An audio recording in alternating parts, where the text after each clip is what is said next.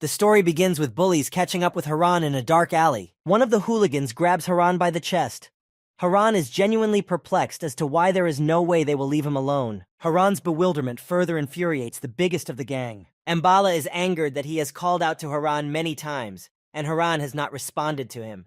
He starts throwing punches in his face. Haran is barely on his feet, covering his face with his hands as the Ambal prepares to strike again. With an animal grin, the Amban brings his heavy fist over Haran's head and delivers another series of blows to Haran's head, who tries to cover it with his hands. Suddenly, the enraged Amban is stopped by Ben Hong, who has been watching from the sidelines all this time. He tries to calm his gang member down, telling him that he's already gone too far. When the Ambal retreats, he squats down next to Haran to assess his condition after the blows. But Haran doesn't really care about his abrasions and facial wounds. He's worried that he's too late. Meanwhile, Ben-Hoon tells Haran that he's disappointed that he waved at him and he ran away. Suddenly, Ben-Hoon's face suddenly changes. There is no longer an ounce of sympathy on him. A bestial grin appears. Ben-Hoon also delivers a blow to the head, which makes Haran's eyes darken. But the hooligans are bored of mocking their victim, and they move away, leaving Haran lying on the ground. Haran only has the strength to crawl to the brick wall of the house to lean against it. He tries to gather his thoughts as he hears the distant voices and sneers of the bullies. After raising his hand and glancing at his wristwatch, Haran realizes that he is very late. Realizing this, Haran jumps up sharply, forgetting the pain, and runs home, trying to get there in time. Stepping into the apartment and slamming the door behind him, Haran hurriedly takes off his sneakers. Throwing his backpack on the chair, Haran heads for the TV that stands against the far wall in the living room. With a hand trembling in pain, Haran reaches over to the coffee table where the goggles and virtual reality controller lie. With a sense of complete confidence, Haran puts the virtual reality goggles on his face. Then, just as confidently, Haran picks up the virtual reality controller. Fully equipped, completely oblivious to his pain from the bruises inflicted by the bullies, Haran is ready to immerse himself in the virtual world. And in a few seconds, Haran transforms into his virtual game character. Now he is no longer a frail schoolboy who can be beaten up by bullies in a dark alley. He is a young and brave swordsman. At the permanent meeting place, at the foot of a high mountain in ancient ruins, Haran is already waiting for his loyal allies. One of the allies, a big man with a necklace in the form of several huge beads, stared intently at the young swordsman. Waving his 3 arms, the big man began to berate the young swordsman for being away for so long. Suddenly, a red-haired beauty intervened in the conversation. She confessed that she was in the game for the first time and didn't know what to do. Full of confidence, the young swordsman slung his sword on his shoulder and urged the beauty not to worry about anything. His plan was to finish everything in an hour. All 4 of the young swordsman's faithful allies amicably supported this idea, and the whole company of daredevils appeared before the Elfest to receive a new task. Having received the task, the young swordsman and his 4 allies set off on a long journey. Determination is evident in the young swordsman's eyes. Mentally, he is setting himself up for victory. Suddenly, the hero's thoughts are interrupted by a red-haired beauty, for whom this is the very first trip. She points to a dark gorge from which the company looks at the ominously burning eyes. But the big man reassures her, urging her to trust Haran. The travelers walk through the gorge. The path is narrow, and if they stumble, they could fall off the cliff. Suddenly, there is a rockfall, but it does not stop the brave men. Next, the travelers have to pass a narrow parapet, from which they come upon sharp thorns surrounded by poisonous liquid. After passing all the obstacles, the travelers reach their destination. A young swordsman stops the whole company. The young swordsman, Haran, as the leader of his team, is the first to step forward. When the team finds themselves in the cave, the red-haired beauty begins to rejoice that everything went safely. They did not meet a single gang on the way. However, a 3-armed big man with a necklace around his neck hastens to warn the newcomer that this is just the beginning. With a satisfied look on his face, anticipating the battle, he says that the most interesting part starts now. No sooner does he say this than an enemy army of demons suddenly appears. It is led by the bloodthirsty Trigon. The young swordsman is the first to engage the demon, who has already swung his axe at him. The eyes of the young swordsman, who in ordinary life is just a schoolboy named Haran, are burning. With all the power he possesses, Haran strikes the demon with his sword. The young swordsman is victorious in this battle. He is pleased with himself. In virtual reality, he is known and respected by everyone. Following the example of his leader, the rest of the team joins the fight. The deadly battle begins. All of Haran's allies have activated their magical abilities to defeat the demon army. Finally, the battle is over. The young swordsman and his allies are victorious, and the reward is treasure. The red-haired beauty is overjoyed, for this was her first assignment, which she managed thanks to Haran. Haran is honored by the words of gratitude, and at the same time embarrassed.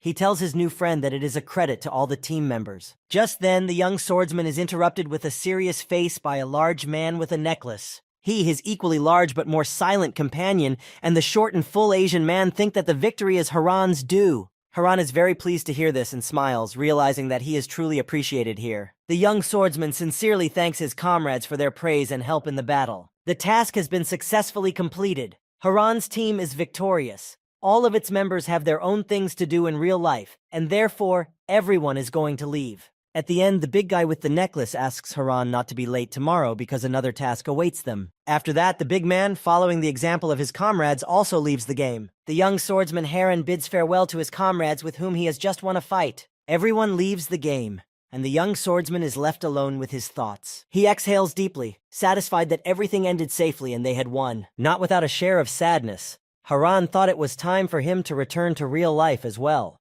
Haran was about to leave the game when suddenly some extraneous sounds caught his attention. The young swordsman looks up and sees a demon appearing in front of him. The young swordsman was surprised to see this monster. He had never seen such a demon in the game before. Besides, the mission was completed. Where did it come from? The young swordsman realizes that the appearance of a mysterious guest does not bode well. The demon makes intimidating noises, and the young swordsman realizes that it is preparing to attack. The demon comes so close that Haran can feel its stinking breath on him. The demon stares with its sinister gaze directly at Haran. Its eyes burn with a red light. The young swordsman decides to defeat the monster alone and brings his sword over it. Suddenly, Haran realizes that he cannot deliver a crushing blow. His hands are not obeying. The young swordsman tries his best to control his body, but it is as if it does not belong to him. Haran realizes that he can no longer control his character. After a few seconds, Haran realizes that his character, the young swordsman, is disappearing. After a few more seconds, the young swordsman simply vanishes into thin air. However, the young swordsman's story does not end there. Haran realizes that he finds himself in an unfamiliar place. Suddenly, Haran realizes that he begins to choke because he's in the water. He rushes to the surface. He succeeds and greedily gulps in air, trying to catch his breath. With his breathing back to normal, Haran opens his eyes. He is surprised by what he sees. He is in a river, and in front of him is a waterfall, behind which is a huge statue of an Asian deity. Looking at this statue, Haran tries to remember if this place was in the game. Next, he looks around, trying to find something familiar that will allow him to remember this location. Suddenly, out of the blue, Haran sees his reflection in the water. What he sees startles him. Haran realizes that he does not have his equipment, without which he is defenseless against the demons. Haran touches his shoulders, not believing that he is wearing his cloak, believing that his reflection in the water is some kind of illusion. But Haran becomes convinced that it is all real. He doesn't have his cloak, his sword, or any of his other belongings. Haran clutches his head in bewilderment at what is happening. He has absolutely no idea what to do next. Haran thinks it's some kind of system failure or hacking. Otherwise, how can he explain what is happening? Suddenly, he remembers his allies. They will be waiting for him after all. He promised to be on time tomorrow. Haran grabs his head again, realizing that he screwed up with the demon and set his comrades up. The young swordsman's self-mobilization is interrupted by the sound of heavy footsteps behind him. Haran comes to his senses upon hearing the extraneous sound. He realizes that he needs to be on guard now. Turning around, Haran sees a masked stranger in front of him. The young swordsman doesn't realize who is in front of him, a human or a monster. Haran realizes that without his equipment and sword, he simply cannot defeat the stranger. The stranger's eyes, which burn with an ominous color, show that he did not come with good intentions. Haran realizes that the best solution for him is to flee. He will not prevail in this fight. But he does not have time to realize his plan, as the stranger strikes a blow that sends Haran flying backwards. The young swordsman is furious, but he has no strength to resist the stranger. The enemy is not going to retreat. He brings his heavy hammer over Haran's head again. The enemy then uses his laser whip to strike Haran one after another. Haran clutches his head, trying to pull off his virtual reality goggles in real life. Suddenly, he realizes that he's not succeeding. He is stuck in virtual reality. He tries to exit the game again, not realizing what's going on, why nothing is coming out. At this time, the masked opponent prepares to deliver another blow with his whip. Haran clutches his head even tighter, hoping that this time he will be able to pull off the points. But all his attempts fail. Haran realizes and accepts that he will not succeed. Opening his eyes, the young swordsman sees that his opponent's whip is once again flying at him. It strikes the young swordsman right in the face, causing him to feel extreme pain. However, the opponent is not going to stop. He exposes his huge sword. But this time, Haran managed to dodge the sword, otherwise the blow would have been fatal. The young swordsman's mind is a mess. He tries to put the puzzle together, but he fails.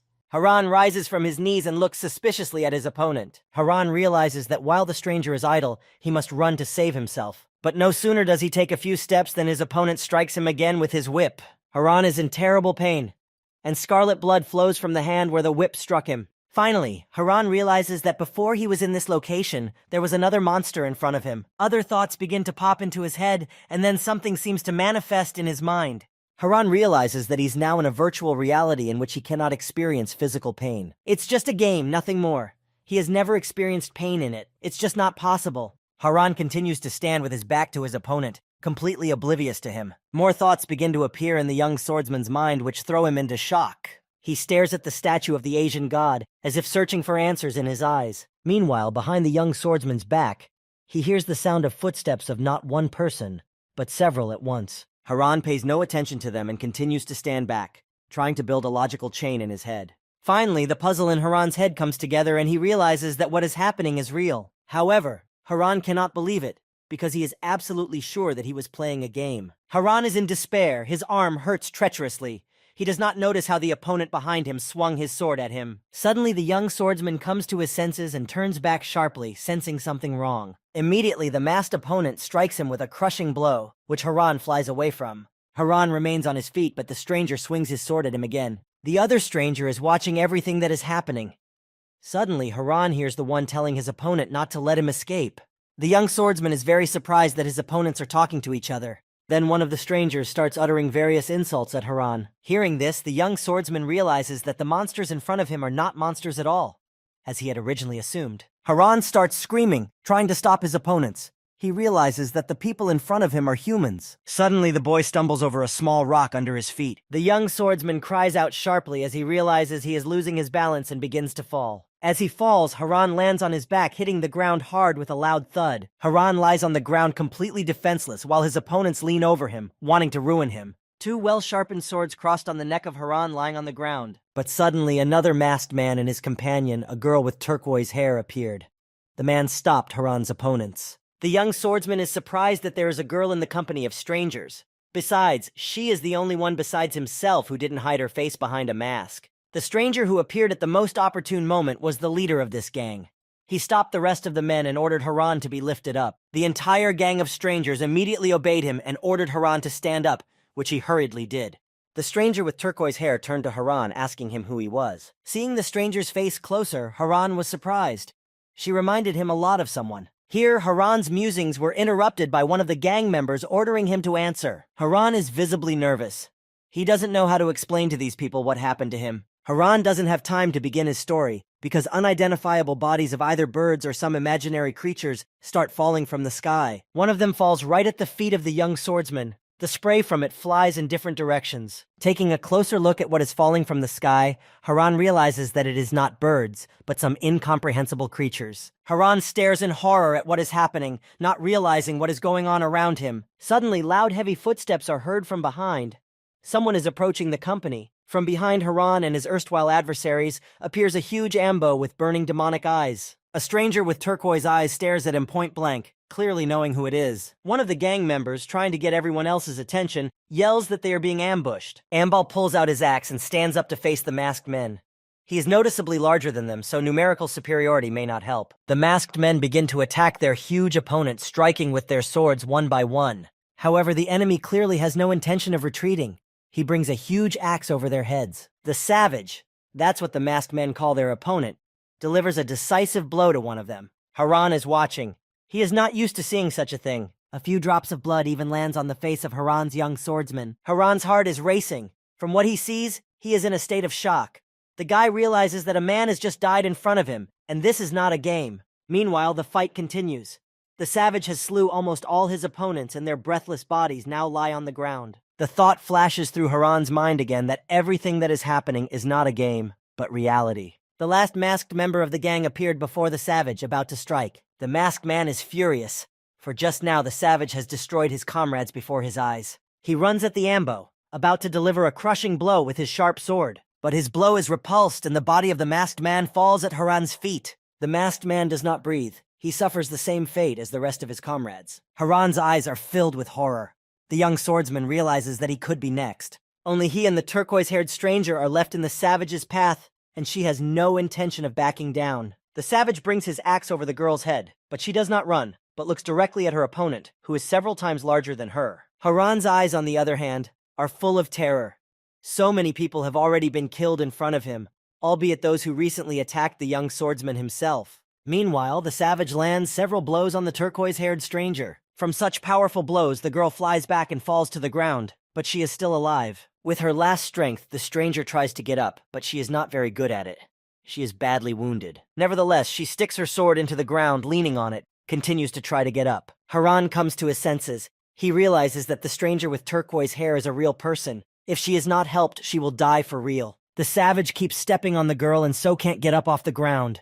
Haran realizes that something must be done, but he doesn't even have a weapon. Haran realizes that if he gets into a fight, he will die, and he doesn't want that. Suddenly, someone grabs Haran, who already wanted to run away, by the arm. It is one of Princess Utah's masked men, badly wounded but still alive. He asks that Haran save the turquoise-haired girl from being killed. He says that the young swordsman just has to do it. After uttering the phrase, the masked man's head falls to the ground and passes away. Haran is breathing heavily. He is scared, because the guy realizes that here he's a real person, not a character in the game. Meanwhile, the girl with turquoise hair still managed to get up and continued the fight from the last strength. Haran tries to overcome his fear. In his heart, he realizes that he should help. Haran closes his eyes, fighting the doubts swirling around in his head. Suddenly, a task window appears in front of Haran, like a computer game he played a while back. The mission appears in the window, stating that he must protect Princess Yuta. And then Haran realizes who the stranger with turquoise hair reminds him of. It's Yuta, the same elf who gave him the mission at the beginning of the game. Haran is surprised, as he was sure he was in reality now.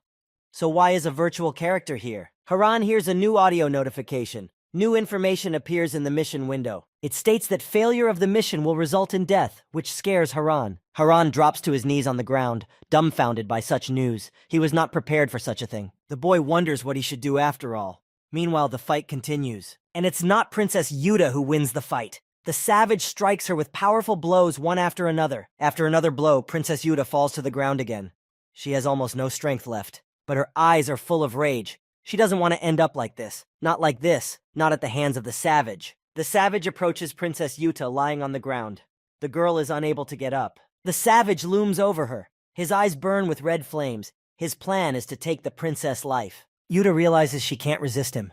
Just a little more and her end will come. The savage brings his sword over Yuta's head, but Haran appears and deflects the blow with his sword, which he took from one of the dead. Princess Yuta is surprised. She didn't expect anyone to help her, especially a stranger. Meanwhile, Haran tries his best to confront the savage. He says he will detain him and orders Yuta to flee. The savage's angry eyes burn. He smirks as he's pleased with his new victim. The young swordsman can no longer hold back the savage's onslaught. He tries his best, but Haran's strength is running out. The savage reflects the sword of the hero, after which he flies back a few meters. Meanwhile, the savage is not going to retreat. He is ready to deliver a decisive blow. However, the young swordsman still stands on his feet and holds his sword firmly in his hands. After another strong blow from the savage, Haran flies back again. This time he fails to stay on his feet and falls to the ground with his back to the ground, still holding his sword. The young swordsman realizes that he must get up as quickly as possible, as the enemy is closing in. The savage raises his heavy axe and strikes the young swordsman with it. Haran flies back a few meters again. The blows follow one after another. The young swordsman sits on all fours on the ground and tries to catch his breath, unable to get up. Haran watches his opponent carefully, sitting on the ground. He ponders what he should do next. Meanwhile, his formidable opponent approaches again, swinging at him with his powerful arm, more like a sledgehammer. The young swordsman looks straight into his opponent's eyes. He is not going to die today. It's as if Haran has gotten a second wind. He deftly bounces back to avoid the savage's blow. Suddenly, the young swordsman has a vague memory in his mind. Haran recalls what the savage's tactics were. First, he managed to repel a powerful attack. Then the enemy used a horizontal long-range attack. Then the enemy took a short break to catch his breath and recover. After a short break, having regained his strength, the savage struck hard again. In the young swordsman's mind, a logical chain is forming. He realizes what is happening. He compares the facts and realizes that this attack tactic is identical to what the demon Trigon had in the game. Haran remembers how cleverly he was able to score victories when he was a swordsman in virtual reality. Haran realizes that he has a good chance of winning. He can see through his opponent's attacks. The young swordsman raises his sword and delivers a powerful blow to his opponent. In doing so, the young swordsman realizes that he can block all of the savage's blows. The opponent advances, Haran blocks all his blows and thinks of ways to take him away. Haran remembers that he completely forgot about Princess Yuta during the fight. He averts his gaze in her direction. Looking in the direction where Princess Yuta last lay, Haran sees that she continues to be in the same spot. The girl did not run away. Taking advantage of Haran's distraction, the enemy brings his axe above him. The young swordsman is immediately distracted from his thoughts as he sees the enemy attacking him. At the last moment, Haran manages to deflect his opponent's blow by raising his sword above his head. The young swordsman tries to throw back the opponent's axe with his sword, but he lacks strength. The opponent is several times Haran's size and stronger. The young swordsman holds on with all his might. The savage's eyes burn with a fierce red light. He is sure that he will definitely win now. The enemy's pressure is so strong that Haran can't resist. His feet literally drive off the ground. The young swordsman is filled with rage, but he realizes he can't hold out much longer. The enemy smirks, realizing that the young swordsman doesn't stand a chance against him. Suddenly, the savage's face changes dramatically. Blood begins to flow from his mouth. The savage abruptly lowers his head and looks at his body. A sharp blade has pierced through him from the back. The young swordsman's opponent starts coughing up blood. He is short of breath. It turned out that Princess Yuta crept up to the savage from behind and pierced him with her sharp sword. Meanwhile, a tall warrior with a good physique is watching from the side. Princess Yuta is wounded, but the rage of losing her comrade has given her strength. The young swordsman looks at his savior. If it wasn't for her, he would be dead like all the masked men. The young swordsman exhales in relief, realizing that it is finally over. Haran releases his sword from his hands, unable to hold it any longer. He has spent the last of his strength on this fight. The young swordsman's sword falls with a loud clang to the ground next to the savage's body. The defeated opponent does not give any signs of life. He does not seem to be breathing. Suddenly, after a few seconds, his huge sledgehammer-like fist strikes the ground with all its force. The savage opens his eyes abruptly. They burn with a fierce red light. It appears that he is not dead at all. Haran notices that his opponent has regained consciousness. He is stunned as he was certain of his defeat. Before the young swordsman realizes it, the savage rises sharply to his feet and strikes at Haran. From a blow of such force, the young swordsman flies back several meters and falls to the ground. Although the savage continues to bleed from his mouth, he seems to be full of strength again. The savage swings his huge fist at Princess Yuta.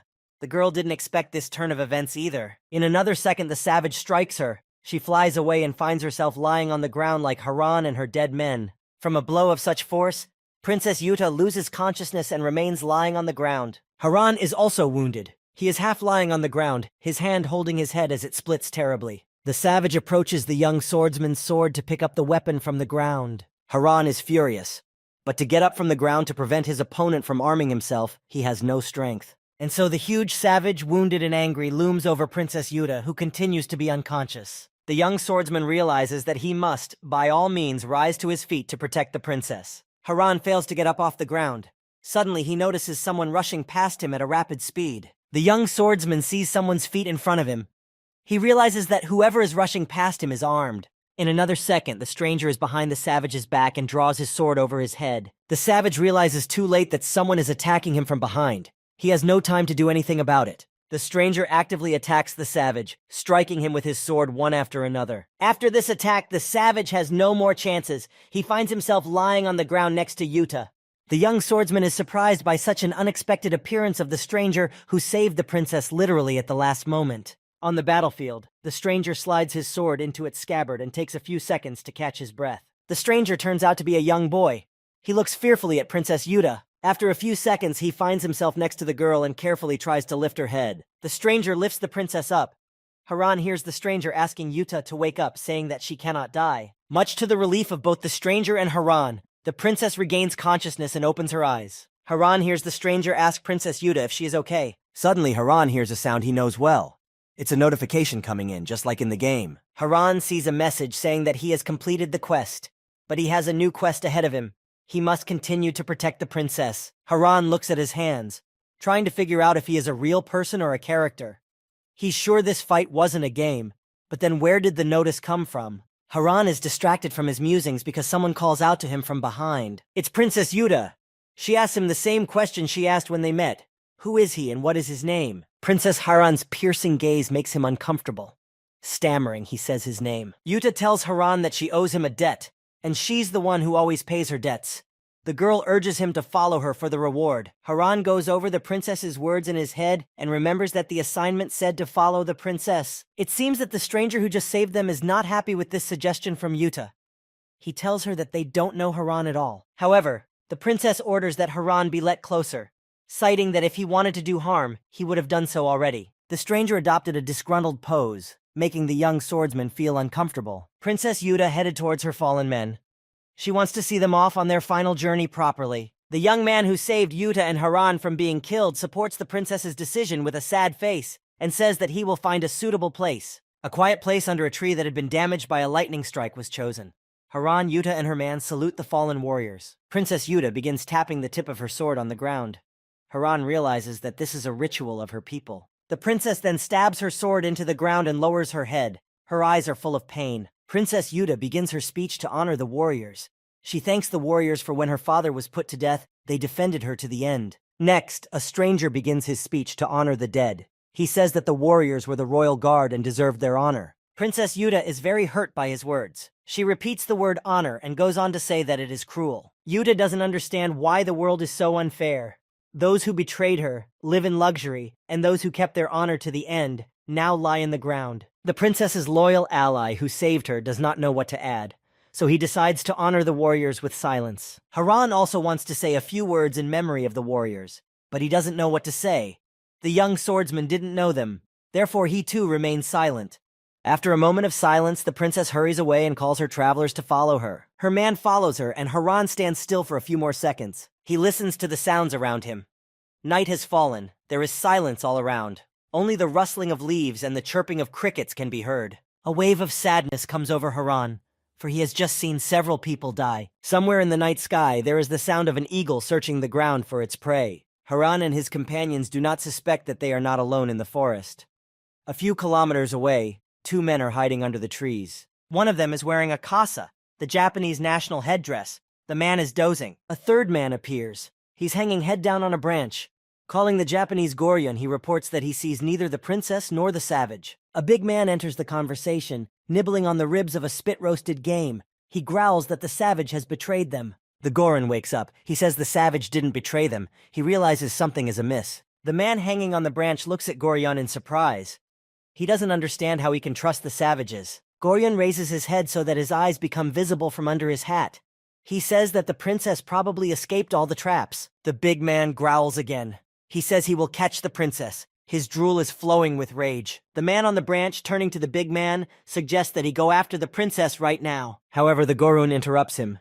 Smiling wryly, he says that there is no need for that. Morning has come. Haran and his companions are still walking to their terminus. And then Princess Yuta's man takes the last step and stops as they have arrived. Princess Yuta and her companions are standing on a hill overlooking the city. Haran stares intently at the scene stretching out before him. His hair flutters in the wind. Meanwhile, the city is bustling with life. Its elderly governor, Manhwa, stands in the middle of the room with a paintbrush in his hands, thinking about something. The governor does not yet know that a servant is hurrying up the stairs to report urgent news to him. Manhwa sits down at his desk and begins to write something with a brush on a blank sheet of paper. There is a loud knock on his room. The governor took his eyes off the letter and ordered him to enter. The servant literally flew into the room, surprising Governor Manhwa with this behavior. The servant hurriedly tells him, literally shouting that Princess Yuta has returned. On the face of Manhwa and his second servant, who had been in the room all this time, one can read great surprise. The governor and servants rush to the main gate to meet Princess Yuta. Meanwhile, Princess Yuta and her companions are waiting at the main gate. Strada does not let them in as he does not know who they are. A governor approaches the main gate. He has approached Yuta. Manhwa is a stout and tall old man. Against his background, the princess looks miniature. Princess Yuta threw the hood of her cloak over her head so as not to attract attention. She looks at the elder carefully. Governor Manhwa too scrutinizes the girl's face, not believing that it is really Yuta in front of him. But then he finds familiar features in her face and his eyes fill with tears. He hugs the princess tightly.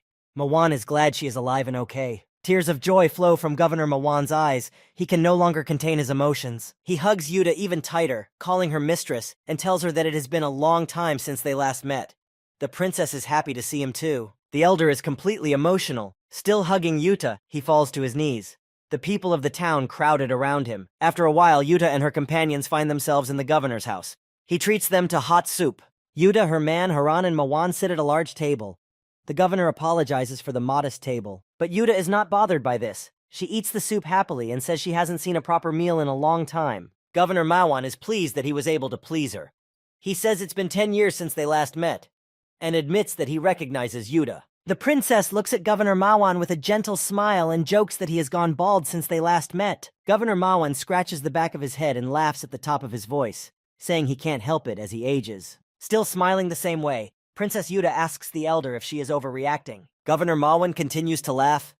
The elder is in great spirits. He replies that everything is fine. The governor stops laughing and turns to Haran and his companion with a serious look. Mawan realizes that they were the ones who protected Yuta on the journey. Haran's companion introduces himself to the elder. It turns out he is a general of the royal guard. Governor Maven then turns to Haven. He asks him who he is. Haran begins to stammer in the conversation. Princess Yuta comes to the rescue, saying that Haran saved her on her journey and asks the old man to reward him. The governor's eyes become round. He thinks about how he would reward the guy. The governor gets up from his chair and rests his palm on the young swordsman's chair. Old man Mawan then brings his face close to Haran's and looks into his eyes with gratitude. However, Haran becomes uncomfortable with this closeness. He becomes visibly nervous. The old man Maven, however, is good-natured towards him. He smiles kindly, believing him to be a simple young man. Haran realizes that in this reality, no one knows who he is. Here he is really a simple young man, not a brave swordsman. Governor Mawan continues to smile and Haran calms down a bit. Finally, the old man moves away from Haran and says that he must be tired after the hard journey. The old man sits down in his seat. One can see that he too is tired. Turning to Haran, he asks him to get a good rest. Princess Yuta smilingly looks at Haran and Mawan. She is grateful to the elder. The governor instructs his servant to escort the princess and her companions to their rooms. Night has fallen. Silence reigns in the city. All its inhabitants are sound asleep. Meanwhile, the young swordsman is in his room lying on his bed in the clothes he came in. He didn't have the strength to undress. Haran's eyes are open and he stares at the ceiling, a flood of thoughts keeping him awake. He remembers Trigon, and the savage, and Yuta, and the masked man who asked him to save her. Suddenly, a window pops up with a new mission to rescue the princess. Haran is surprised. He still doesn't understand what's going on. He seems to be in reality, but the task comes as in a game. He desperately tries to get out of the quest, but windows appear in front of him that the quest is in progress. Haran realizes, in order for him to return home, he must complete all the quests, and to do so he must follow the princess. The young swordsman sighs sadly and closes his eyes in an attempt to sleep. However, he does not succeed. He abruptly opens his eyes upon hearing another sound notification. Opening his eyes, he sees a new window with a task. It says that he must save Yuta from a surprise attack by assassins. The young swordsman sits up abruptly on his bed. In such an agitated state, he will definitely not be able to sleep. In his head, he scrolls through the information about the new assignment. It says that the assassin's attack will be unexpected. Haran realizes that it could happen at any moment. The hero leaves his room, looking around carefully. Haran looks around the corridor carefully, trying to find something to help him in his attack. In the corner, he sees a sharpened axe and dagger. This is just what the young swordsman needs. Haran picks up the weapons and looks them over carefully, trying to figure out how to use them. After all, he had only held a sword in his hands before. Sleep has completely receded from the young swordsman. He is focused and thinking about the upcoming attack. In the hallway near the door to Governor Mawan's room, a guard consisting of 2 armed men stands guard. Governor Mawan is awake as well. He sits at his desk with candles lit. The elder Mawan has a tired and saddened look, which is strange. After all, he had recently been so happy about Yuta's return. The room is completely silent. You can even hear the candle melting under the influence of the flame. Suddenly, the burning candle is extinguished as a draft appears in Governor Mawan's room. It has appeared because the window to the room has opened and a silhouette of Goryan has emerged. Turning to Mawan, he says that it was his house that Yuta came to, which means she trusts him. Goryan is glad, as it makes his task easier. Governor Mawan is not surprised by his behavior. The elder raises his eyes to Goryan and tells him that he only cooperates with a certain Jod. Goryan puts his head down and agrees with Mawan, but he has one last thing to tell the governor. He tells him that he saw a fallen savage, one of his men, adds that he wasn't bad and he heaps threats on his killer. Old man Mawan tells Goryan that he need not worry about the commander of the royal army, as he has alienated him from the princess. Goryan, moving from one corner of the room to the other, replies with feigned courtesy that the governor shouldn't have bothered so much. Goryan is about to leave when suddenly he hears old Mawan calling him. The governor literally shouts that he has captured the princess as promised. Now Goryan is obliged to free his grandson. The old man's eyes round when he hears not at all what he was hoping for. Goryan replies that he has no intention of freeing his grandson. That's what the master asked him to tell the old man. Humming a cheerful song to himself, Goryan leaves the governor's room. At last the villain chuckles at the top of his voice. He takes pleasure in making Mawan suffer. Old Mawan is left alone in his room. He is consumed by guilt and despair. In her room, Yuta wakes up to someone calling her and trying to wake her up. When she opens her eyes, she sees her father in front of her, who is literally glowing.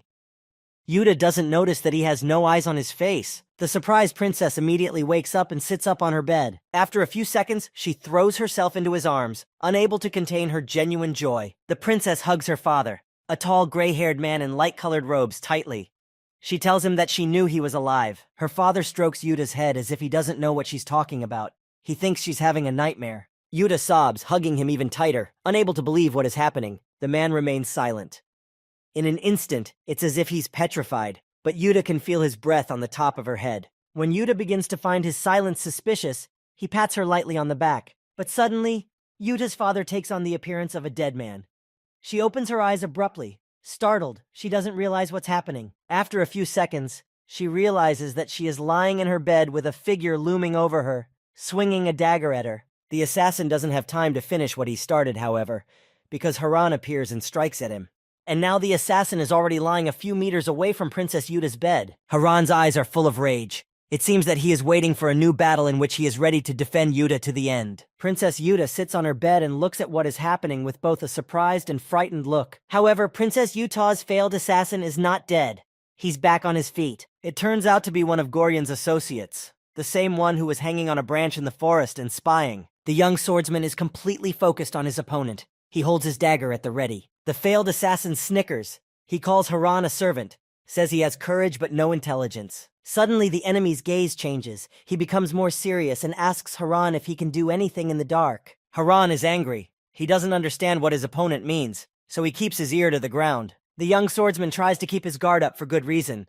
A few more seconds and his opponent attacks him. Haran manages to dodge, his opponent noting that he is not as slow as he thought, but then adds that fools can't be slow. But while his opponent is chattering and throwing insults around, Haran delivers a fist strike that hits the assassin on the bridge of his nose. From such a blow, Haran's opponent is unable to stand on his feet.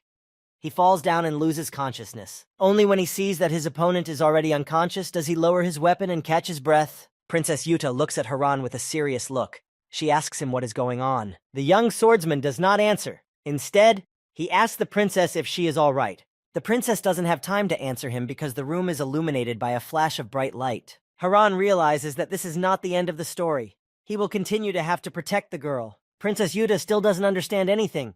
She just stares at that flash of light. From the flash of light, a dark figure wearing a Japanese national headdress appears. Standing in front of the princess and Haran is Goryon. He has a snide smile on his face. Goryon's weapon is slung on his shoulder. He doesn't seem like he's going to attack at all. The princess sitting on the bed is furious. In a commanding tone, she asks the stranger who he is. Goryon replies that they have finally met after all, remarks that the princess is strong and escapes. A bestial grin appears on Goryon's lips. Yuta realizes that he's about to attack. Another second and Goryon attacks the unarmed princess, but his punch is blocked by Haran. Goryon doesn't seem to have expected this. He sighs in annoyance, but you can tell by the look on his face that he doesn't see Haran as a worthy opponent. However, the young swordsman has no intention of giving up.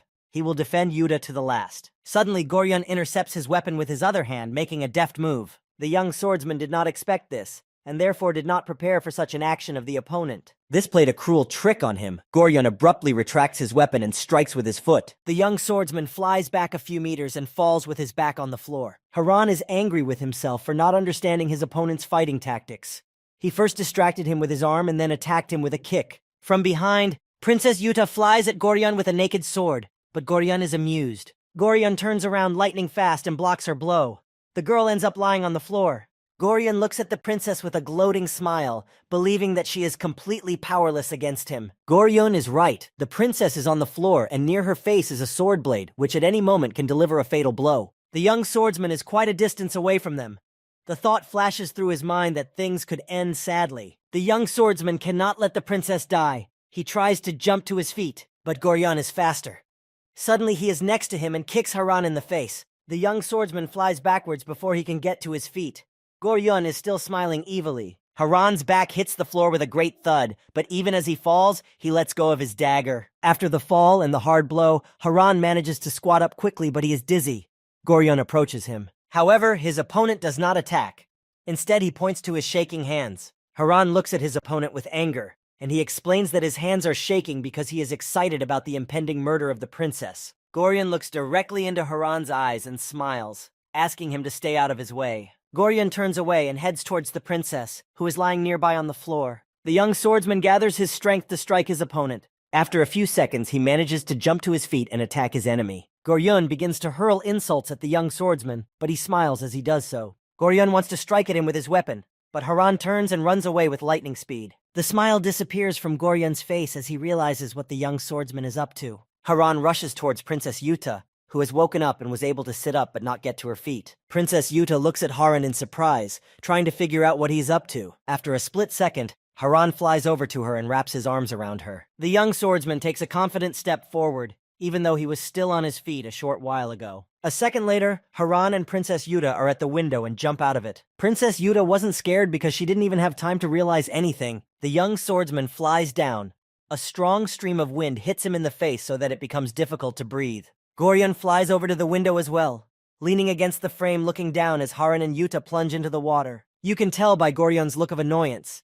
He tries to call out to the couple, but Haran and Yuta are nowhere to be seen. Goryon waits a few more minutes, expecting that the princess and her protector are about to surface. A dark night looms over the city.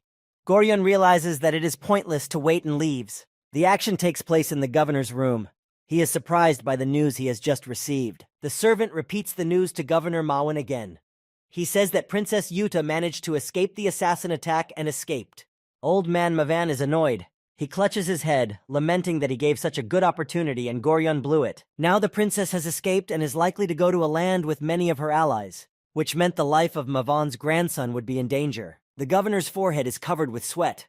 He is frightened and doesn't know what he should do next. Governor Mavan opens his eyes. His eyes are tired because he has had so many sleepless nights. Governor Mawan rises abruptly from his chair and calls his servant to him. The old man is angry and annoyed. He has decided that they will track down the princess and says to warn every soldier about it. The pond that Haran and Yuta fell into is connected to a canal at the other end of the city. The water in the canal is standing water, but suddenly, all of a sudden, circles and bubbles appear on the water surface. Haran surfaces, greedily gulping air after being underwater for so long. He puffs, trying to gather his thoughts. His head is not thinking clearly after the oxygen deprivation. Haran finally regains consciousness and starts looking around for the princess. He is startled to see that the princess is nowhere to be found, but then he notices an object a few meters away from him. As he looks closer, he realizes that it is Princess Yuta, who has surfaced on the surface of the water, but she shows no signs of life. The young swordsman immediately rushes to her, fearing that the worst may happen. Swimming up, Haran wraps his arms around Princess Yuta and tries to see if she is alive. Feeling her heartbeat, Haran exhales with relief. The princess is alive, just unconscious. Still holding Yuta above the water to keep her from drowning, he begins to look around for a place to rest. Haran finds a shed whose door is unlocked and takes the princess in there. He gently places Princess Yuta on a haystack. The girl still does not regain consciousness. The young swordsman sits down on the floor nearby and ponders what he should do next. Haran sighs heavily. It was indeed a difficult night that robbed him of his last strength. Suddenly, he realizes that he has completed the task of saving the princess from the assassin's attack. He immediately opens the quest card to check. However, the quest is not completed. Haran doesn't realize why. What Haran doesn't realize is that the quest is not yet complete. Mavan's men are looking for the princess everywhere, so she is still in danger. The action shifts back to the governor's houses. Someone's hand is holding onto the door jamb. It's the commander of the royal guard, who is badly wounded, but continues to repel blows with his sword. Opposing him are several soldiers sent by Governor Maven to destroy the commander. The commander of the royal guard has already realized what the matter is. He realizes that Mawan has joined the enemies led by a certain Jode. One of Mavan's soldiers swings his sword at the commander, but he manages to grab Governor Mawan's soldier by the arm and parry his blow. Next, the commander of the royal guard strikes at him, from which the soldier flies away. A few more seconds and the deed is done. The commander impales his opponent with his sword. Looking at the remaining men with a menacing gaze, he says that he will give them a chance to leave with dignity. However, the soldiers are not ready to retreat either. They have orders, which they follow. As the commander finishes with them, the soldiers lie dead on the floor. He hears a voice from the back. From the second floor of the house, someone jumps down with a deft and graceful movement. Goryon appears before the commander of the royal guard. From the conversation, it becomes clear that they already know each other. The commander is clearly not happy to see Goryon in front of him. He says that he should be in prison. Goryon, smiling evasively as always, says that he was soon promoted. Apparently the other traitors were able to keep him from suffering the fate of a prisoner. Goryon's already narrow eyes narrow even further.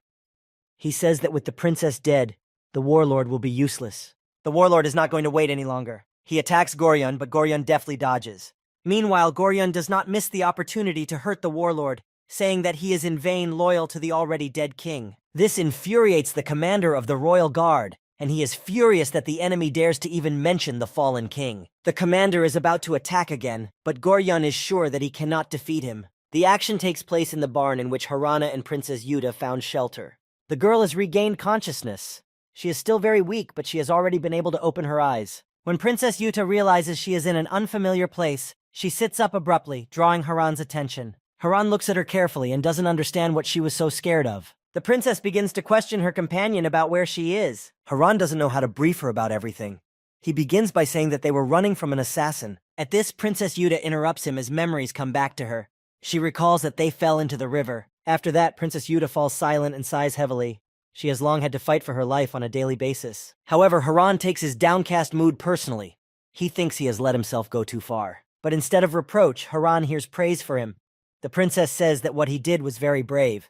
The young man is surprised. Princess Yuta looks him straight in the eye with a gentle gaze and thanks him for saving her life again. The young swordsman clearly did not expect such words from the crowned lady. Before Haran can say anything to Yuta, she is already standing by the door and pulling it open by the round handle. Princess Yuta tells Haran that someone from the fortress must be looking for them, so they should go back. The young swordsman agrees with the princess.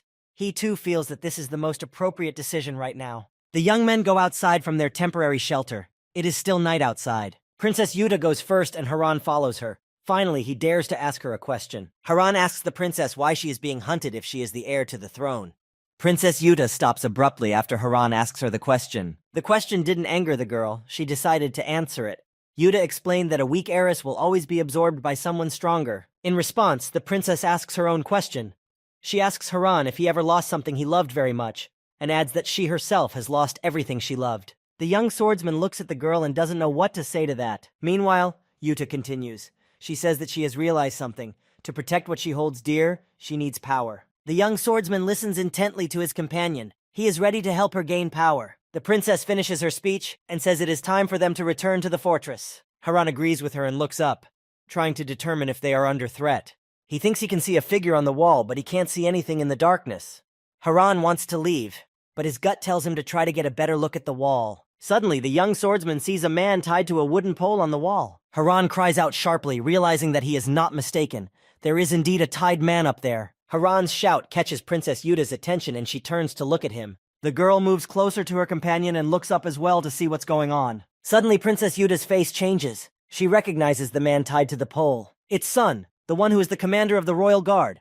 Apparently, he lost the battle to Goryeo. Sun's hands, body, and legs are tied to the pole. He's covered in blood.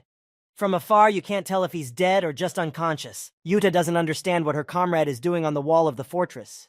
In her head, she thinks that Mawan did it, but the girl doesn't believe it. Princess Yuta tries her best to justify Mawan in her head, but deep down she understands everything. While Haran and Yuta are looking at the knotted Suna, someone sneaks up behind them. It is one of Governor Mawan's soldiers.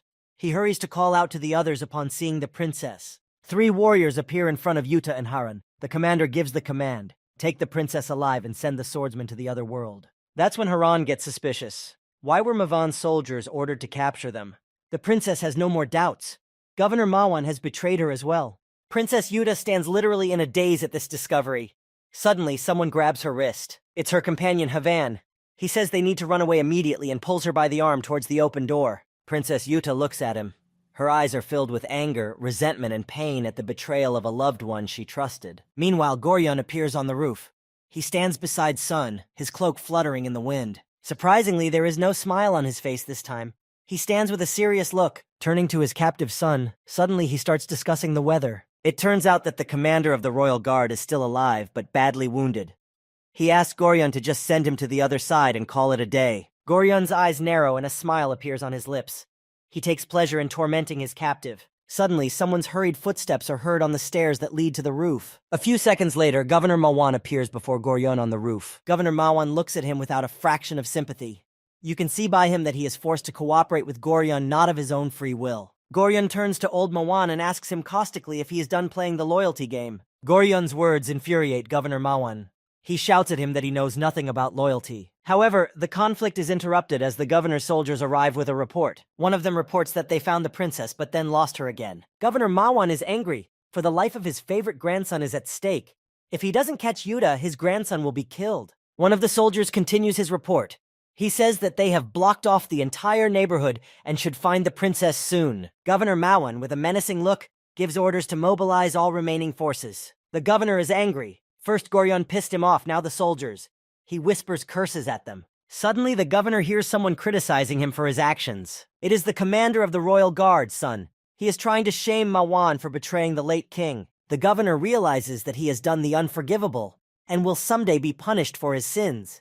He urges Suna to worry about his life. The commander of the royal guard smiles. He is amused by the old man's words. Sun replies that his fate is already clear, and then starts shouting the princess's name at the top of his voice. Governor Manhwa is furious. He is afraid that the warlord will disrupt all his plans. Sun continues to shout. He asks the princess to run away and not to think of him, as only she can fulfill the king's dying wish. Governor Manhwa orders him to be silent, promising to cut out the warlord's tongue. However, the old man does not have time to carry out his threat because he is stopped by Goryeo. Goryeo tells the governor to just wait.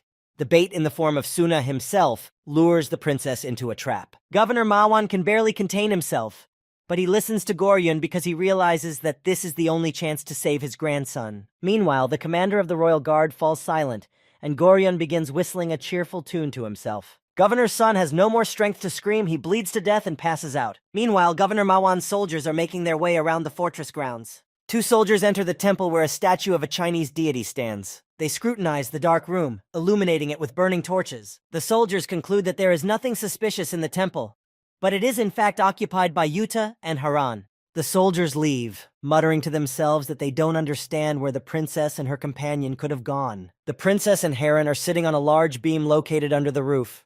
They could not be seen in the darkness. After the soldiers leave, Haran exhales a sigh of relief, glad that they were not seen. The young swordsman turns his attention to a subdued Yuta, who sits in the corner. The princess is saddened. She says that she has no doubt that she heard Suna's voice. Abruptly, Princess Yuta jumps down, realizing that Suna must be rescued immediately. Haran is not pleased at such a rash act by the princess. From above, he shouts to her in a half-whisper that the soldiers are still outside. However, the princess is well aware of their tactics. She explains that they've been through here before, which means they're safe now. Yuta looks out to assess the situation. In parallel, she tells Haran that she doesn't know when she will be able to give him the reward, or if she will even be able to do so. Haran looks at her with surprise and resentment because he doesn't want her reward at all. He just wants to get home. However, Princess Yuta thinks he doesn't want to go any further with her. She advises him to wait in hiding for a while and then quietly escape. Princess Yuta then slips out of her hiding place and runs forward along the narrow streets. A notice appears in front of Haran. It says if he fails the mission, he will die. Meanwhile, Mavan's men continue to search everywhere for Princess Yuta. One of the soldiers looks around carefully, but doesn't see the girl on the dark rooftop. When the soldier is directly under Yuta, she jumps on top of him and strikes. Princess Yuta takes a hard breath, then walks over to the man lying on the ground. Princess Yuta examines the soldier carefully to find something she can use. The girl fumbles for the soldier's sword and pulls the blade out of its sheath. Princess Yuta picks up the sword and sighs heavily as she has a hard journey ahead of her. The girl looks up at the roof where Sun is being held hostage, tied to a pole. The princess asks to wait for her comrade a little longer. She goes to fetch him. Only the princess is about to set off as a huge dark figure appears behind her back. Despite the fact that the girl is standing with her back, she catches a stranger's movement. Princess Yuta turns around sharply, ready to defend herself with the sword she has obtained. But to her great surprise, the dark figure, who turns out to be a soldier, falls at her feet. Standing behind her is Haran. He is the one who attacked and disarmed the soldier. He scolds Yuta for going after Sun without a plan. Yuta looks at Haran with surprise. She thought he was long gone since what is happening doesn't concern him, and she can't reward him. The action moves to a rooftop where a warlord is being held hostage. Soldiers are guarding the warlord. They have no doubt that the princess will soon arrive. From around the corner, a third soldier is watching all this closely. It is Haran, who took the clothes from the guard killed by the stone just before. He watches the two soldiers who are guarding Suna closely, and is pleased that they are relaxed enough not to expect an attack. When the guards turn their backs, Haran attacks them from the back. Both soldiers fall to the ground with a clatter at the young swordsman's feet. Haran watches them for a few more seconds to make sure they don't get up. The commander of the royal guard, Sun, who had been unconscious the whole time, comes to his senses. Haran takes a seat next to Sun and asks him why he is here. However, it's as if he doesn't hear the question. He is more concerned about whether Yuta is all right. The young swordsman hurries to reassure the warlord, telling him that Yuta is fine. She is safe. Haran unties Suna and helps him up, putting his shoulder to his side. They slowly head towards the exit. The warlord thanks Haran. No sooner have they left the roof than someone shouts after them, addressing Haran. The figure of Goryon appears on the roof. He says that Haran helped the princess first, and now he is helping the decoy. The young swordsman looks at Goryon with hatred and rage while holding the eating Suna standing. Goryon, with an animal grin, continues. He doesn't understand why Haran would risk himself for some simple guy. Suddenly, the door leading to the roof swings open. Behind it stands a crowd of Mavan's armed men. In a few seconds, they are all on the roof and surround Haran and Suna. Goryon is not left out either. He approaches Haran and Suna with slow steps. Grinning, Goryon warns the young swordsman that he should now prepare for the consequences. The commander of the royal guard, Sun, barely moving his lips, says that this is all because of him. The young swordsman stares absent-mindedly at his opponents. He knew exactly what he was getting into. The action shifts to the governor's house. Maven sits at his desk, surrounded by servants. With sadness, old Mavan remembers his grandson, when he was still a child, how they used to play wonderfully with him. Suddenly, someone knocks loudly in Mawan's room. The governor orders them to come in. It is one of his soldiers who reports that they have captured Princess Yuta. Governor Mawan jumps up from his desk at this news. The soldier reports that they caught Princess Yuta in front of the execution site, where Suna was being held. Governor Mawan takes quick steps toward the door to see the captured princess in person. The action moves to the place of execution. On the ground sits a bound Haran. Goryon stands in front of Haran and interrogates him. He asks, "Where is Princess Yuta?" Not far away sits the warlord's son on the ground, who shouts that Haran has nothing to do with what is happening. Goryon bends over to the young swordsman and looks intently into his face. Haran has lowered his eyes to the ground. He remains silent. The guy is not going to set the princess up. Goryon is well aware that Haran is not going to give up and reveal to him where Yuta is. Goryon's face reveals his traditional egregious smirk. He's up to something. Getting close to Haran so that he can feel his breath on him, Goryon growls that he's waiting for the moment when he'll be writhing in pain. Suddenly, Goryon is interrupted by someone. The sound comes from the direction of the stairs. Governor Mavan appears at the execution site. He says that he has received a report of the princess's capture. The Highlanders turn to Maven. He is surprised at this news, as no princess is here. Goryon looks at the governor carefully, realizing that something wrong is going on. At the same second, behind Mawan's back, the very soldier who reported that the princess had been caught draws his sword from its sheath. He attacks Governor Mawan, kicking him in the leg so that he falls to the ground. The soldier looks up and everyone sees that it is Princess Yuta. She orders no one to move, putting her sword to Mawan's neck. Governor Mawan's soldiers are stunned. They don't know what to do. Goryon's eyes are burning. He didn't expect this turn of events, but is glad that the princess has finally shown up. Governor Mawan is also surprised to be taken prisoner by Princess Yuta. He didn't recognize her in the soldier. Princess Yuta is determined. She says that if anyone moves, she will cut off Mawan's head. The commander of the royal guard is as surprised by Princess Yuta's visit as anyone else. Only Haran seemed to know that Princess Yuta would appear soon. Princess Yuta to address the governor. With rage in her eyes, she yells that she didn't expect that he could betray her. Governor Mawan starts to want to justify himself somehow, but realizes that he has no excuse. Princess Yuta demands that the soldiers release the warlord and the young swordsman. Goryon smiles evilly at this demand. He likes the princess's move. She took the old man hostage to get out of the trap. However, Goryon is not going to go along with the princess's move. Instead, he says he will kill the hostages. The princess listens as Goryon says that he has nothing left to lose, but Yuta will lose both of her allies. Goryon's angry eyes narrow and he offers to cut his captives down a bit. However, he does not move to action. Instead, he looks at Governor Mawan. Warlord's son immediately realizes that Goryon is up to something. He yells for the princess to look around carefully. Princess Yuta keeps her eyes on her opponent. She's well aware that she can expect a lot from him. The girl continues to hold her blade near Governor Mawan's neck. The old man himself again remembers the happy past when he used to play with his little grandson in Yuta. He orders his soldiers to release the captives. Goryon did not expect this turn of events. He is furious at such an act of the governor. Old man Mavan repeats his order. He feels terrible remorse. The commander of Mawan's men repeats the governor's order louder for all to hear. The soldiers obey and begin to untie the prisoners, freeing them. Haran helps Sunu up, puts his shoulder under hers, and together they head for the exit. The princess continues to hold Mawan hostage. Turning to Haran, the commander of the royal guard asks that this wasn't his plan after all. He is sure that Yuta acted alone. Haran says he doesn't have time to explain everything that happened. They need to leave quickly. Governor Maven's chief of guards lets the captives leave quietly, freezing them with a hand from Goryon. However, Goryon is not at all okay with this. He is not about to lose at a time when victory was so close. He angrily growls at the soldiers, calling them stupid idiots who listen to the old man's orders. Suddenly, the young swordsman senses something amiss. He realizes that Goryun won't just let them leave. And Haran is right. Goryun sharply attacks the commander of the governor's troops. He doesn't even have time to realize it. Goryun says there are no victories without sacrifices, and draws his sword to deliver the killing blow. Goryun is too far away from his opponents. He can't reach any of them, so he throws his sword point forward. The young swordsman notices this, but has no time to do anything. Princess Yuta sees Goryun's sword flying in her direction. She didn't expect it, so she froze like a stumbling block before she could do anything about it. Suddenly, a hand grabs her and throws her backwards. It was just in time for Haran to arrive. Instead of Yuta, the sword pierces Governor Mavan. Haran lies next to Yuta, hugging her tightly, with the governor nearby. None of the three move. After a few seconds, Haran sits up. He is alive. The young swordsman checks on the princess's condition. The girl sits up as well. She is unhurt, but Haran still wonders if she is okay. The young swordsman is very worried about the princess. He asks if she can move after such a fall, to which he receives a positive answer. Meanwhile, Goryun appeared before them with his weapon in his hands. He is very angry that again from nowhere this boy Haran has appeared. The commander of the soldiers tries to save Maven.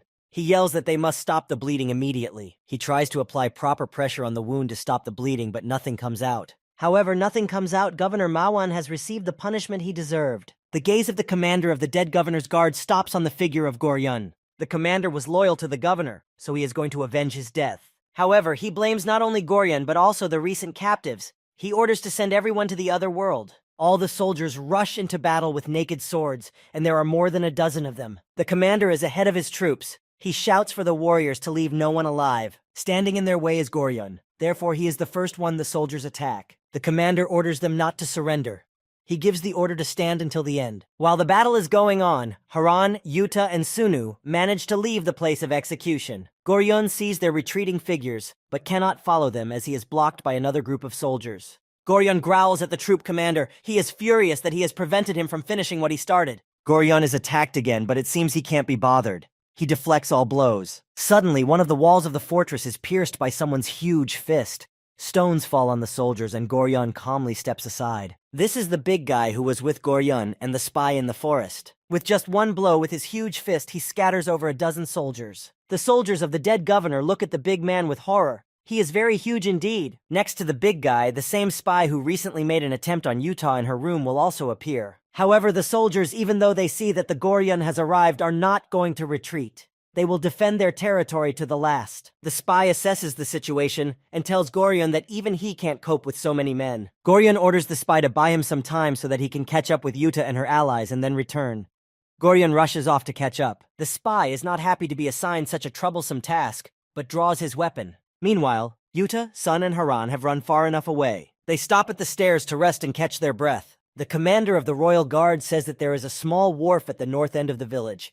This is their opportunity to hide. Haran agrees that it's a good idea, and Yuta sends Sun there first, saying they'll keep watch over him. Sun's face changes. The princess seems offended by her idea. However, the reason for this change is not offense at all. Sun sees the figure of Goryun appear from behind the princess and is about to attack. However, the warlord manages to react and repel the blow. Holding Goryun back, he yells for Yuta to run. Goryun smiles evilly. He is glad that he can get revenge on the warlord for both killing his man, the savage in the forest, and his other antics. Sun is wounded and cannot stand up to Goryun. It all happens in front of Yuta, who realizes that Sun could not have survived after being wounded like that. Haran watches all of this with horror.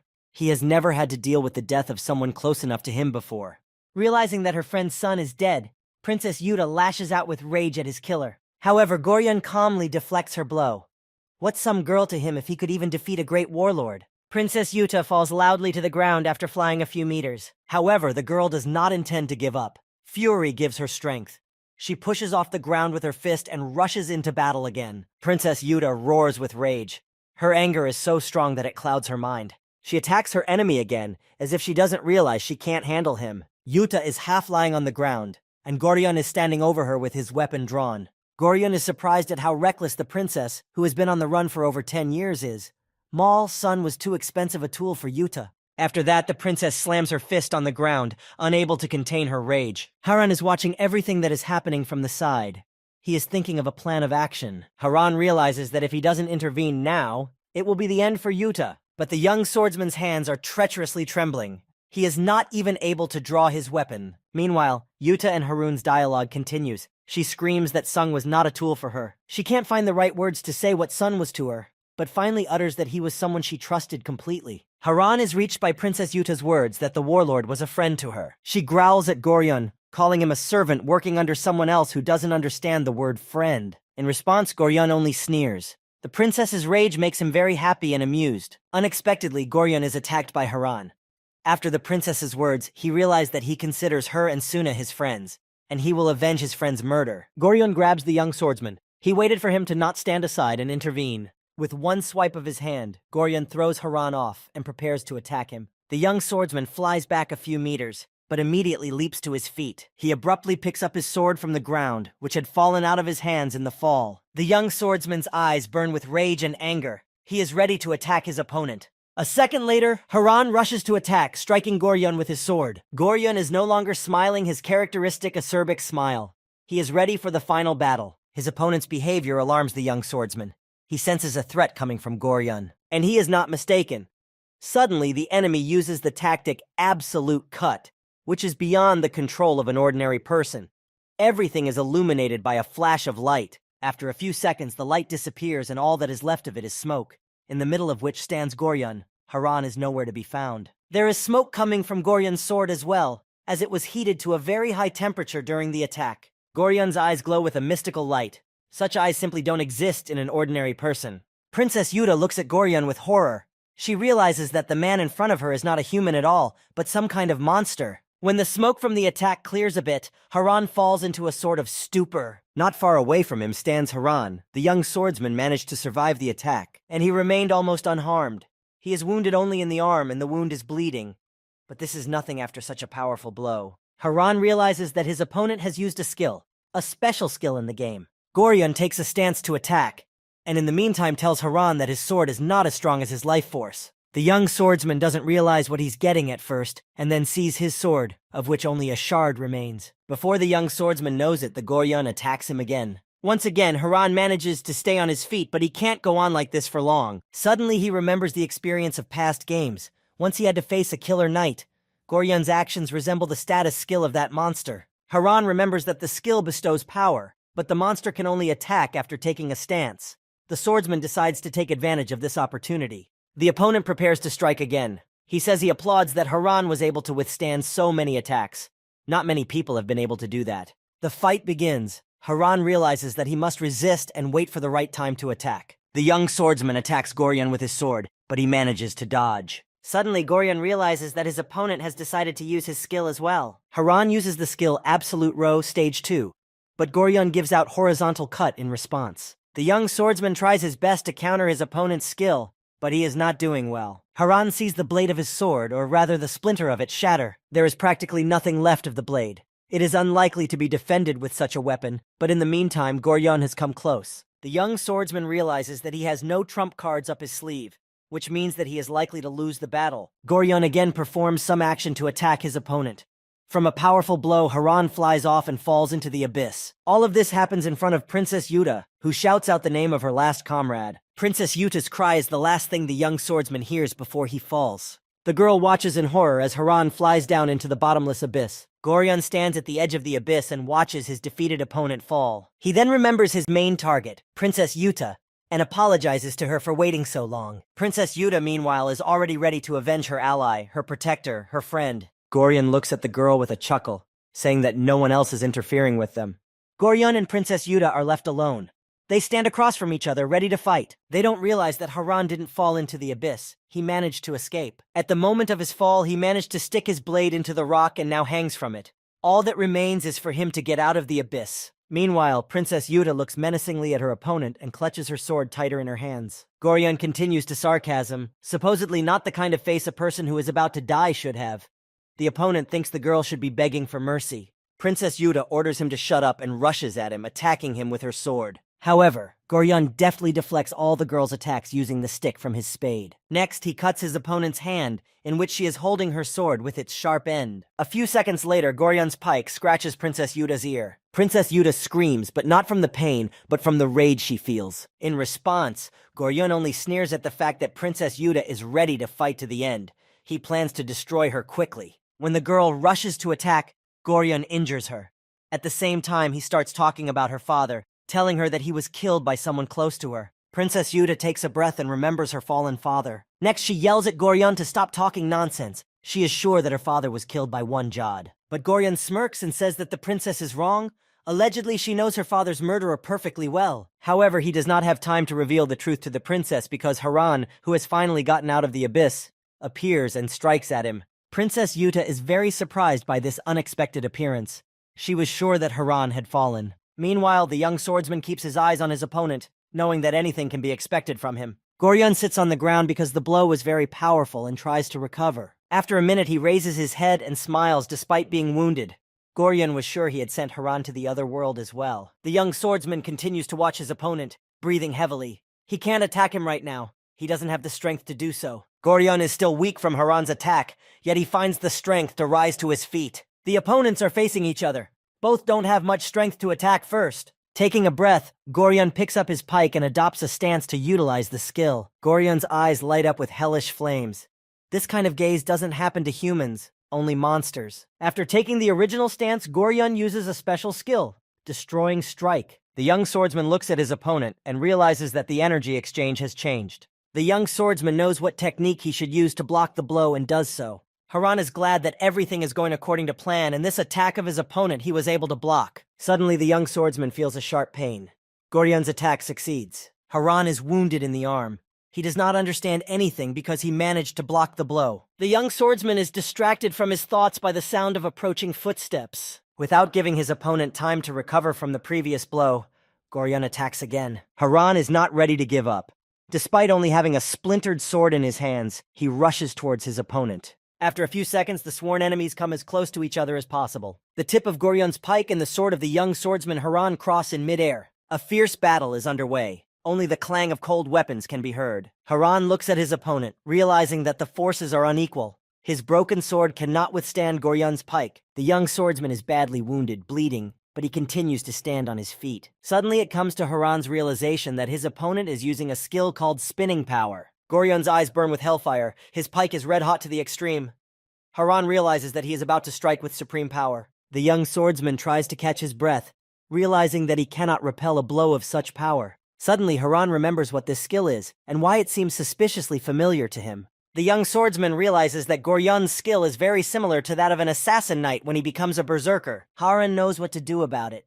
The only problem now is the spinning power. The young swordsman needs to contain this power, then he will have a chance to win. Haran grips his sword tighter in his hands, convincing himself that this is just like the game he has won many times. The young swordsman knows one cardinal rule. No matter how strong a skill is, it always has a weakness. The young swordsman lunges at his opponent with fury, but he uses the spinning force again. Haran lies on the ground and his opponent orders him to get up as he hasn't played with his victim yet. All wounded and exhausted, the young swordsman gets back to his feet. Haran has almost no strength left. He can barely stay on his feet, but he puts his sword in front of him again, preparing to attack. The young swordsman realizes that he was wrong in his assumptions. The spinning force is too strong. He won't be able to contain it. Haran carefully examines his huge wound on his arm, realizing that his body can't take any more blows. The young swordsman doesn't know what to do, but if he doesn't do anything about this skill of his opponent, he will simply die. This thought awakens a second breath in Haran. He doesn't want to die, so he is obligated to find a way to deal with his opponent's skill. The young swordsman begins to reason, building tactics in his head. His task is to deal with Goryun's spear. Suddenly an epiphany comes to Haran. He seems to know what he should do. The young swordsman looks closely at his sword, or rather, what is left of it. Haran realizes that he has only one single shot at it. Meanwhile, Goryun growls threateningly that he's going to start breaking Haran's legs. Haran has no intention of listening to his threats and lunges at his opponent. Goryun's spear lights up with a bright light. He has used one of his skills again. Goryun knocks the young swordsman's sword out of his hands. The weapon remains lying on the ground. However, the young swordsman does not give up even after that. He once again lunges at his opponent already unarmed. Haran roars with anger and rage that he feels for his opponent. And then Goryun realizes that everything the young swordsman did was a ruse. Goryun once again applies one of his skills against the unarmed Haran. But after the attack, Goryon is outraged as his opponent manages to dodge. Goryon growls furiously, finally realizing what is about to happen. It comes to his attention that the young swordsman dropped his sword on purpose to make a gap. Goryon's anger and rage changes to amusement. He is even amused by his opponent's clever ploy. Goryon calls Haran an interesting little fellow and lunges at him again. As soon as Goryon's foot touches the ground after another attack, he realizes something is wrong. Goryon realizes that the young swordsman is attacking him again at the most unexpected moment. Goryon can't laugh now as Haran lets his tricks fly again. After a second, the young swordsman grabs his sword lying at his feet on the ground. He looks at his opponent with fury and rushes to attack. Haran delivers a mighty blow to his opponent's spear, which was his primary weapon. This tactic works and Goryon remains unarmed. Haran strikes at him. The young swordsman cleaves Goryon's spear in two. From the powerful blow, the enemy flies backwards. What is happening is watched by the surprised Princess Yuta, who has been sitting on the sidelines all this time. Goryon lies on the ground and Haran stands over him, aiming his sword at him. The young swordsman looks at his defeated opponent, not believing that this is the end. However, Goryon lies defeated on the ground, breathless and without a heartbeat. The young swordsman realizes that it is over. His opponent will not get up again, and releases his sword from his hands. It falls to the ground with a clang. Haran stands over his opponent's body, trying to realize that he has won after all. After a few seconds, the young swordsman breathes the air out of his lungs heavily. He realizes that he survived after all, even though he was on the brink of death. A smile appears on his face. Princess Yuta continues to watch the young man in surprise from the sidelines. Finally, the girl also realizes that her enemy, the monster, has been defeated. In Princess Yuta's eyes, there is noticeable surprise and some anxiety. She looks at Haran, who is approaching her, and there is only one question in her mind.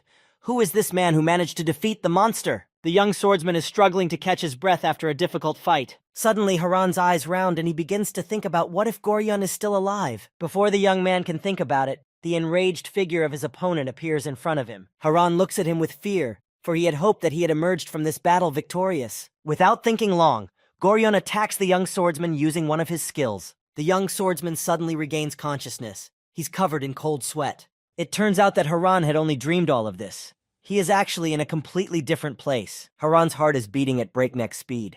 He tries to reassure himself that it was just a dream. The young swordsman looks around carefully, not realizing where he is. He is in a bright cave, and outside of it, birds are chirping merrily. Looking around, Haran sees that someone has carefully laid out stones for a fire. The young swordsman tries to figure out what happened.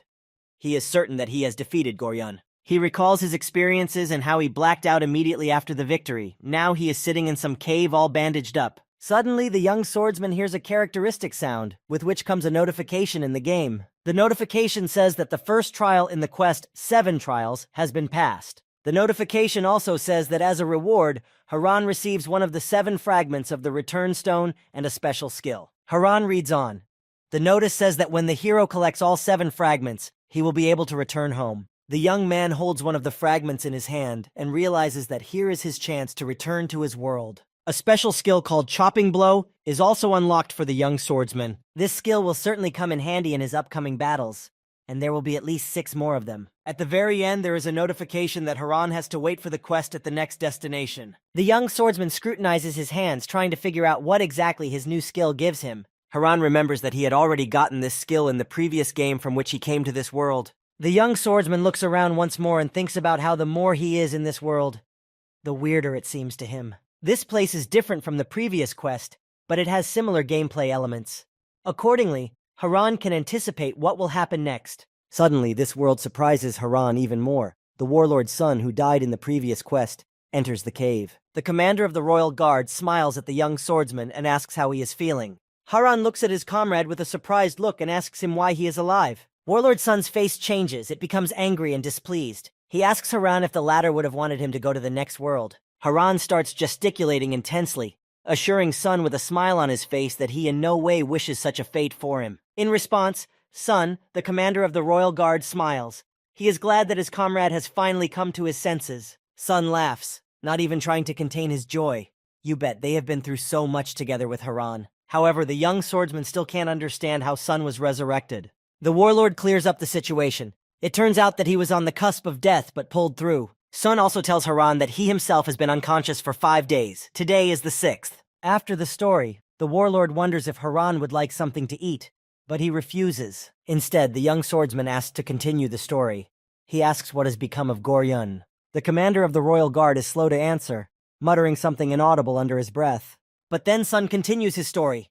He says that when he woke up, Haran had already defeated Goryeon. The warlord admitted that at first he was very surprised and could not believe in this victory. How a nameless warrior could defeat a monster. Sun continues his story. It turns out that immediately after the battle, Haran lost consciousness. Meanwhile, Goryeon's aides were fighting Mawan's soldiers. Sun seized the opportunity and pulled Yuta and Haran out. It becomes clear to Haran that it was thanks to Sun that they got out alive.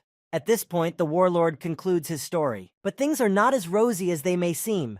Sun explains that the situation is not colored by the fact that the king's killer is someone from the inner circle. The young swordsman ponders. Who is the traitor after all? The commander of the royal guard brought Haran back to reality with a friendly pat on his shoulder. A thought flashed through Haran's mind. Maybe he had said something wrong. But when he saw Suna's good-natured face, he immediately calmed down. The warlord had called him to come with him, saying that Yuta would be glad to see him awaken. The warlord wonders if Haran can make it on his own. The young man gives an affirmative answer. The action moves to the hillside where Princess Yuta is standing. The girl is in deep thought. After all, only one battle has been won, not the whole battle. Princess Yuta is constantly running through Goryeon's phrase in her head that her father's murderer is someone close to her. The girl doesn't understand what Goryeon meant to say. Was it not Jod who ruined the king after all? Suddenly, Princess Yuta's attention is attracted by the sound of footsteps behind her. Her loyal allies Sun and Haran are heading towards the girl.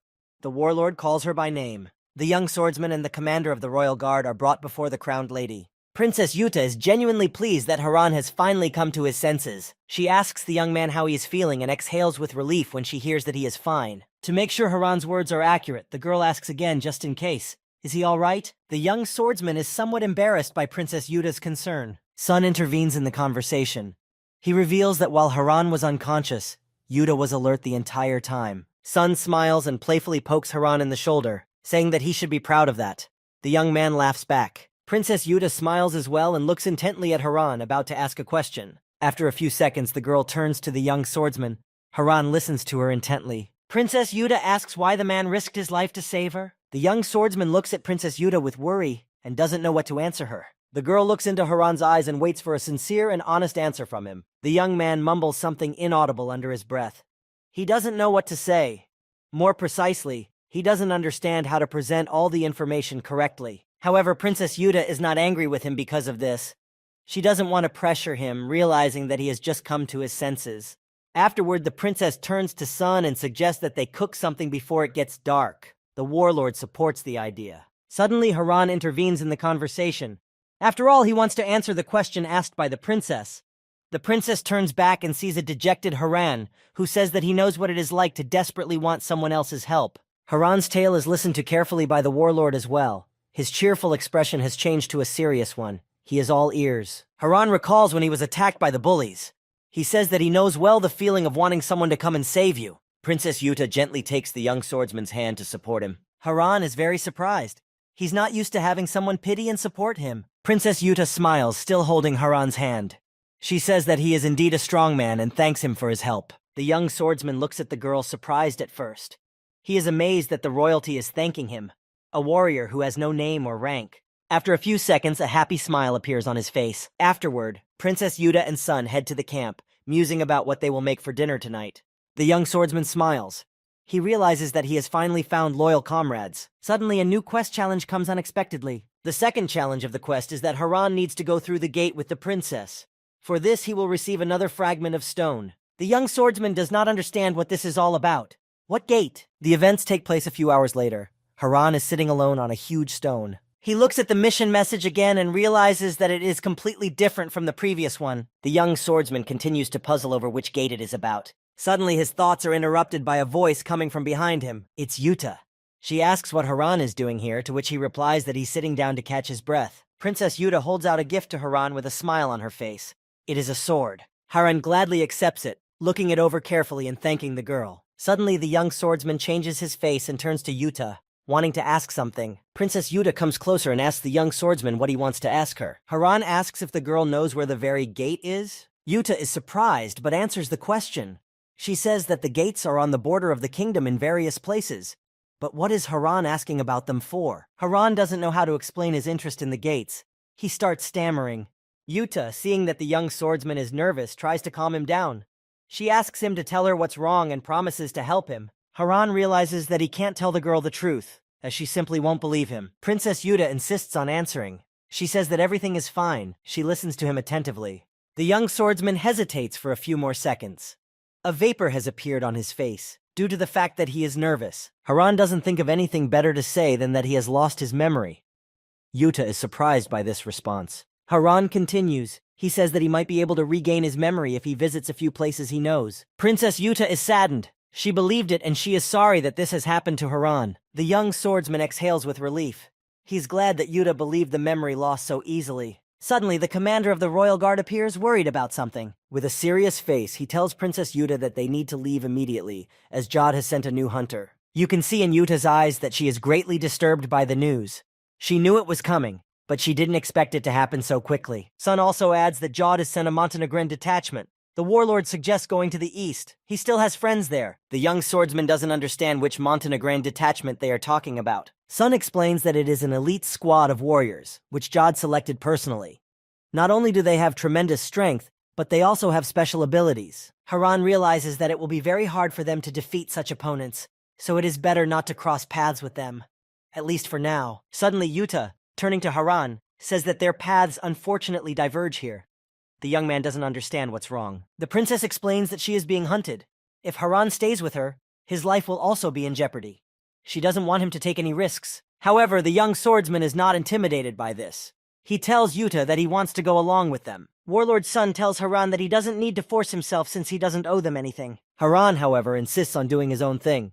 He asks to take him along, at least until his memory is restored. Warlord Sun looks at Haran in surprise, for he has heard nothing about lost memories. Princess Yuta is pleased that Haran wants to keep them company, but she asks him again if this is exactly what he wants. The young swordsman confirms his intentions, citing that he just doesn't know where else to go. Princess Yuta's face lights up with a smile. She is happy that 2 of her loyal friends will be traveling with her at once. The girl says that they simply have no choice. They must take Haran with them. The young swordsman is very happy to hear these words. Haran, Yuta, and Sun walk through the forest to the east of the kingdom to find shelter there. It is beautiful sunny weather and birds are chirping. Suddenly, Haran is startled by something. The young swordsman listens. No, it is not his imagination. He hears the clang of swords. The young swordsman tries to figure out exactly where the sound is coming from. Princess Yuta sees that Haran is worried about something and asks him what's wrong. Princess Yuta listens too and then looks down the hill. At the bottom of the hill, the girl sees a merchant desperately defending his goods from the bandits. Haran, Yuta, and Sun observe what is happening.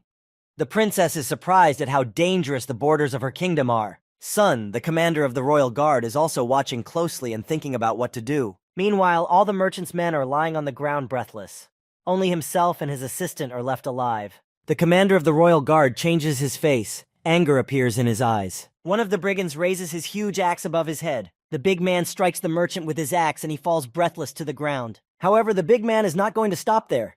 He breathes furiously and stares at the merchant's assistant. The young girl, the trader's assistant, looks at the big man with fear. The bandit has his huge axe slung on his shoulder and looks at the girl. The second bandit, a bald man, bows out.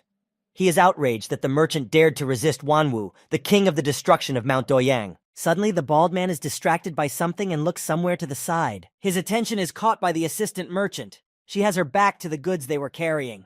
The girl looks at the bandits with a menacing face and says that the people of her village are counting on this food. She will not give it away for anything. The bald bandit grabs the girl by the shoulder and brings his axe over her head. The merchant's assistant clutches her eyes tightly, preparing for the worst, but she is not about to back down. Suddenly, a powerful fist strikes the bald bandit's jaw. The girl continues to stand still and the brigand flies back.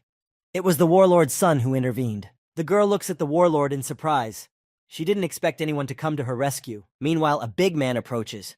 He growls at Sun, asking who he is. Suddenly, the big brigand's attention is caught by some movement from the side. It's a young swordsman attacking. The big brigand tries to fend off the attack using his axe. The big brigand growls at Haran, shouting at him if he knows who he is. The young swordsman doesn't really listen to what the brigand is saying. He is determined to win. The opponent is furious. He shouts, "How dare this insolent boy attack him?" A few more, and Haran is over the big man. He attacks him with his sword. The big brigand clearly did not expect such agility and speed from the young swordsman. The young swordsman attacks the outlaw with his sword, dealing him a devastating blow. The bandit cannot withstand such a blow and immediately falls to the ground with a loud crash. Haran realizes that he is finally getting used to his new body.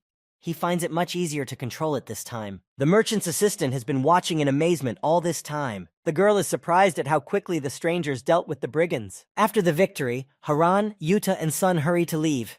The young swordsman tells the merchant's assistant to take care of herself. The merchant's assistant didn't expect her saviors to leave so quickly. The girl starts shouting after her saviors to stop. At the top of her voice, the girl shouts that she cannot walk alone in the mountains without an escort. She asks for help. Haran, Sun, and Yuta stop.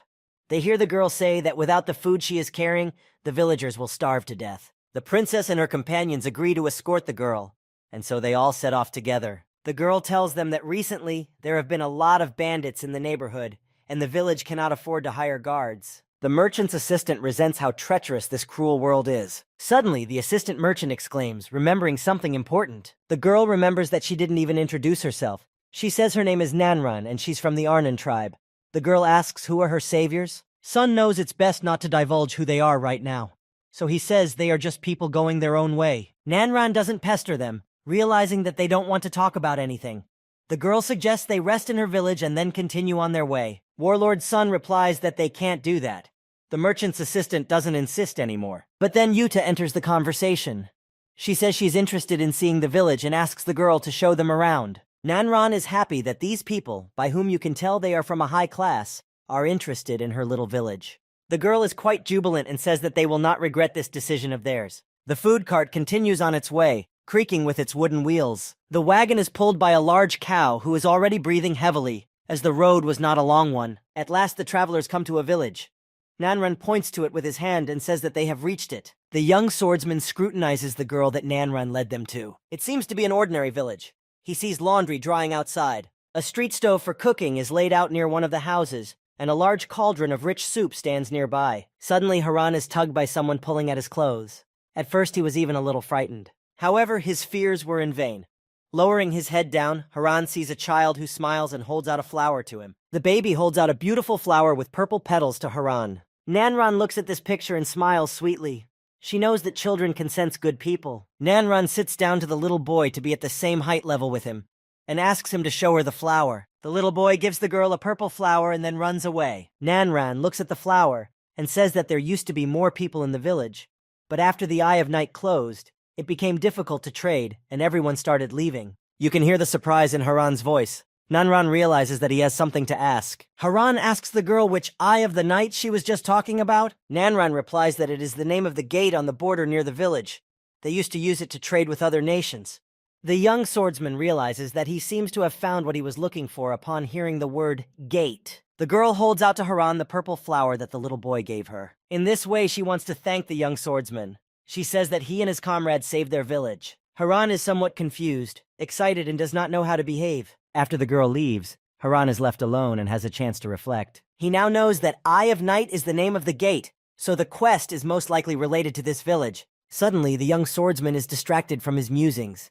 He sees an army heading straight for the village. Riding at the head of the army on horseback is a tall man with a good build. The young swordsman hides behind a large barrel so that none of the warriors can see him. He doesn't understand what's going on, but concludes that the soldiers have most likely come for Princess Yuta. Haran wonders what he should do.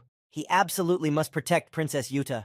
The young swordsman looks at the purple flower, remembering the baby and Nanran, and realizes he must protect the villagers as well. Meanwhile, the army has gone into the village, where Nanran meets them on the main street. She asks the commander what is the matter. Immediately she adds that they have already paid the tax. However, the commander declares that they have come for another reason.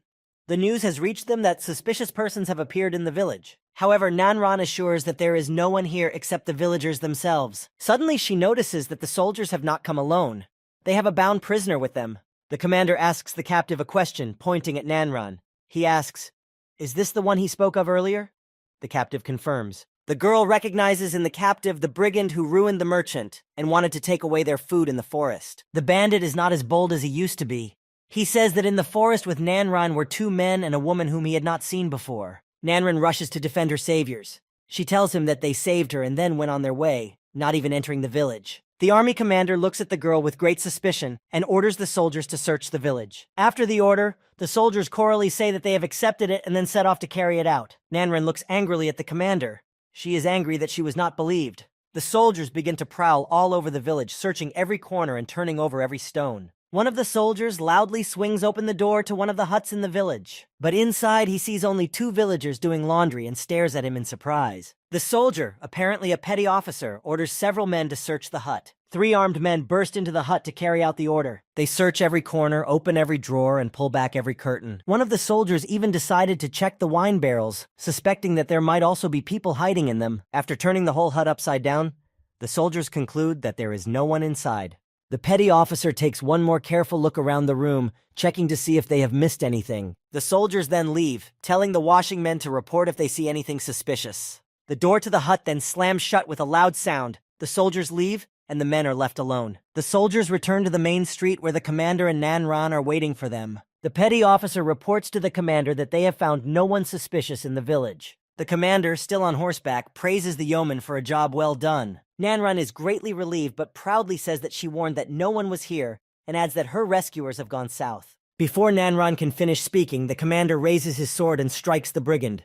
All this happens in front of the girl, who is not used to seeing such cruel scenes. The girl is frightened and sits on the ground while the commander threatens her with his sword. He says that if they lie to him, he will raze the village to the ground and all its inhabitants. Nanran repeats that she is telling the truth, though she is sweating with fear. The army departs, and Nanran continues to sit on the ground in shock.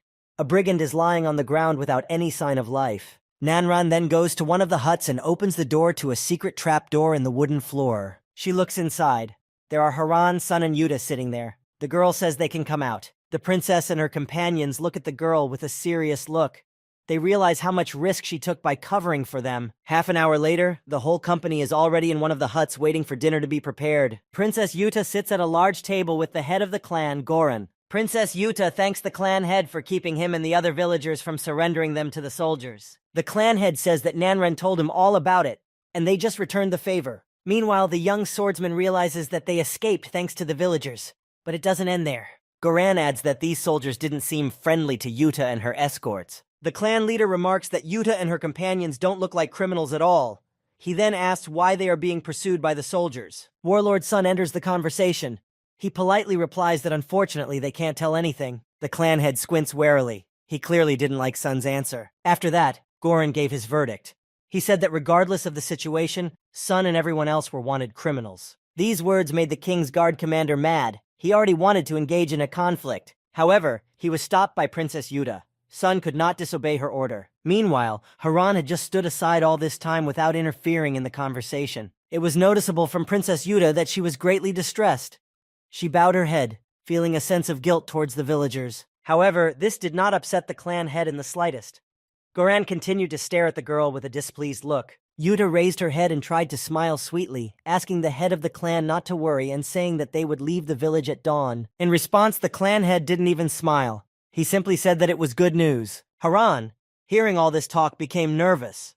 After all, if they left the village, they wouldn't get any information about the gate. Yuta, Sun, and Haran left the village early in the morning as promised. They were sent to see them off by Nanran, who was embarrassed in front of her saviors. Yuta hurriedly calmed the girl down, saying that she understood Goran perfectly well. He cared for the villagers. However, Nanran is still not relenting. She regrets that her saviors have to leave because she still has a huge number of questions for them. Princess Yuta only smiles at the girl's indignation and says that there is nothing they can do about it. Haran continues to remain silent. He's thinking about how he's going to fulfill the quest task now. Nanran goes on to say that for the past few years, only beasts have been coming to them.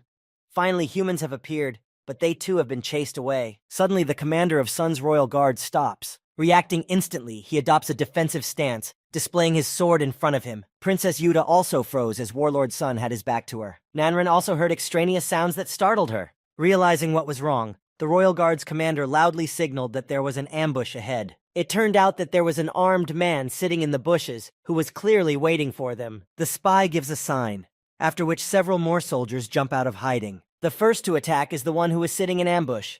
Sun engages him in combat. It is only now that Haran finally comes out of his thoughts, trying to figure out what is going on. Meanwhile, the Warlord Sun has already defeated the first soldier, but he is immediately attacked by the second. Sun's eyes are full of rage, but he realizes that there are too many soldiers. He attacks the soldiers one by one, keeping them away from Princess Yuta. Warlord Sun shouts to Yuta, Haran, and Nanran to run away while he holds the soldiers back. Nanran is scared, and Princess Yuta doesn't want to run away, leaving her comrade alone. Suddenly they hear the loud stomping of a horse approaching them, on which the commander of the troop is sitting. Haran, Yuta, and Nanran simply have nowhere to go.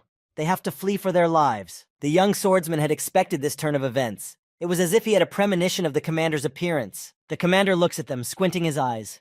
One can immediately sense the threat from him. He orders that only the princess be left alive. Princess Yuta is also given a sentence by the commander. He says that in accordance with the laws of the kingdom, she is under arrest. The young swordsmen Yuta and Nanran try to escape, but the commander is very close. The commander of the enemy army grabs the scabbard to pull out his sword. He pulls his sword out sharply and strikes at Haran, but he manages to block it. The young swordsman realizes that he is facing a serious opponent. Even though he has a good command of his body now, it is hard for him to block the blow. The army commander looks at his opponent. He didn't expect this boy to be able to block his punch at all. To finally overpower this boy, the commander presses his spurs to turn his horse and strike from the other side. The young swordsman's eyes widen in surprise. There is no way he expected this from the rider. The commander's trick succeeds. The young swordsman falls to the ground, and the rider rushes at him with his sword. Fortunately, Haran manages to dodge the commander's attacks time after time. The young swordsman adopts a defensive stance, realizing that the attack was very dangerous. The commander rides his horse a few meters away and is about to attack again. Haran realizes if he doesn't throw the commander off his horse, there will be no chance of victory. Suddenly, the young swordsman is attracted by some movement in the side. It's the princess standing side by side with him, drawing her sword. She is going to fight Haran. The girl says that the pain doesn't want to be a defenseless princess who is constantly being helped. The commander looks surprised to see that Princess Yuta has decided to fight as well. The commander then raises his sword above his head, signaling that he will attack, and then turns to the princess. He says that he is giving Yuta a chance to meet her end as a former princess and demands that she follow him. Of course, Yuta doesn't agree to this. She says that Jod, who ruined her father, is a criminal. Hence, the army led by the commander is under the command of a criminal. Nanran looks at Yuta in surprise. She suspected that she was from a high class, but she never expected that she was a princess. The commander is offended by Yuta's words. He replies that he is just following the laws of the kingdom. After these words, the commander jumps straight at his opponents. Haran wants to strike him with his sword. However, he fails. The thought that he can't do anything while he is on the horse slips into his mind again. Suddenly, the young swordsman is called by Princess Yuta. He listens to her attentively. The princess has an idea. She says that the mountain path is narrow and it could be dangerous for their enemy. Haran looks at the rider and works out a further plan of action. When he attacks, there will be a gap in the defense. It must be exploited. Princess Yuta orders the young swordsman to wait for this opportunity. Princess Yuta rushes at her opponent to start attacking her. The rider does what the girl was expecting, but she blocks his blow. However, she cannot resist the rider for long. Therefore, she is forced to bounce away. The swordsman gallops forward and looks back at Princess Yuta to assess the situation. Suddenly, something happens that the commander in no way expected from his opponents. 8. The young swordsman, giving away a good moment, attacks the rider, finding a gap in the defense. The commander looks at his opponent in surprise, not realizing how he managed to get so close. Meanwhile, the young swordsman continues to study and analyze the position of his opponent. Picking another good moment, Haran attacks again and throws the commander out of the saddle. The commander falls to the ground from his horse with a loud sound. The young swordsman looks back at Yuta with a smile, satisfied that he was able to fulfill their plan. Princess Yuta looks at her comrade as well and smiles at him. However, the commander is still alive. He tries to get up from the ground and pick up his weapon. He raises his head at Haran and hurls curses at him for throwing him off his horse. Haran stands in front with his sword drawn.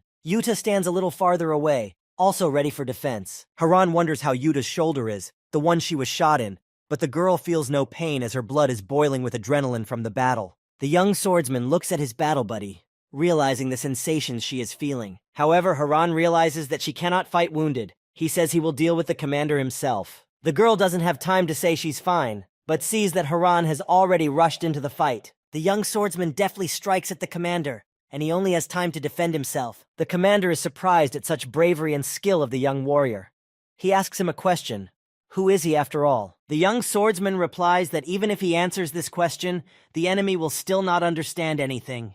However, the commander is confident that he can deal with his opponent, even if he is so strong. The commander uses his special skill, Heaven Strike, against the young swordsman. Haran is very surprised that his opponent has a special skill. The young swordsman's opponent clenches his sword harder and prepares to deliver another series of blows. However, Haran manages to deftly dodge his opponent's attacks time after time. The young swordsman did not expect the commander to have any special skill. He thought that he was no different from other foot soldiers. The young swordsman's opponent was already very strong, and now with the special skill, he is almost impossible to defeat. The young swordsman realizes that it is time for him to use his special skill, which he acquired after the first mission. The young swordsman assumes the starting position to attack his formidable opponent. The commander attacks Haran using the skill hanging blade. Haran knows how to answer him. He waits for the most opportune moment. The young swordsman's eyes light up with a bright blue light. This indicates that he has activated his special skill. In response to the hanging blade attack, the young swordsman uses his special skill, chopping blow. Everything around him lights up with a flash of bright light. The opponent's special skills have clashed. However, the young swordsman's strength proved to be more powerful.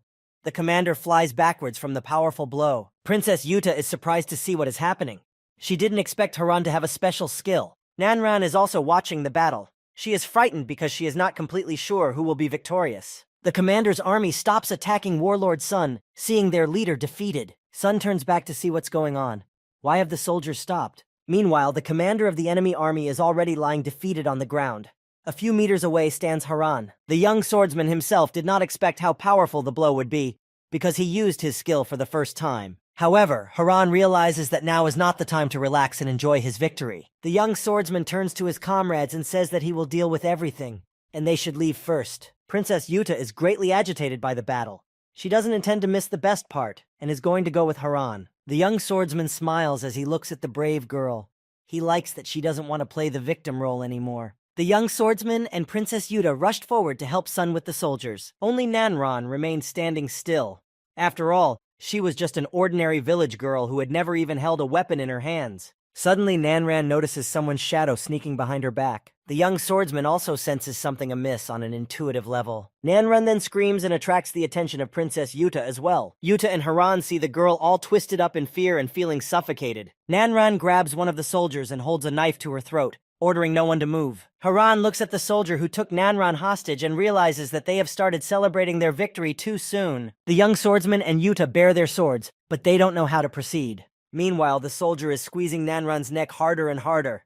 She grunts from lack of air. Haran cannot surrender, for then Princess Yuta will be arrested and taken away with her. The young swordsman remembers the smiling face of Nanran, who holds out a purple flower to him and thanks him for saving the village. Haran realizes that he absolutely must save this girl. He thinks about what he should do, but each of his plans has a low probability of success. The young swordsman begins to think about using his special skill. However, he then realizes that this will only make things worse. Haran clamps his eyes tightly shut with hopelessness. There is simply nothing he can do in this situation. When he opens his eyes, he sees Yuta throwing himself forward towards the soldier. As he does so, the young swordsman sees Princess Yuta's sword fall at his feet. The girl stands in front of Haran and shouts to the soldier that she is Princess Yuta, the very member of the royal family they are looking for. The girl then offers a trade. If the soldier lets the girl go, she is willing to go with them without resistance. The soldier agrees to this condition. After all, he does not need Nanran. Princess Yuta, that's who they are ordered to bring. The young swordsman does not understand the princess's act and shouts after her, but she is already approaching the soldier unarmed. The commander of the royal guard, Sun, is also puzzled by the princess's behavior. After the princess approaches the soldier, he throws Nanran aside. Warlord Sun is furious seeing what is happening. He yells at the princess. Does she even realize what she's doing? The young swordsman looks at everything going on in silence.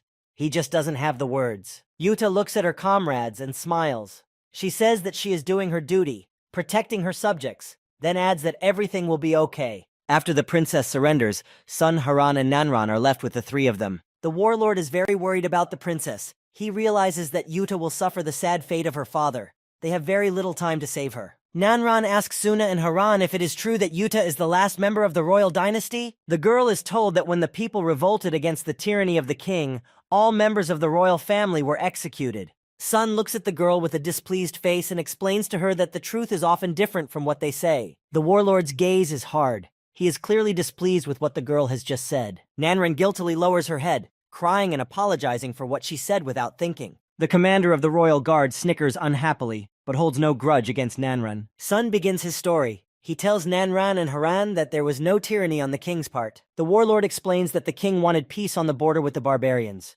However, his vassals were against it. The king died because of their treachery. The warlord clenches his fists tightly, unable to contain his anger.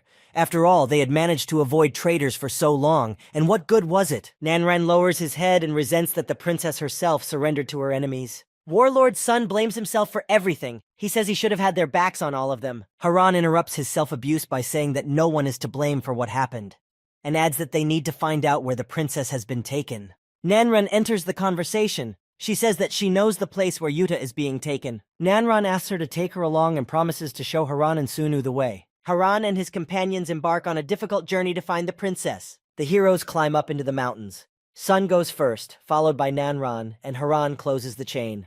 Suddenly, Nanran hits a large rock with the toe of her foot. From the intense pain, the girl sits on the ground and screams, unable to contain herself. The commander of the royal guard, who is walking first, turns around to see what has happened. But after that, he immediately turns away and moves on. His goal is to save the princess. Haran approaches the girl and asks if she is all right. Nanran is holding onto her leg, which hurts terribly. She can't get up. The young swordsman tells the girl that she must return to the village as she may die. Even though Nanran's leg hurts, she tries to stand on it. She manages to pull herself up by gathering all her will in her fist because she knows that she has to bring Suna and Haran to the princess. The girl gets up and follows Suna, muttering that this is the first time she's ever seen someone risk their life to save someone like her. Haran looks after Nanran with a smile on his face. He is very proud of this small but brave girl. Nanran walks forward confidently, enduring the pain. Her goal is the same as Sun's, to save Yuta. Climbing up the mountain with a sore leg, the girl says that now the one who was saved by Yuta is ready to risk her life for her. Several hours pass.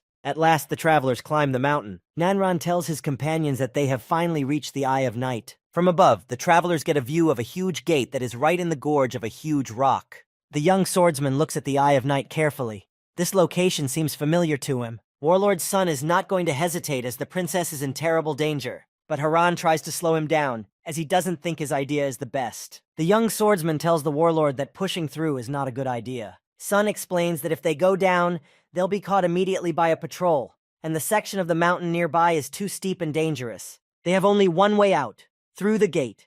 There is no other way out. However, the young swordsman disagrees with the warlord. He has another plan. Warlord's son looks at his comrade carefully, not realizing what else he has to offer. Haran says that they can be helped by the wind. A wind as strong as the one in this place could calmly lift a man into the air. Sun says that sounds ridiculous. Haran then picks up a stone from the ground to demonstrate everything. The young swordsman takes a stone the size of his fist, lifts it up, and then unclenches his palm. But the stone doesn't fall to the ground.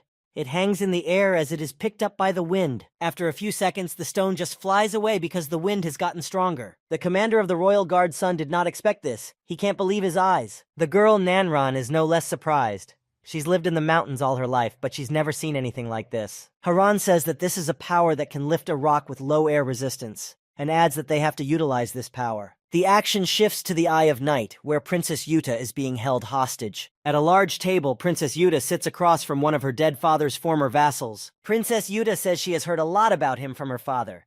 The king told her that he was a man who honored the laws regardless of status. A man with long hair and a mustache, a former vassal of the king, looks at the princess intently. Then he closes his eyes and sighs unhappily. He does not consider himself a traitor. Princess Yuta asks her interlocutor what he is going to do with her. He replies that he will hand the girl over to the capital because that is what the law of the kingdom says. The man squints his eyes and adds that this is to make sure the princess recognizes Jad as the new king. Princess Yuta looks at her interlocutor with piercing blue eyes. The man notes that her eyes are very similar to the eyes of the late King Ayul. The man gets up from the table and says that for now the world only knows that Jad ruined the king and seized the throne, but he is the rightful king. The man is about to leave the hall, but lastly adds that King Ayul has betrayed his kingdom. These words deeply hurt Princess Yuta, for she knows the real truth. King Ayul's former vassal adds that this era needs Joda and Yuta is a symbol of the past era. Her existence should be ended for the sake of the new one. Princess Yuta is surrounded by guards. The man says she will be sent to the capital tomorrow morning. Until then, he tells her to prepare her heart.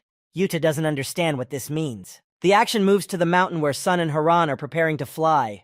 The warlord looks at the young swordsman with disbelief. Haran reassures him that they will succeed if they take advantage of the wind in the area. Haran and Sun construct something like parachutes from their cloaks and prepare to take to the air. Nanran watches them closely and prays to God that they will succeed. Haran says that the sun is shining behind them so the guards won't notice them. This is their chance. Suddenly, the young swordsman is called out by Nanran.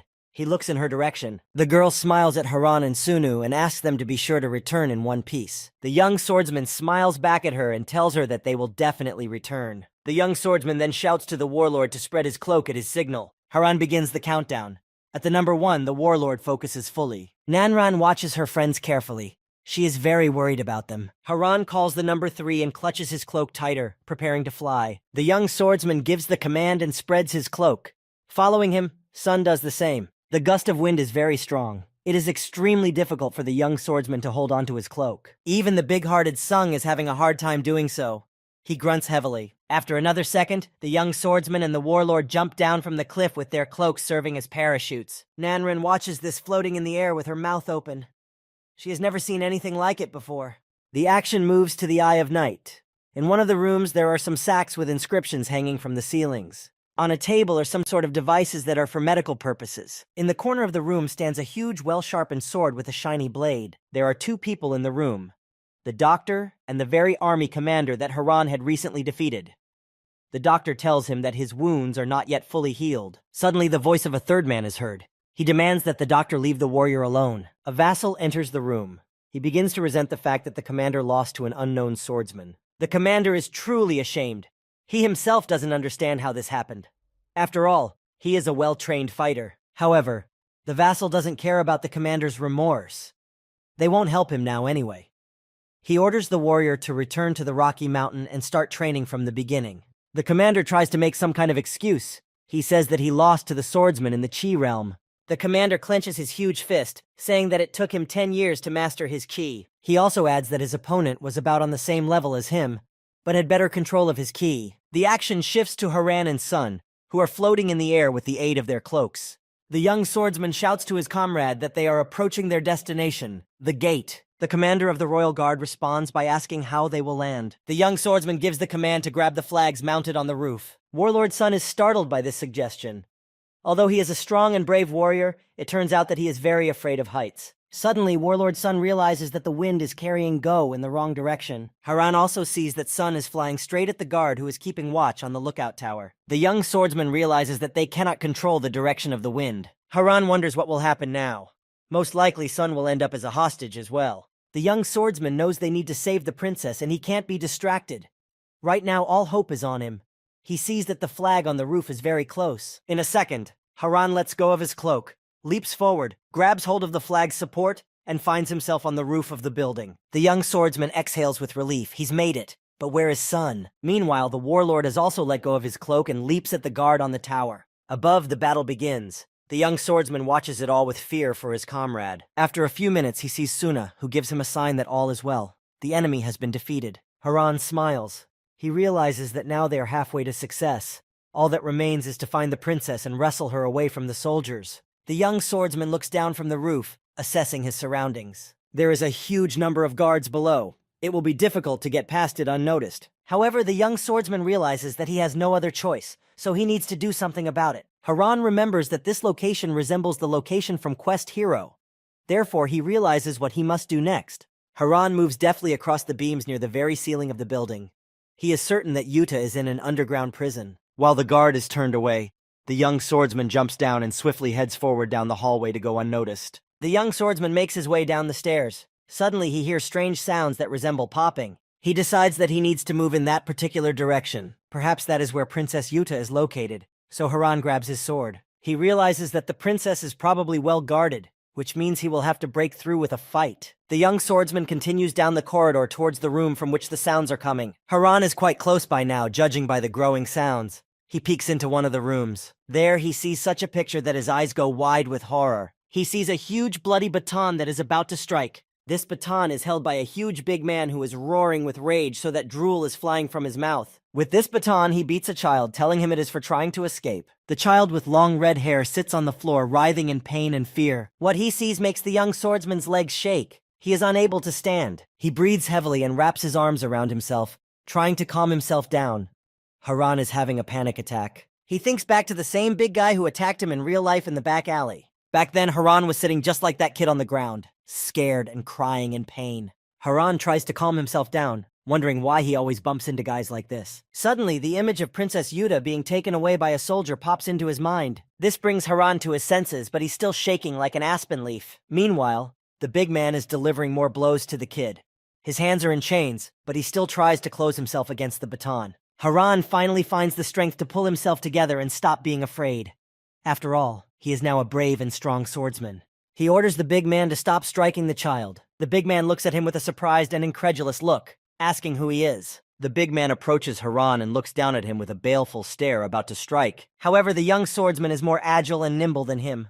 Right now, he is not the schoolboy that any bully could hurt. The red-haired kid with the earring in his ear watches as his bully is defeated. The young swordsman brings up his fist, which is already covered in blood. Haran is in a rage, his insides churning as he strikes one blow after another. In front of his eyes is the image of the big man who once caught him in an alley. After that, Haran's anger becomes even stronger. He doesn't hear his opponent's pleas for him to stop. Then the image of Ben-Hoon, the second bully from the back alley, pops up in front of his eyes. Haran screams with rage, unable to contain his emotions and resentment any longer. Haran calms down only after his opponent is unconscious on the floor.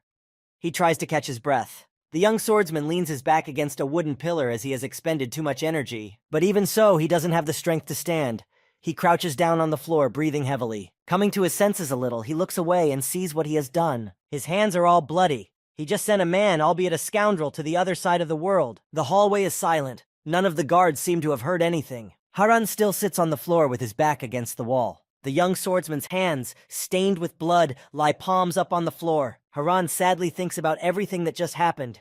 He cannot comprehend his action. Suddenly he hears a red-haired girl speaking to him, but he can't make out a word. The girl is sitting next to him on the floor in the trenches, smiling, pointing a finger at Haran and speaking in a language he doesn't know. Then the girl jumps to her feet and starts miming something, but Haran still doesn't understand anything. Haran tries to get to his feet, but he is not very good at it. Suddenly, all of a sudden, the girl shouts name-calling at Haran. Haran almost gets angry, but then realizes that the girl is just shouting familiar words, but doesn't understand their meaning. The young swordsman takes a key from the big man who is lying on the floor. It is the key to the red-haired girl's shackles. The young swordsman frees her. After the young man frees the girl, he tells her not to utter any more name-calling. He tells her his name. However, the girl still addresses him with cuss words, adding the name of her savior, Haran. The young swordsman doesn't like this, of course, but he accepts it.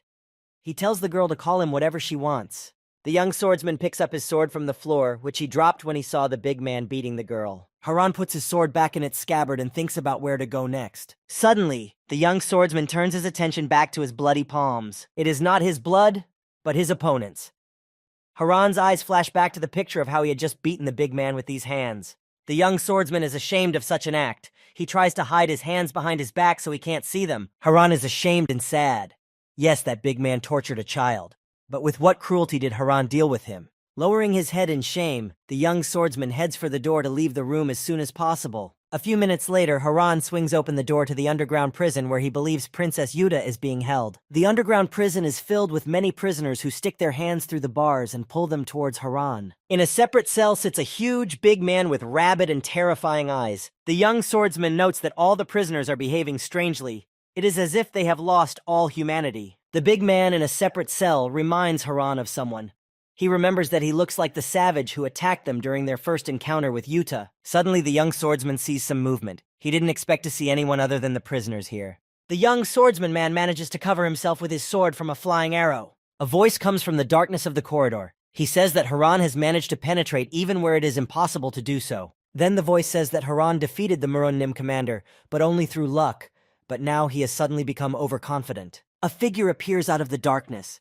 Haran sees that it is the same soldier who took Yuta away. The guard looks at the young swordsman, ready to fight. He has no intention of letting him go alive. The guard says that Haran won't be able to dodge his sharp arrows in such a narrow corridor.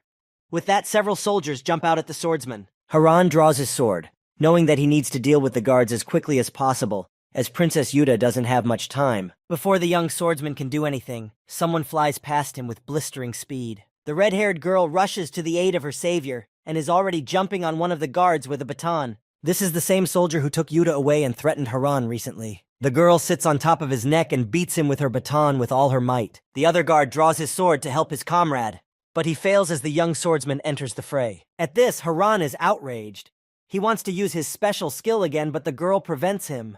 The red-haired girl keeps hitting the guards with her baton one by one. There are more and more guards, but the team consisting of a young swordsman and a red-haired girl copes with everything perfectly. The action moves to a prison, in one of the cells of which sits Princess Yuta. The princess is sad. She keeps replaying in her head what her father's former vassal told her. Yuta doesn't understand how he can think that Jad is the rightful king, and her father Ayul has abandoned his kingdom. Princess Yuta is not afraid of her fate. She is far more hurt to hear that her father has betrayed his kingdom. A tear rolls down Princess Yuta's cheek. She tries to say something aloud to her late father, hoping that he will hear her in heaven. Suddenly, someone's laughter sounds in the next cell. A dark figure utters that it has been a long time since new people have been brought here. Princess Yuta screams, "Who is he?" She is infuriated by the laughter at her feelings. The dark figure replies that she doesn't need to know that, since she's going to be executed tomorrow anyway.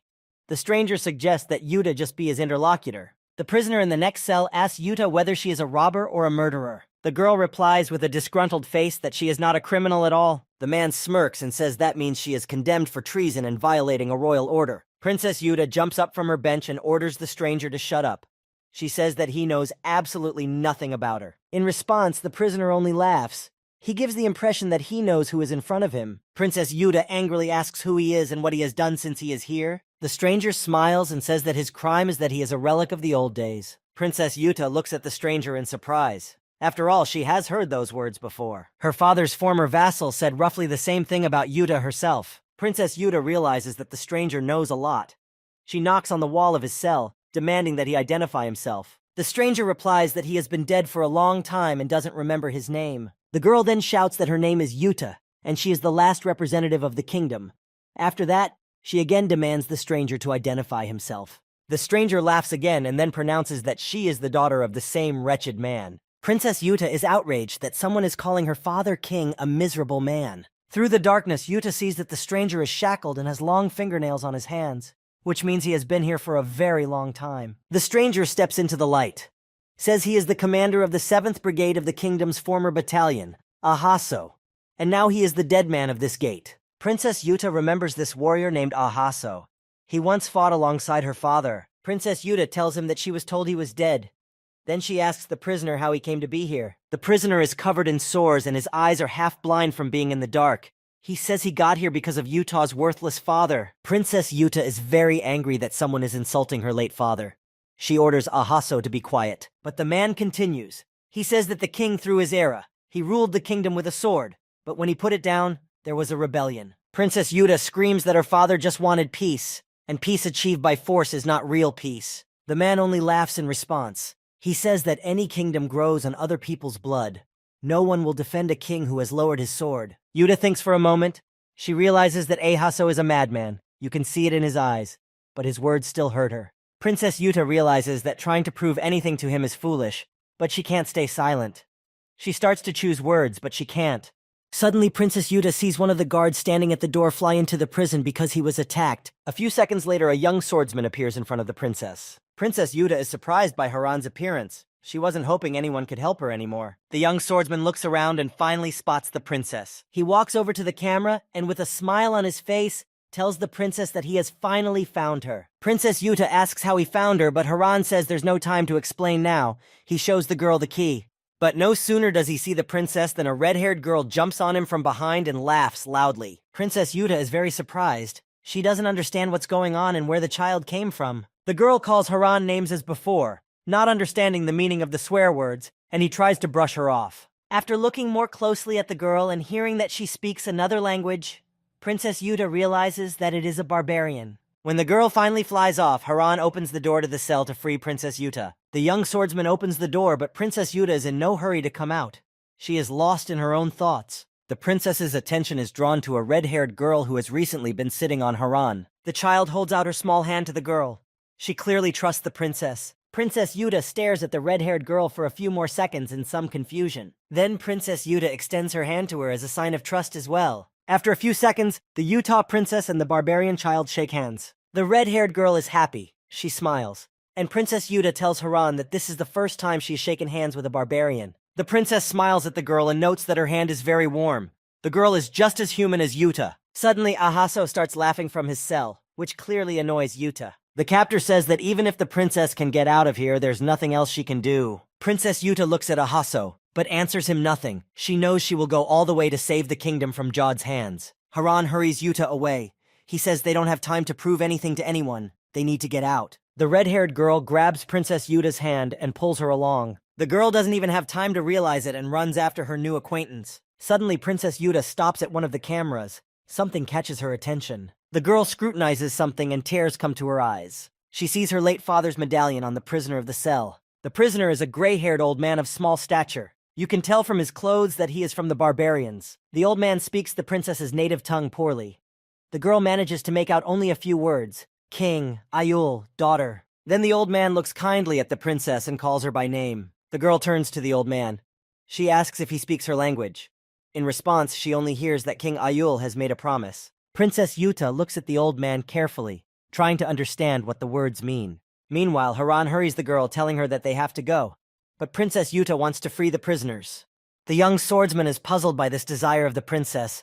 They themselves are at loose ends. The girl takes another look at her father's medallion hanging around the neck of an elder from a barbarian tribe. Yuta realizes that the medallion was in the old man's possession for a reason. It was given to him by the dead king, so he wanted them to live in peace with the barbarians. Haran knows that it is useless to argue with Princess Yuta, so he helps her to free the prisoners. The young swordsman is concerned. They are now freeing an entire army of barbarians who may not be friendly to them. Princess Yuta is also focused, but she's confident they're doing everything right. After releasing all the prisoners, the young swordsman and the princess find themselves surrounded by barbarians who look at them with unkind eyes. One of the barbarians bends down and brings his face very close to Haran. He can feel his breath on him. The young swordsman is uncomfortable. He averts his eyes, unable to bear the barbarian's gaze. Then he tries to smile sweetly at the barbarian and asks the princess what they should do. Yuta orders them not to move. Suddenly, the elder with the medallion of Yuta's father gives the barbarians a command to stand. Apparently, he is their leader. All the barbarians look at the elder, and he orders them in his language to stand still. He then walks over to Princess Yuta and takes her hands in a gentle, fatherly manner. He says the words in the princess's native language. King, Ayul, daughter, Yuta. He shows that he knows who she is. Afterward, he holds out the locket. Princess Yuta looks at the old man with surprise and gratitude for giving her her late father's item. Princess Yuta smiles sincerely at the old man. She realizes that he is on her side. She bends down to the old man, holding his hand gently, and tells him that they all need to get out of here alive. The old man agrees. The old man then gives a command to the barbarians in his own language. He orders them to go on the attack.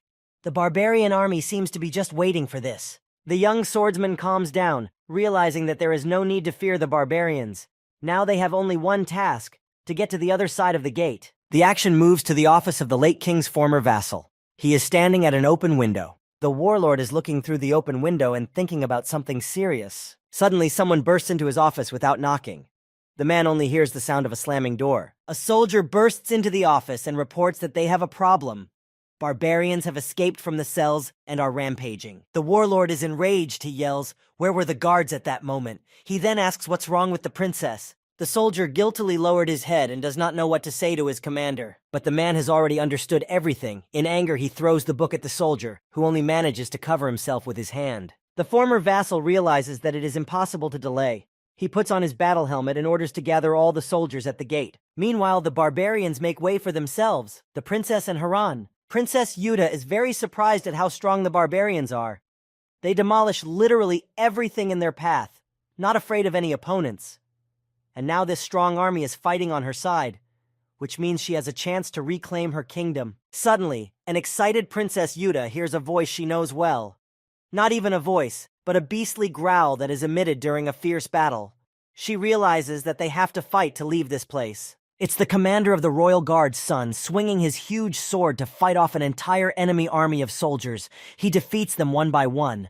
However, there are too many of them. They appear as if from the ground. Still, the commander of the Royal Guard's son defeated his opponents, and he has a chance to breathe and look around carefully. He is somewhat worried, as he does not know where the princess and Haran are now, whether they are all right. Sun is very surprised to see a huge army of barbarians. He looks at them perplexed, not understanding how they could be here, especially in such huge numbers, but he thinks that all this is obviously not good. The commander of the Royal Guard's son wants to engage the barbarians in battle. He realizes that this battle will not be easy, and will probably end in his defeat. After all, there are a lot of opponents, and Sun himself is tired after fighting with the soldiers. Yuta realizes what her loyal comrade and guardian is up to. She urgently needs to stop him before his decision leads to unfortunate consequences. After all, he doesn't yet know that the barbarians who were once enemies are now fighting on the same side as them. The commander of the Royal Guard is already ready to enter the battle. However, through all this infernal rumbling, he hears the voice of his princess. She asks him to stop, not to start the battle. Sun is surprised, but he realizes that the barbarians are not attacking him. Sun listens to the words of Princess Yuta.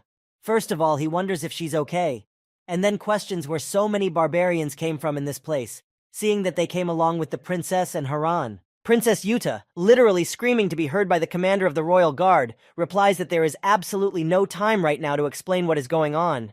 They need to get out of this place as soon as possible. Suddenly, a young swordsman appears, who has been fighting off an army of soldiers all this time and has only caught up with Princess Yuta and her new army of barbarians. He shouts that there is an urgent need to open the gate on the other side. The commander of the royal guard, Sun, understands him and promises to make Haran's plan a reality. However, a soldier appears in his path. He must be taken out of the way.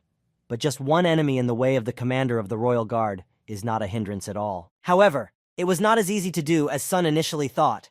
The whole army came to the aid of one soldier. However, the warlord managed to overpower them all. He shouts to Yuta and Haran to follow him. Princess Yuta looks at the commander of the royal guard Suna with a satisfied face.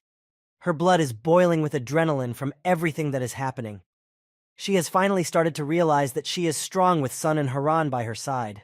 Although there are far fewer soldiers around, the battle is not over yet anyway. To sneak to the exit, the princess, her companions, and the barbarian army still need to overpower the few soldiers that have surrounded them. Unnoticed, another figure appears in the square and watches everything going on for a while. This person's eyes glitter furiously. He realizes that Princess Yuta and her army are winning so far. This is the king's former vassal, Princess Yuta's late father, who betrayed him 10 years ago. He has no intention of letting the princess go for nothing. He uses his heavenly blade skill against the opponents. The blow of the former king's vassal is so powerful from the heavenly blade that everything around is in pillars of smoke. You can't see anything around. Everything appeared as if in a fog. Only the figure of the king's former vassal could be seen. When the pillars of smoke cleared a bit, the figure of the young swordsman Haran became visible. He remained unharmed. The blow did not hit him. However, he did not understand what was happening. Who possesses such a powerful skill? Princess Yuta is also uninjured. She is fine. However, a kind of tension can be read in her eyes. Indeed, everything had been going too smoothly until now. Princess Yuta realizes that the opponent who dealt such a blow is very strong. Meanwhile, the king's former vassal remains calm. He doesn't seem to care about the barbarian army that is attacking him. He is not afraid of them at all, and is fully confident that he will win this battle. After dealing with the barbarians who attacked his vassal, he turns to Princess Yuta and addresses her. He asks the girl if she has allied herself with the barbarians, these lowly creatures that the warrior doesn't even consider human. Princess Yuta yells at the former traitor vassal. She tells him to shut his mouth, for the barbarians are not lowly creatures at all. They are human beings with ordinary human blood flowing through them. She recognizes their true nature. Princess Yuta and her father's former vassal cross swords. The girl's opponent says she is talking the same nonsense as her late father, King Ayul. He too defended the barbarians, for which he cruelly paid with his life. Princess Yuta shouts again, ordering her vassal to be silent. She will not tolerate anyone insulting her father after his passing, especially the traitors who overthrew the king and took over the kingdom, and now they want to destroy the princess as well. Of course, the strength of a small and fragile princess and a tall warrior with a great physique and years of experience are unequal. The former vassal of the king strikes at the girl and wounds her in the arm. Princess Yuta doesn't even have time to realize what's happening. Princess Yuta grabs her arm and her face contorts from the extreme pain. It's so intense that it's even hard for the girl to breathe. It seems that she is about to lose consciousness, and then she will definitely be defeated by her opponent. Suddenly, Princess Yuta has a thought. She realizes that it is impossible to rule the country guided by mere ideals. This thought even dulls the pain in her wounded arm for a while. While Princess Yuta was thinking, her opponent had already approached her. He raised his sword above her head with words for the girl to give something to her late father when she sees him in the other world. Princess Yuta realizes that her end has come. Haran, a young swordsman, fights the soldiers. He remembers about the princess and begins to search for her with his eyes. The pillars of smoke haven't fully cleared yet, so he can't see very well. But he notices that Princess Yuta is in danger. Literally covering the distance that was between him and Yuta in a second, the young swordsman makes it to the very last moment. He puts up his sword to protect the girl and thus saves her life. Princess Yuta does not yet realize what is happening. Her eyes are filled with terror. She sees only the blade of her opponent raised above her head. The girl's whole life has flown before her eyes. He is preparing to say goodbye to life. Princess Yuta's life is still in jeopardy. The young swordsman can't handle his vassal on his own. Suddenly, help rushes in from where it was not expected. An old man, the head of the barbarians, enters the fray. The head of the barbarians is no longer young and has no power, but he fights desperately to protect Princess Yuta. However, the forces are unequal, and a vassal gives him a mortal wound with his sword. All this happens in front of Princess Yuta's eyes. Princess Yuta feels anger. Although she knew this old man only a little bit, she managed to become attached to him. Especially he knew his father and wanted to live with the king in peace, cooperating and helping each other. Everything would have been like that if not for the betrayal. Princess Yuta bent over the wounded barbarian leader. His wounds are very severe and incompatible with life. Princess Yuta realizes this and knows there is no way she can help her ally who sacrificed himself to save her. The king's former vassal, on the other hand, is fine. He's not even wounded. However, the traitor's target was not this old man, the leader of the barbarians. His target is Princess Yuta. She is the only obstacle that prevents Jod from getting all the power. However, Princess Yuta has those who are loyal to her. They will protect and defend her until their last breath. Haran is among them. At first, the young swordsman did it just to get home, but now she has become his friend. Meanwhile, the old man, the leader of the barbarians, lies on the ground. He is still breathing and muttering something. Princess Yuta is beside him in the last moments of his life and listens intently. She knows this is what her father would have wanted. The elder holds out to Princess Yuta the talisman of her late father, the king. As he does so, he keeps repeating the same words: promise, country. The girl realizes that he is talking about something they once agreed upon with her father. Princess Yuta takes her father's talisman from the hands of the barbarian leader and puts it around her neck. She realizes that, by all means, she must fulfill the promise her father the king made to the barbarians when he was alive. Princess Yuta draws her sword. She will surely fulfill the promise she made. He cannot do otherwise. The princess must defend her kingdom and ascend to the throne, and for this she needs to defeat all her enemies. Meanwhile, there is a battle between a young swordsman and a traitorous vassal. The traitor delivers powerful blows, but Haran manages to repel them. The former vassal addresses the young swordsman, calling him an intruder. The vassal goes on to add that he has never in his life let an intruder like Haran pass the gates while he was here. The young swordsman listens to him intently. He realizes that he has one of his strongest opponents before him. The traitor vassal promises the young swordsman that he will answer for disturbing the peace and invading the territory in question. And in his eyes you can read that these are not just empty words. He will do everything to realize them. But no sooner does the king's former vassal finish his speech and strike another blow at Haran than Princess Yuta appears. She strikes with her sword, but her opponent manages to deflect it. Haran is surprised at the girl's courage. Princess Yuta and her opponent cross their swords in front of them. The former vassal of the king looks at the girl with a serious look. He sees her as her father, to whom he was once loyal but then went against him. The princess looks at her opponent as well and growls with rage. This man swore allegiance to her father but then sneakily betrayed him. He is one of those involved in the king's death, which means he must suffer the punishment he deserves. Princess Yuta deftly strikes one blow at a time. The king's former vassal didn't expect such an attack. The surprise of the attack is all he can do to deflect the blows. The young swordsman stands aside and is surprised to see what is happening. Gradually, however, Princess Yuta's strength is running out. Her blows become less intense. Her opponent realizes that the girl is exhausted. With a smirk on his face, he tells her that he will crush her like a bug. Princess Yuta screams furiously at the traitor. She recalls how her opponent recently spoke of the barbarian leader, Haran. The girl screams that they are human like them. She is ready to fight and avenge them. A former vassal of the king brings his sword over the head of the Utah princess. He prepares to strike a decisive blow using his special skill, Heavenly Blade. Before he does, he wants to tell the princess why this gate is so well guarded. The young swordsman Haran looks at the traitorous vassal and heeds his every word. Perhaps what he tells her will be of use to him. After all, the quest concerns this very gate, so the clue lies in it. However, the young swordsman is in for a disappointment. The former vassal says that the gate is necessary to protect the kingdom from barbarians. So Haran did not get any new information, he already knew it. Finishing his story, the traitor vassal delivers a crushing blow using his special skill. Everything around him turns into smoke.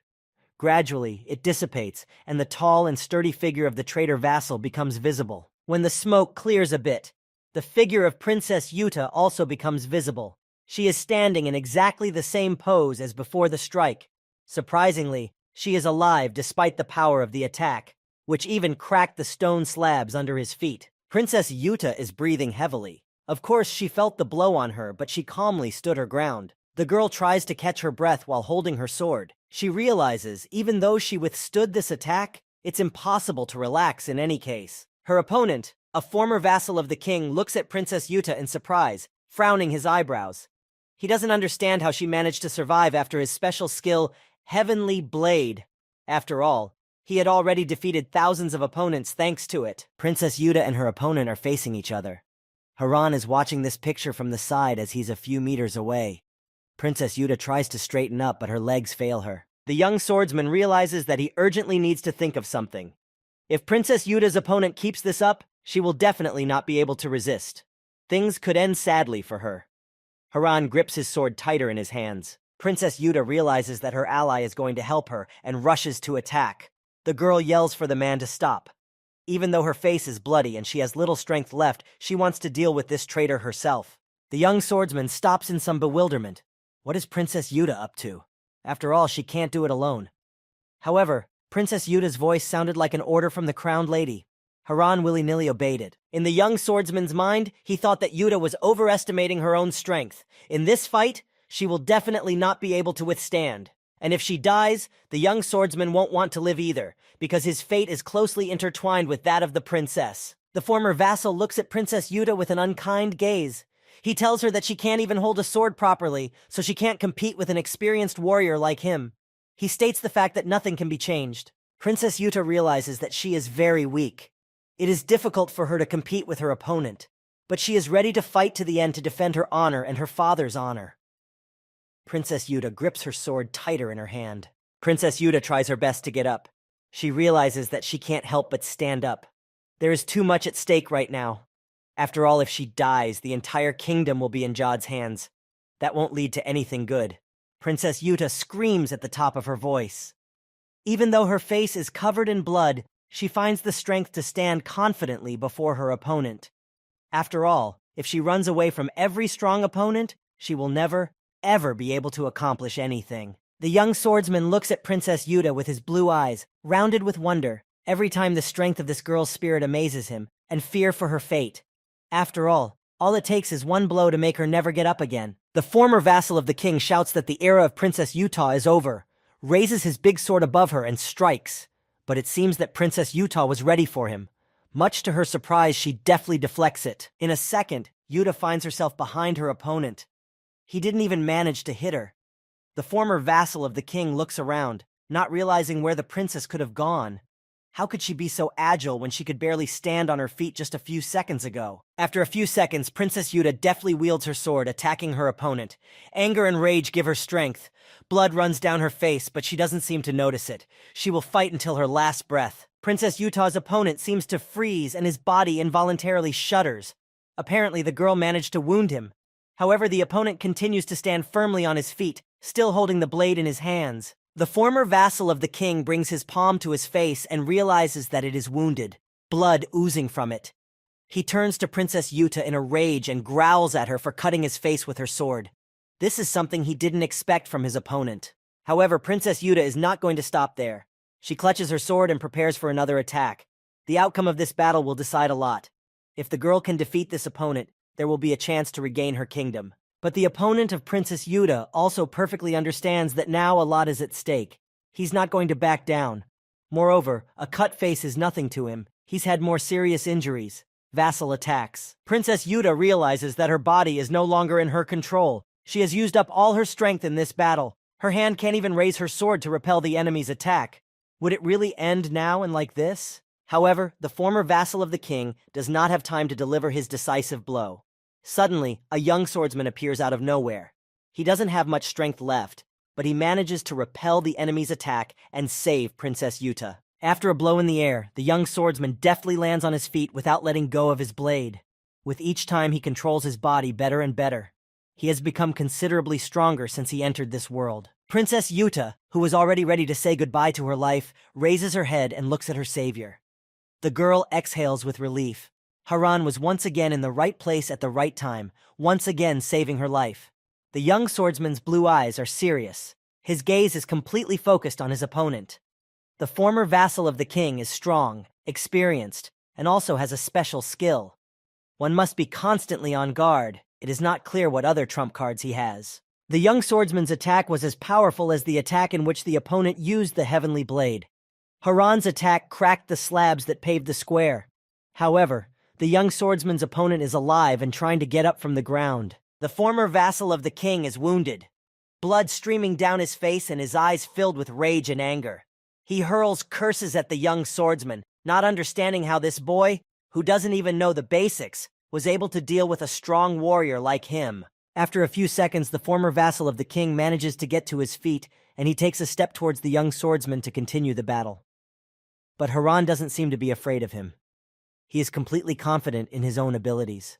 This behavior of the young swordsman angers the former vassal of the king even more. He raises his blade, adopts a stance, and prepares to use a special skill, promising Haran that he will wipe him into powder. After a few more seconds, having gained strength, Haran's opponent is in the air and takes a few swings of his sword, engaging his special skill. The sword of the king's former vassal literally cuts through the air. However, the young swordsman, who should have already fallen from such an attack, remains standing still. He is calm and poised. It seems as if he is confident that his opponent's sword will not harm him. In his mind, the young swordsman named Haran is thinking about Princess Yuta's words that if he continues to run away, it will be impossible to achieve anything. The young man realizes that his ally is absolutely right. How long can one keep running away? Suddenly, the young swordsman puts his sword into action. He thrusts his blade through the air, utilizing his new skill, Splitting Strike.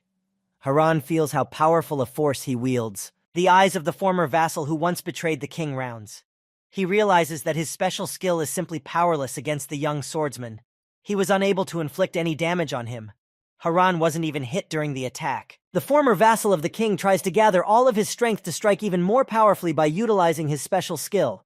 After such a young swordsman, who is not distinguished by a strong physique, simply cannot resist. However, the man's plans are not destined to come true. The young swordsman deftly reflects the blow and immediately attacks the opponent using his special skill. The attack was so strong that the former vassal flies back a few meters. The soldiers fighting against Princess Yuta and Haran see what is happening. A young swordsman has defeated their commander, who has come out victorious in battles many times and was considered the best warrior. This both surprises and frightens the army. The wounded Princess Yuta watched this fight from the sidelines. She had no strength left to intervene and help her comrade. Besides, as it turned out, he didn't need any help. He was doing just fine on his own. The soldiers rushed to their commander and called his name. Princess Yuta heard his name for the first time. It turned out that his name was Binak Nim. The soldiers try to lift him off the ground. He is still alive, though badly wounded. Binak Nim lifts himself up.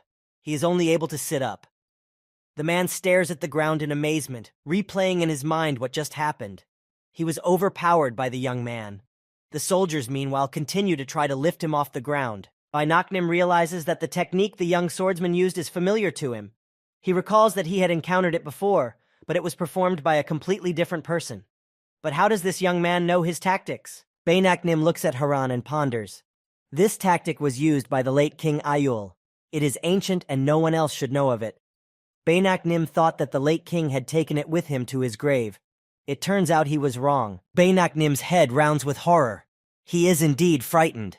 But can such a strong and experienced warrior be afraid of an ordinary kid who hasn't even participated in serious battles and knows nothing about battle tactics?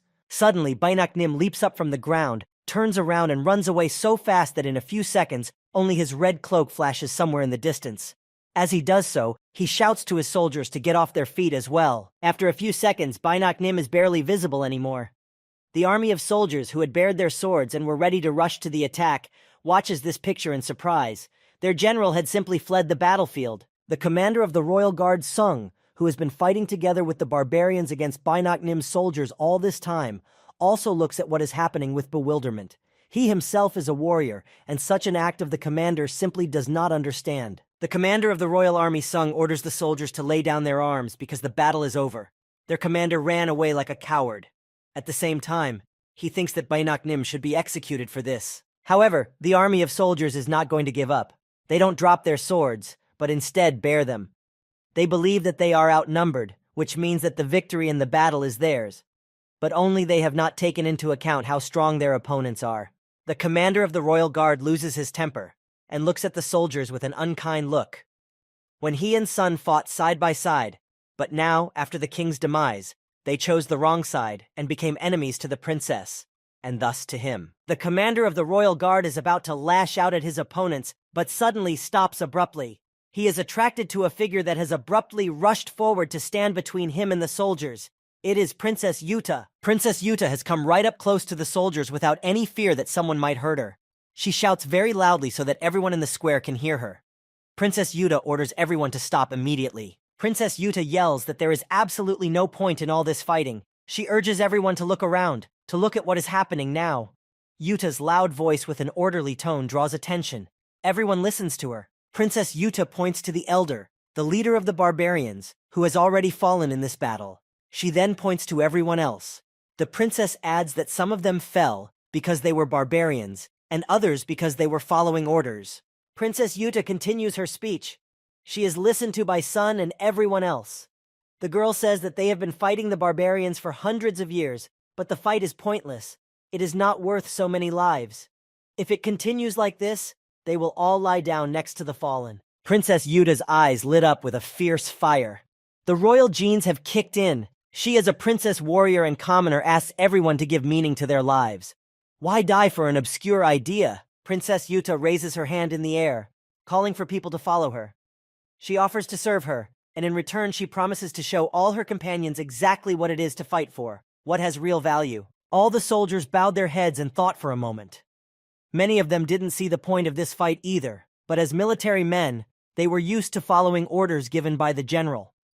However, their commander had just escaped, which meant that they no longer had to do anything. The young swordsman was touched to the core by Princess Yuta's words. He realizes how right she is. In his real world, the same thing is happening. People are fighting each other, completely unaware of what it's all for. Suddenly, the young swordsman's thoughts are interrupted by the clang of swords falling on stone slabs. It is the soldiers who have heeded the words of Princess Yuta, and one by one began to throw their weapons at their feet. They no longer want to continue this fight. The army of soldiers surround Princess Yuta, but not to capture her as they did before, but to bow their heads before her. They want to serve her, to follow her, to help her reclaim her kingdom. The young swordsman watches carefully. This is what leadership ability means. In just 5 minutes, Princess Yuta was able to sway an entire army of soldiers who had recently fought against her. The young swordsman closes his eyes and smiles. He is happy that everything ended so safely and no one else will die. He is also proud of Princess Yuta, who not so long ago could not even stand up for herself, and who is now at the head of an entire army. The action moves to the mountain which is located next to the gate. It is from there that Haran and Sun flew to the enemy territory on their cloaks, using the power of the wind. It was there that they left their companion Nanran behind. The girl sits saddened. It's been a long time and she still doesn't know what happened to Haran and Sun, whether they managed to save Princess Yuta or whether they fell in battle and never returned. These questions remain unanswered. Suddenly, Nanran is distracted from her sorrowful musings by some extraneous sound and movement in the distance. The girl turns her gaze to the gate that is directly below her at the foot of the mountain. Nanran realizes that someone must be emerging from the gate. Nanran is in anxious anticipation, her eyes rounded. She has high hopes that her comrades who saved her and her entire village's lives by delivering food a few days earlier are about to emerge from the gate. The gate leaves are made of solid wood. Their deadbolt is made of iron. As such, they are heavy in weight, not easy to open. It takes time to swing fully open.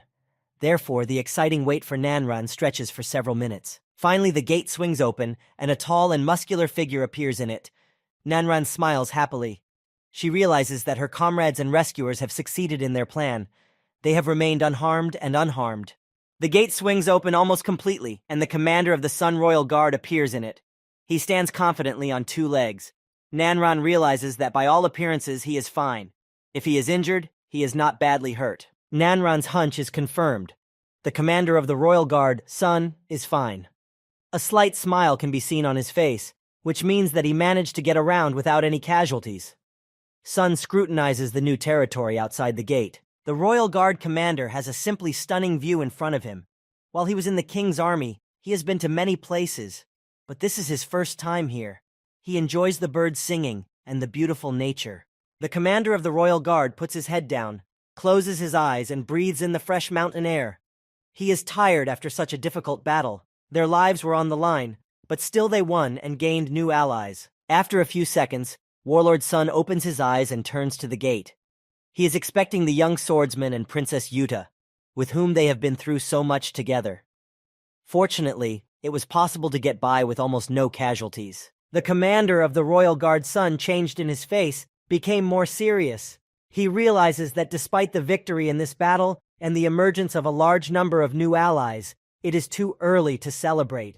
The kingdom still does not belong to the princess. The massive gate swung fully open, and in came Princess Yuta and the young swordsman Haran. They too are fine, their injuries are not serious, and do not threaten their lives. They are confidently standing on their feet, they don't need any outside help. Princess Yuta surveys the terrain that has opened up to her. Her cloak and turquoise hair flutter in the wind. The wind is very strong here after all. They are in a mountainous area. But the beauty of nature here is amazing. Princess Yuta looks at the area with her blue eyes. On her face is the congealed blood from the wounds she received during the battle. Princess Yuta is happy that she's one step closer to victory. Princess Yuta and the young swordsman see a thick forest and a fast river in front of them.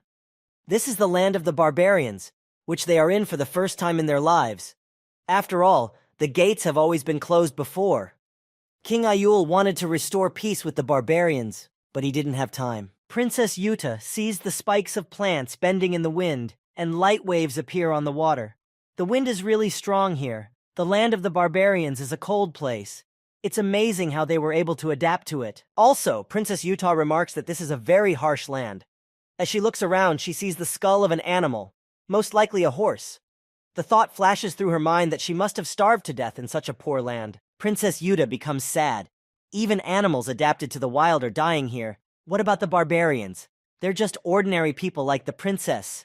It's definitely not an easy life for them. Princess Yuta puts away her sad thoughts. She realizes that she has the power to change the situation. Raising her head and opening her eyes wide, Princess Yuta speaks to her people.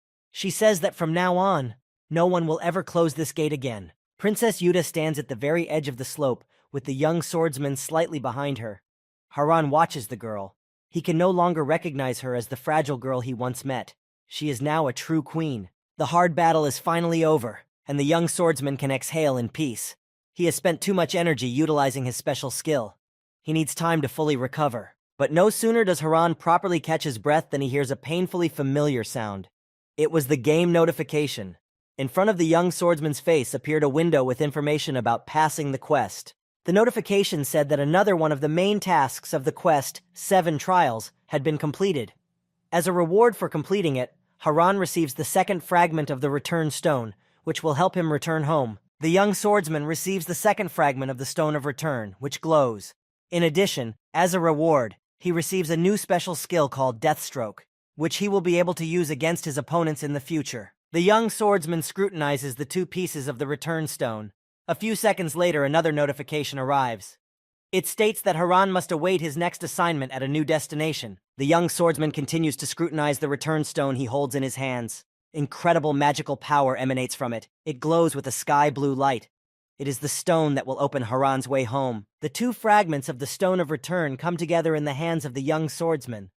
Haran sees that it has begun to take some form, but it is not yet entirely clear what form it is. There are still 5 more fragments to collect. 3 days have passed since the gate was opened. In that time, much has changed in the gate's territory. Their guards have sworn allegiance to Princess Yuta and are now loyal to her.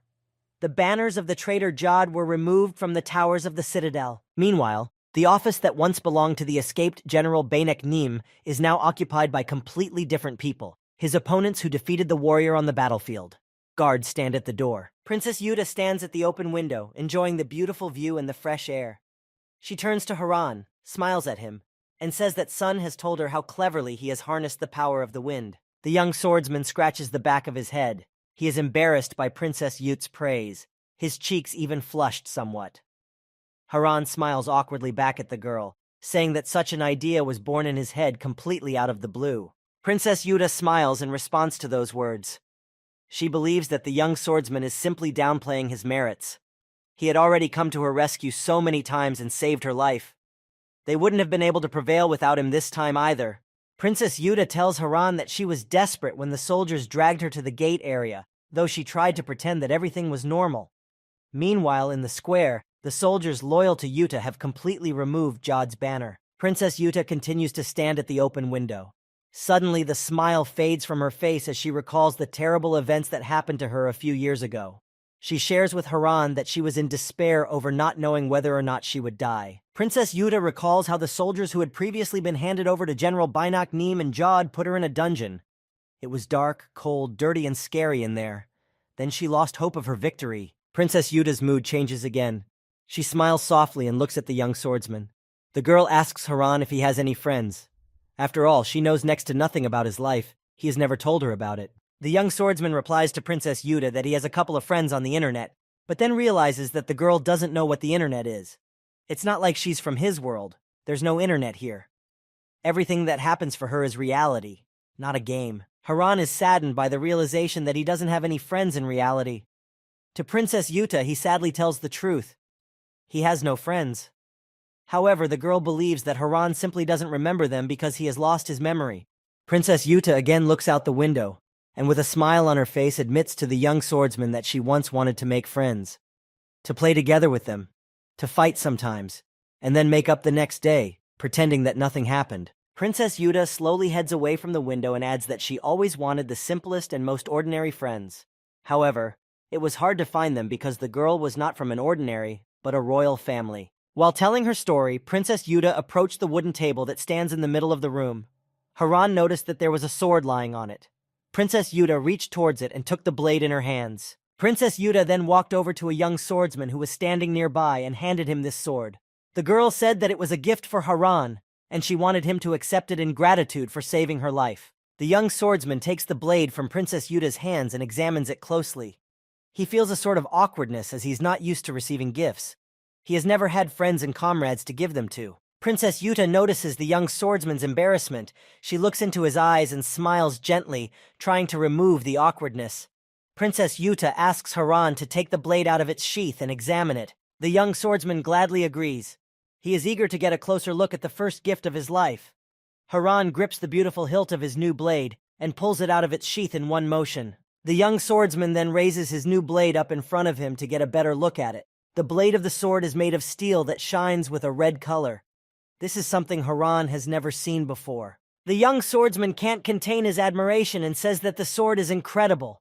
Princess Yuta smiles. She asks Haran if he likes her gift, though you can already tell by the young swordsman. Princess Yuta smiles and says that she is glad that Haran liked her gift. She also adds that this gift is given to her in a friendly way, so the young swordsman should not feel any inner tension or embarrassment. The young swordsman listens to Yuta carefully. He does feel some awkwardness and embarrassment. Firstly, because no one has ever given him a gift before, except his relatives. Secondly, because it was given to him by a girl. The young swordsman both smiles embarrassedly and casts his eyes downward with embarrassment.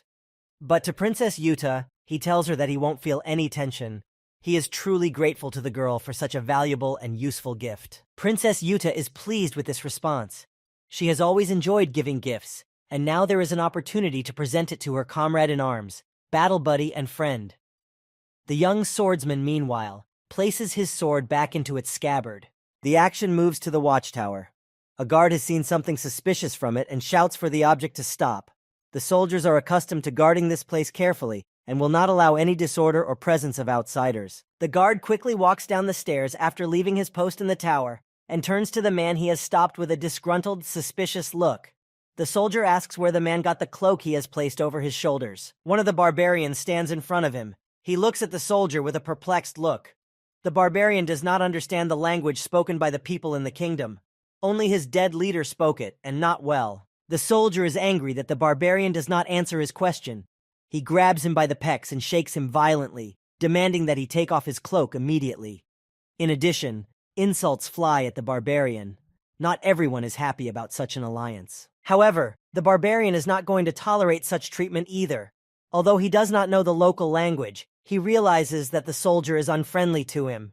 The barbarian rips out of the guard's hands. The soldier did not expect this. However, the barbarian has no intention of running away. Instead, he adopts a defensive stance. His eyes are filled with rage, and his mouth emits a beastly growl. It is clear that a clash is about to happen, and the outcome will be sad for someone. The soldier is not a timid man either. He is not going to retreat. The guard continues to shout curses and grasps the hilt of the sword hanging on his belt. It seems like there's going to be a battle if no one intervenes. However, the soldier never manages to pull his sword out of its sheath because someone suddenly gives the order to stop and not move. The guard is angry that someone dared to stop him, but he follows the given command. The figure of the commander of the royal guard, Suna, appeared in front of the soldier and the barbarian. He says that the cloak was provided to the barbarian by the military warehouse.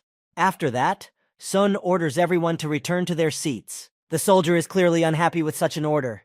He mutters something and snorts in anger, glaring at the commander of the royal guard. However, he can't disobey the order because he will be punished severely. The guard reluctantly goes back to his post on the guard tower. He spits on the ground, showing his disdain and dislike for the barbarians. The savage stands calmly in front of Sun and shows no sign of displeasure. The commander of the royal guard looks after the soldier. He realizes that this guard is not the only one who is unhappy with the barbarians. This time Sun managed to stop the conflict, but next time he may just not be around. Immediately after the incident, Sun, the commander of the royal guard, heads to the princess's office to report the incident. He says that there have already been 10 such conflicts, and there is growing discontent among the soldiers. Princess Yuta replies that she foresaw that such things would happen. It is extremely difficult for soldiers and barbarians, who until a few days ago were adversaries, to get along with each other. However, it is simply necessary. The commander of the royal guard, Sun, addresses a question to Yuta. He asks what she is going to do next, because the problem must be solved urgently, before a major conflict occurs, in which both sides may suffer at once. Princess Yuta lowered her gaze. She thought about something and then replied to the commander of the royal guard that there was a bigger problem that needed to be solved first. Sun was surprised by such a statement. Princess Yuta scrutinizes the map of the kingdom that lies on the table in front of her. The girl tells her commander that even though they have captured this place, their forces are still very small. From this, the princess concludes that no one will be willing to go against Jod's stronger army and ally with them to help her retake the kingdom. Yuta also adds that they can't stay in this place either. Sun listens intently to his princess, waiting to see what she suggests. Yuta says that they should find troops within the kingdom that will agree to come to their aid. Sun replies that such troops simply don't exist. Princess Yuta continues to scrutinize the map of the kingdom and surrounding areas. After all, there must be a way out of the situation. It is urgent to find at least one ally. Otherwise, all their victories will be in vain. Suddenly, Princess Yuta shrieks with joy. She has found someone who can help them. It is an independent region that calls itself the Rocky Mountains. They have enough strong warriors who can stand beside the princess on the battlefield. The commander of the royal guard is surprised by this proposal. He knows the people of the Rocky Mountains. There are indeed many strong and brave warriors there, but the catch is that there is no way they will agree to help them. However, Princess Yuta is already enthusiastic about her idea. She finds herself at the door, opens it, and is about to leave the office. Lastly, she tells Sun that they need to make the Rocky Mountains want to help her. Sun looks at the princess in surprise, and she adds that in order to sway the Rocky Mountains to her side, they need the help of someone who is well versed in the political landscape of the kingdom. And she has someone in mind. The commander of the royal guard asks who that someone might be. However, Princess Yuta can no longer hear him.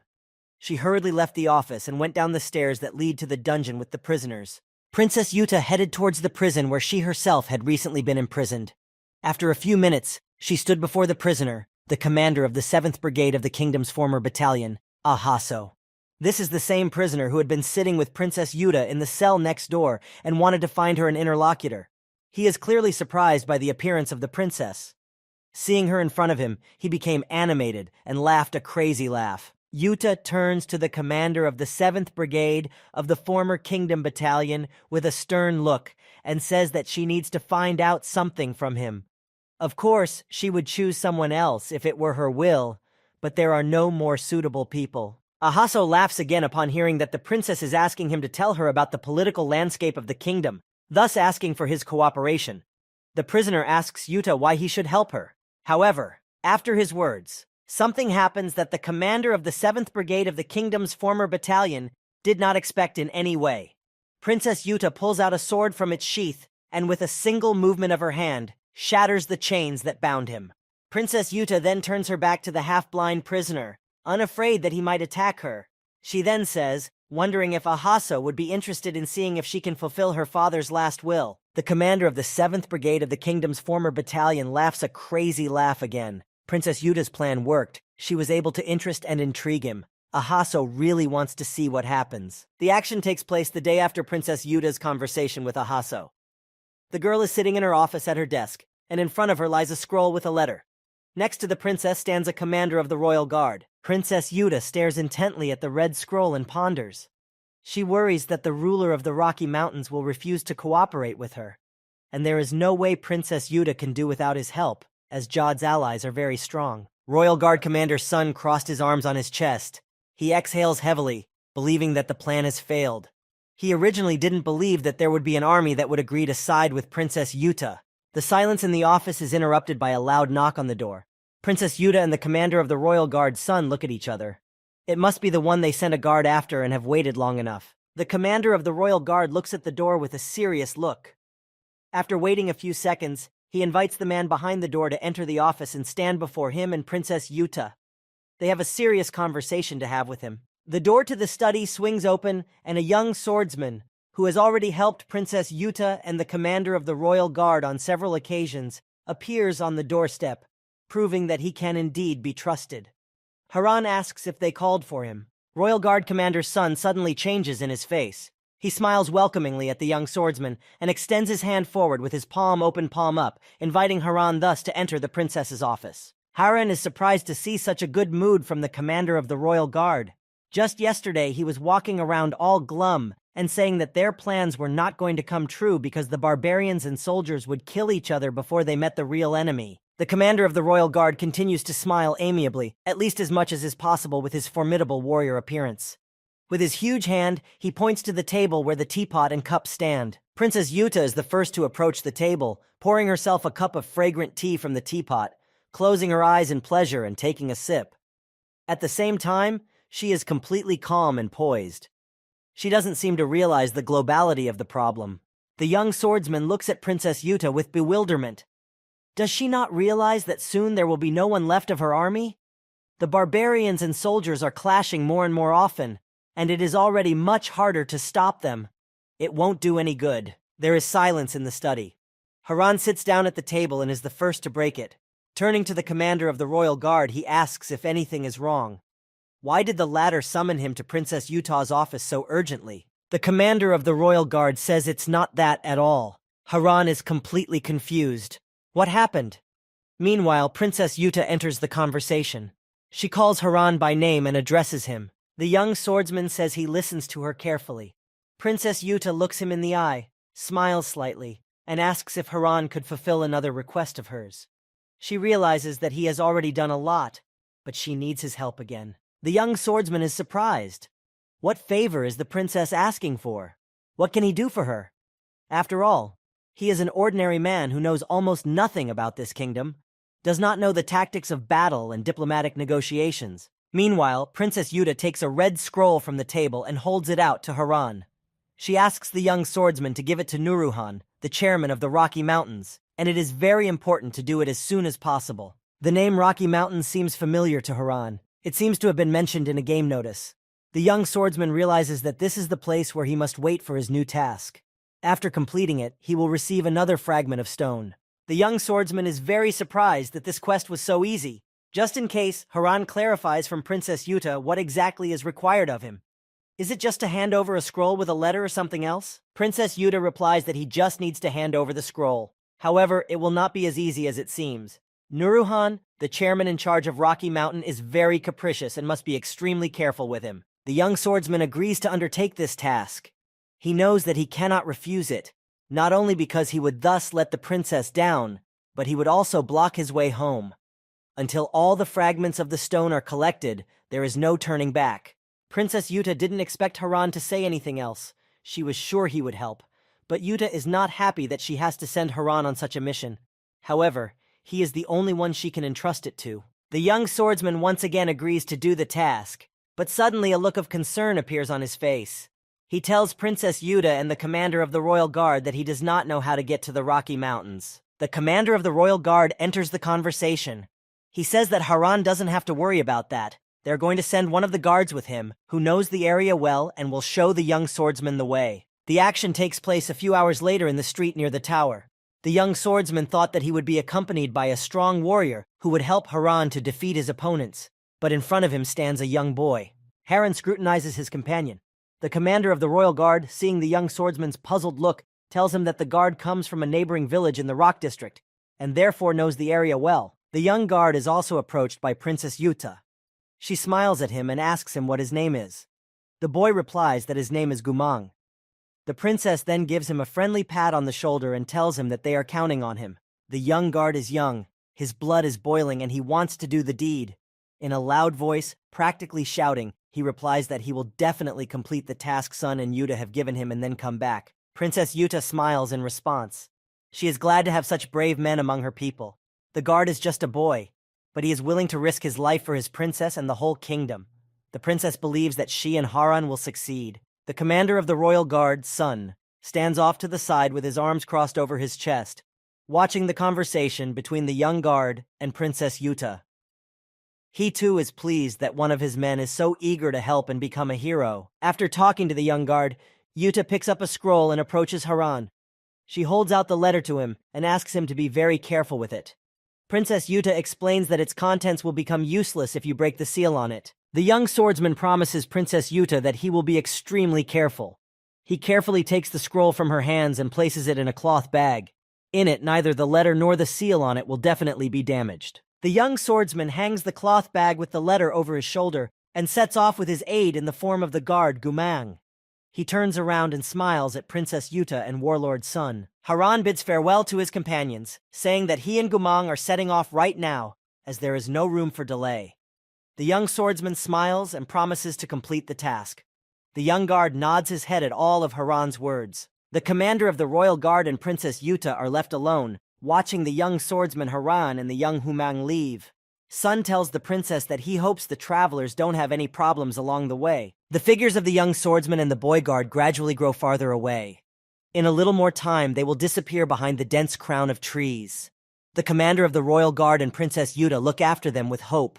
The commander of the royal guard, Sun, smiles. He believes that they have chosen the right people for the task. Next, he turns to Yuta and asks her about what the prisoner told her. Can it really be true? Princess Yuta replies that Ehaso was once a commander who led the 7th Brigade with her late father, King Ayul. Though she can't trust him completely, she simply has no other choice. The commander of the royal guard listens carefully to Princess Yuta's opinion, and then asks her if Nuruhan, the chairman of the Rocky Mountains, will take further action. It becomes clear that Suna and Yuta have some sort of secret. Princess Yuta once again turns around after Haran and Gumang. She then sighs heavily and says that they can only hope that the young swordsman and his companion will return safely. Princess Yuta then points the commander of the royal guard to the gate and says that they still have a lot of things to finish up here. First and foremost, they need to figure out how to bring peace between the barbarians and the soldiers. The action shifts to Harana and Gumanga. The travelers head to the Rocky Mountains to see their steward, Nuruhan. The journey is not a long one. The young swordsman is traveling light, while Gumang has brought a whole bag of belongings with him. Gumang says that everything is very exciting. He then asks Haran if he's ever been to Rocky Mountain County. The young swordsman replies to the kid that he has never been there before, only heard about them. Gumang is thrilled by this response from his companion. He says that it is simply wonderful, and then adds that every self-respecting warrior of the kingdom should visit the Rocky Mountain District at least once in his life. The young swordsman doesn't understand what his companion is so happy about. After all, they have gone on a dangerous mission, after which they may never return. If it had been Haran's will, he would never have wanted to be here. Gumang sees the bewilderment on the young swordsman's face and hurries to explain to him that the Rocky Mountain region is not only inhabited by locals, it is also a sacred place where warriors from different countries gather and train. Gumang then adds that because of this sacred place where warriors from different kingdoms train, independence is allowed in Rocky Mountain County. Now Haran understands why Yuta is counting on Nuruhan's help. Gumang keeps talking and talking and talking. He tells us that he got a shock when he saw the independent Rocky Mountain District. It was after that he made the decision to become the strongest and immortal warrior. Haran is already fed up with this chatter. The young swordsman is ready to run away from his companion, just not to hear this chatter, which does not stop for half an hour, but suddenly he stops abruptly. Something moves in the bushes. This silences Gumang as well. The young swordsman listens to the extraneous sounds coming from the bushes, trying to understand if there is danger or if it is just some animal. Suddenly, a gumang rushes into the bushes. Before the young guardian could draw his weapon from its sheath, something with red hair, only slightly smaller than gumang, flew out of the bushes at him. It leaps at the young guard from above, and he doesn't even have time to dodge it. Gumang manages to pull his sword out of its sheath, but his inexperience prevents him from using it. A red-haired object appears from the bushes and starts kicking the guard in the head and face with such force that sparks fly from his eyes. It is only after a few seconds that Haran finally manages to see what, or rather who, has suddenly jumped out of the bushes and attacked his companion. It is the red-haired barbarian girl that the young swordsman had rescued in the gateway. Young Gumang, who considers himself to be a great warrior and hero of the future, is deeply offended that some barbarian girl dared to attack him, kicking him in the face so hard that his nose is bleeding. He hurls curses at her. Meanwhile, the red-haired barbarian girl is not going to back down either. She is clearly not happy with the young guard who wanted to pounce on her with a sword. The red-haired girl takes a stand, preparing for another attack. After a few seconds, the young guard Gumang and the red-haired girl from the barbarian nation are face to face. The former drew his sword from its sheath, while the latter held out her baton in front of her. They are ready to fight each other. The next second happens just as Haran expected. The red-haired barbarian girl leaps at Gumang, attacking him with her club. The latter holds his bare blade in his hands. If nothing is done, they will cripple each other. The young swordsman watches from the sidelines. He sighs heavily. He's not going to have an easy time with these kids. They are not at all surprised by the fact that Haran himself is standing aside and not attacking any of them. One would guess that there are no enemies among them. After a few seconds, Haran has to intervene. He literally pulls the children apart with his hands, shouting to them that they are not enemies of each other. However, they are so engrossed in their fight that they do not hear him at all. With difficulty, the young swordsman still manages to pull apart the red-haired barbarian girl and the Gumang guard. It was quite a challenge. Even in battles it can be easier. Haran tries to catch his breath, and the children look at each other, ready to clash again. The red-haired barbarian girl looks at Haran in surprise, eyes visibly rounded. She doesn't understand why her savior is stopping her now. She believes that the guardian is a threat to her and Haran. The young swordsman realizes that now they can start their fight again. Breathing heavily, he once again repeats his request to stop. Haran again says that they are not each other's enemies, not particularly expecting to be heard. Finally, the young guard hears Haran too. He looks at him carefully with a displeased look. He doesn't understand how a barbarian can be anything but an enemy. He was brought up in such a way that the barbarian people are an enemy to be destroyed. The young swordsman, seeing the bewilderment in his companion's eyes, explains that while he doesn't know how this red-haired girl managed to track them down, she is here to help them. The children seem to have finally realized that they don't need to fight each other. The red-haired barbarian girl jumps on Haran's shoulders and begins to hurl curses at him as she once did at the gate, not realizing their meaning. The young swordsman reiterates his request: no fighting amongst themselves. The young swordsman is already accustomed to such curses in his address. He knows that the girl is not doing it out of malice, but out of ignorance of their language. She is simply copying what she heard in the gate. Gumang's face is clearly perplexed. Suddenly, the happy red-haired girl, smiling and still hanging on Haran's shoulders, asks where his letter is that he is supposed to deliver to the Rocky Mountain manager on behalf of Princess Yuta. The young swordsman's face changes. He realizes that the scroll that was hanging on his shoulder in a cloth bag is gone. Haran is certain that he definitely took it with him, and just moments ago the letter was at his back. The young swordsman continues to hold the red-haired girl on his shoulders. He wonders where he could have dropped such an important letter that Princess Yuta entrusted to him. Haran frantically recalls his entire journey and realizes that he simply could not have dropped it. The young swordsman frantically looks around, hoping that the letter is somewhere nearby. The young guard observes what's going on and is excited as well. They do not see that another man is watching them from the crown of the trees. The stranger turns to Haran, the barbarian girl, and the young guard Gumang. He tells them that they don't have many things. Only now do the young swordsman and his companions notice that there is a man lurking in the crown of the trees. The stranger continues the conversation. He says that he had expected to have some valuable items, but it turns out that Haran and his company have no money at all. He then raises a letter from Princess Yuta in front of him. The young swordsman looks at this stranger in surprise and listens to him. Haran was sure that they were alone in the forest. How did this stranger manage to get close enough to them to steal Princess Yuta's letter? The young swordsman looks at the scroll the stranger is holding and notes with horror that the seal has been opened.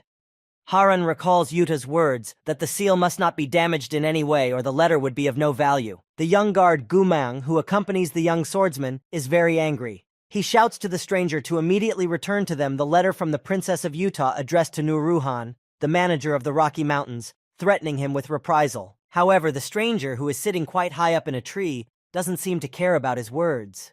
He looks disdainfully at the young guardian and remains silent. The stranger clearly has no intention of returning Princess Yuta's letter. The young swordsman realizes this.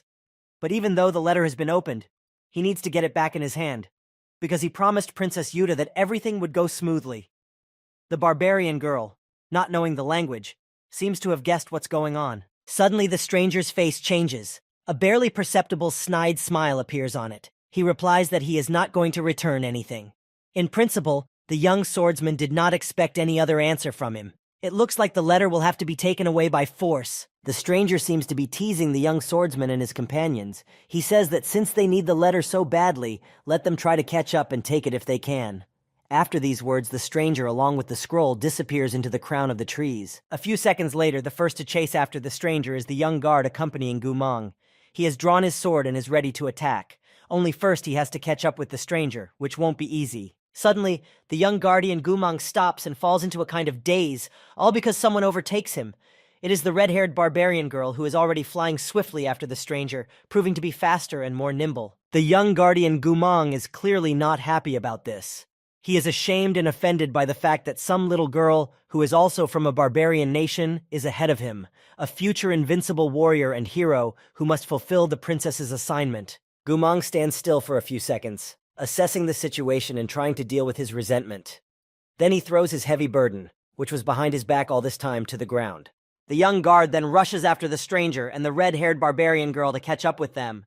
Without a heavy burden, it is much easier for Gumang to move, but it will take some effort to catch up with the others. Meanwhile, the stranger who stole the letter hops deftly from one tree branch to another, whistling a cheerful song to himself. He seems confident that Haran and his companions will never catch up with him, even if he does not try to run away. However, the stranger is overconfident. Suddenly, a young swordsman jumps out at him from behind. The stranger was sure he would never catch up, but Haran proved to be just as agile and fast. The thief had clearly underestimated him. The young swordsman rushes at his opponent to snatch from his hands the letter written by Princess Yuta to the manager of the Rocky Mountains. However, the stranger deftly dodges as if anticipating Haran's actions. The stranger notes that his opponent is quite fast, but that he can't match him. The young swordsman wants to attack again, but the guy again hid in the dense crown of trees. Finding him now will be very difficult. However, the young swordsman does not peel off. He by all means needs to catch up with the stranger and take the letter from him. Otherwise, the mission will be a failure. He will fail the princess and may forget about his return home. Haran rushes after the stranger, deftly climbing from one tree to another. There is no way he can lose him. However, the stranger is used to moving through trees, but Haran is not, so the advantage is not on his side. After a few minutes of chasing the stranger, Haran jumps down from the trees to the ground and looks around carefully. The forest is very dense. Nothing can be seen beyond 10 meters. The young swordsman doesn't understand where the stranger could have gone. He couldn't have gotten far unless he has the ability to teleport. Haran looks around once more, hoping to spot the stranger. Suddenly he notices some movement. He turns in that direction hopefully, but a red-haired barbarian girl jumps out of the crown of the trees holding her club. The young swordsman is disappointed. The red-haired girl also looks around, looking for the kidnapper of the letter, but all to no avail. He is not here, or he is very well disguised. Suddenly the girl bends down to the ground and begins to taste it with her tongue. The young swordsman looks surprised and even a little squeamish at the red-haired barbarian girl who touches the ground with her tongue. After recovering from his shock, he asks his companion what she is doing, and more importantly, why. Suddenly the barbarian girl stops her strange activity, jumps up sharply on two legs, raises her club above her head, and points somewhere with her hand. Shouting something in her barbarian tongue, she runs forward, calling Haran after her. The young swordsman still can't forgive himself for the mistake he made, which jeopardizes Princess Yuta's entire plan. But there is nothing to do. The letter must be gotten back anyway. But can he trust the girl? What if she's wrong? Meanwhile, the stranger, whom the young swordsman and his companions are looking for, is sitting quietly under one of the trees with his back against its trunk. He has a bored look on his face. He's thinking he shouldn't have been so fast, so uninterested. The stranger sighs heavily, muttering to himself that he's really bored. Then he closes his eyes and decides to take a little nap. He has no idea that he has been found. Behind him, someone's eyes can be seen in the bushes, watching him closely. After the stranger finally relaxes, the man from the bushes realizes that it is time to attack. He abruptly leaps out of the bushes and pounces on the stranger. It's a red-haired barbarian girl with her baton. Haran's ally wants to smack the stranger over the head with her club, but doesn't have time to do so. Princess Yuta's letter thief deftly dodges and ends up in the branches of one of the trees. He laughs and says that barbarians are definitely good at tracking. Following the red-haired girl, the young swordsman also appears, pulling the branches of the bushes apart with his hands. He looks at his companion, not yet realizing that she has tracked the thief. The girl points Haran to the stranger sitting on the branches. After a few seconds, the stranger deftly jumps off the branch onto a small hill to be out of reach. The young swordsman, Haran, approaches him demanding the return of the letter he had sneakily stolen from him. The stranger only smiles snidely. He tells Haran and his companions to try to take the letter from him themselves. The young swordsman realizes that this game of catch-up, at which the stranger is clearly strong, amuses him. Haran sighs heavily and tilts his head downward in contemplation as to what he should do. He can't go to the Rocky Mountains without a letter, and he doesn't want to go back to the princess with a failure either. Yuta is counting on him after all. The young swordsman realizes that the stranger can no longer be overlooked. If he gets bored with this game, they will never find him again. Suddenly, Haran rushes forward. In a few seconds, he covers the distance to the stranger. The young swordsman tries to snatch the letter from the stranger's hands, but he fails. The thief proves to be more agile, with faster reactions. He removes his hand where the letter is and smiles achidically again. The young swordsman lunges at him in a frenzy, yelling for him to immediately return the letter that belongs to him. The stranger playfully runs away from him, shouting that he is very scared. He is clearly taunting Haran. The young swordsman stops, watching his opponent. He is amazed at how lightning fast the stranger's reactions and movements are. And the thief himself realizes that Haran will not be able to match him, which is why he teases. The young swordsman continues to stand still, watching as his opponent runs away from him along the road, holding a letter from Princess Yuta in his hands. Haran ponders his next plan of action. He can't match the stranger's speed. Suddenly the stranger stops too. He sees that the owner of the letter is frozen in place and is obviously not going to run after him. The thief becomes uninterested, for he has only just gotten into the taste. He likes to see how this guy can't keep up with him. The stranger turns around and walks closer to Haran. He waves the letter from Princess Yuta in front of him, showing that he has it in his hand. He asks the young swordsman if this isn't what he needs and all sorts of bullies him. Suddenly, the young swordsman squats down. He can't find any way to get Princess Yuta's letter, which is so important to the future fate of the kingdom, back. The thief is too strong. There's no way the stranger is going to settle down. He continues to taunt Haran. The thief stretches his right hand out to the side and holds the letter in it.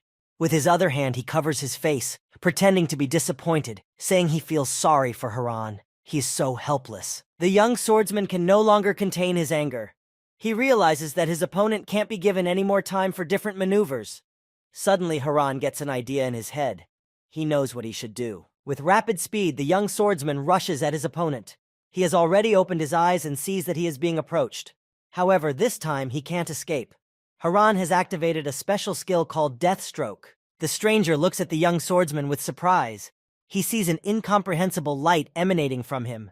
He doesn't understand what is happening to Haran, but on an intuitive level, he senses a deadly threat from him. The stranger realizes that the time for games is over, and now his opponent is determined, and therefore it is better to make peace.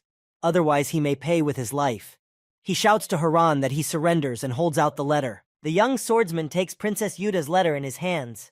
Meanwhile, the stranger apologizes and says that he was just teasing Haran, thinking he was going to the Rocky Mountains to train. He also adds that you shouldn't take his jokes seriously. The young swordsman twirls the scroll of Princess Yuta in his hands. It didn't seem to Haran the seal on the letter has indeed been removed. The stranger not only stole the scroll but opened it, thus ruining Haran's entire mission, dooming the kingdom to a sad fate. The young swordsman recalls Princess Yuta and her words that the contents of the letter would be useless if the seal was broken. She had, after all, asked Haran to be extremely careful with the letter. The young swordsman sighs sadly. Meanwhile, the stranger, completely unfazed by his guilt, continues to chatter. He says that lately there have been a lot of idiots in the neighborhood who have been bothering him, so he decided to have some fun. The stranger does not understand why his interlocutor does not answer him anything. He looks at him and sees that there is no one in front of him. The young swordsman and the red-haired barbarian girl move away. They are already quite a distance away. The stranger sighs unhappily. His face is bored again, for he has not been able to amuse himself or have a normal conversation. His companions were neither talkative nor humorless. However, he is not bored for long. While she is looking after the young swordsman and the red-haired barbarian girl, the young guard Gumang appears behind him. He draws his sword from its sheath and attacks the stranger. However, Gumang poses no danger to the stranger. He deftly dodges, grabs the young guard, rolls him to the ground, and mounts him. It seems that the stranger did not even pay any attention to the attack. The stranger begins to ponder as he sits on the Gumang. He has only known one person in his life who was faster than him, but Haran is clearly not him. Then who is he? The stranger thinks of the same person as the fleeing general earlier. Meanwhile, the young guard Gumang lies on the ground and tries to shout to the stranger. He is stunned, but doesn't want to admit it. Gumang shouts for the stranger to immediately return the stolen letter that belongs to them. The stranger looks at Gumang in surprise, pretending that he didn't even notice him before. He has no one else to make fun of, only this boy is left. With deliberate politeness, the stranger says that he returned the letter long ago. Still lying on the ground, the young guard Gumang keeps shouting for the stranger not to dare lie to him. He believes that he never returned Princess Yuta's scroll to anyone, and repeats his demand for the letter back. Suddenly, Gumang realizes that there is no longer anything pressing down on him from above. He manages to sit up on the ground. He looks around, but the stranger has already gone somewhere. The guard only hears the distant whistling of the stranger's song. The action takes place a few days later. Haran, the red-haired girl, and Gumang have almost reached their destination. They are approaching a mountain so high that its peak is hidden somewhere in the clouds. The young swordsman, the barbarian girl, and the young guard walk past a huge statue holding a blade. It is carved right into the chipping. However, the travelers don't have time to stop to get a better look at it. After walking a few more meters, the young swordsman, the red-haired barbarian girl, and Guman find themselves on a slope. The view of the Rocky Mountains stretches out over it.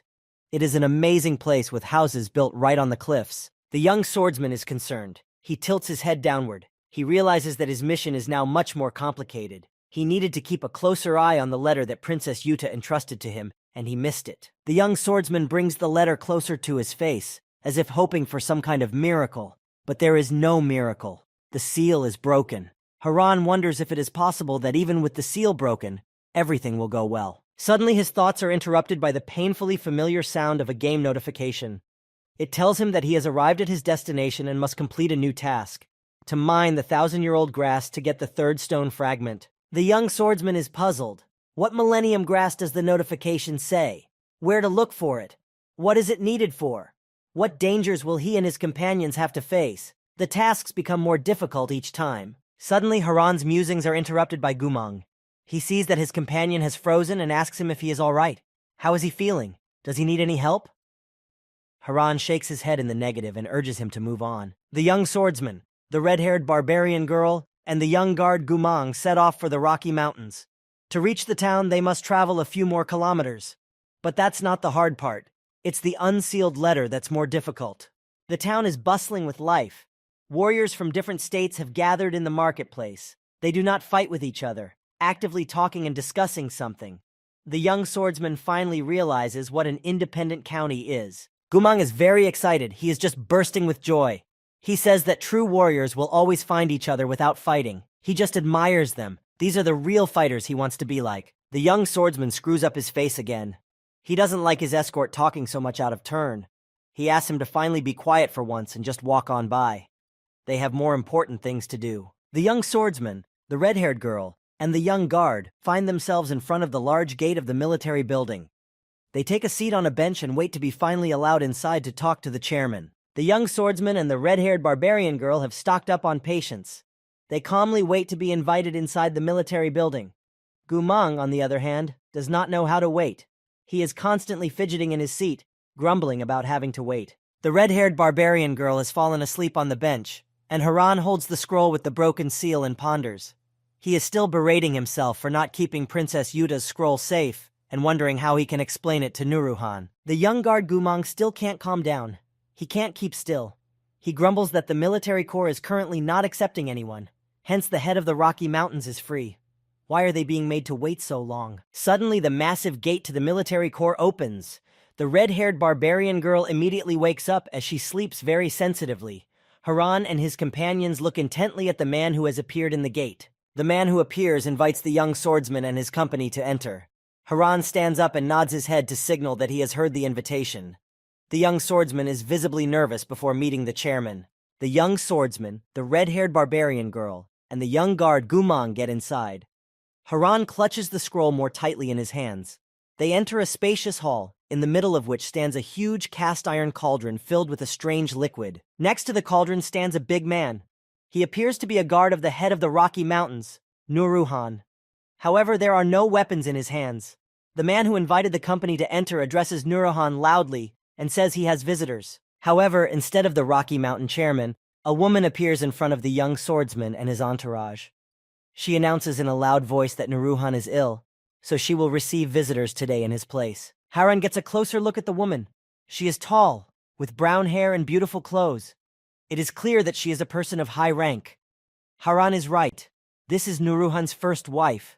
The young swordsman does not have time to say hello and tell them why they are here, because Gumang is the first to speak.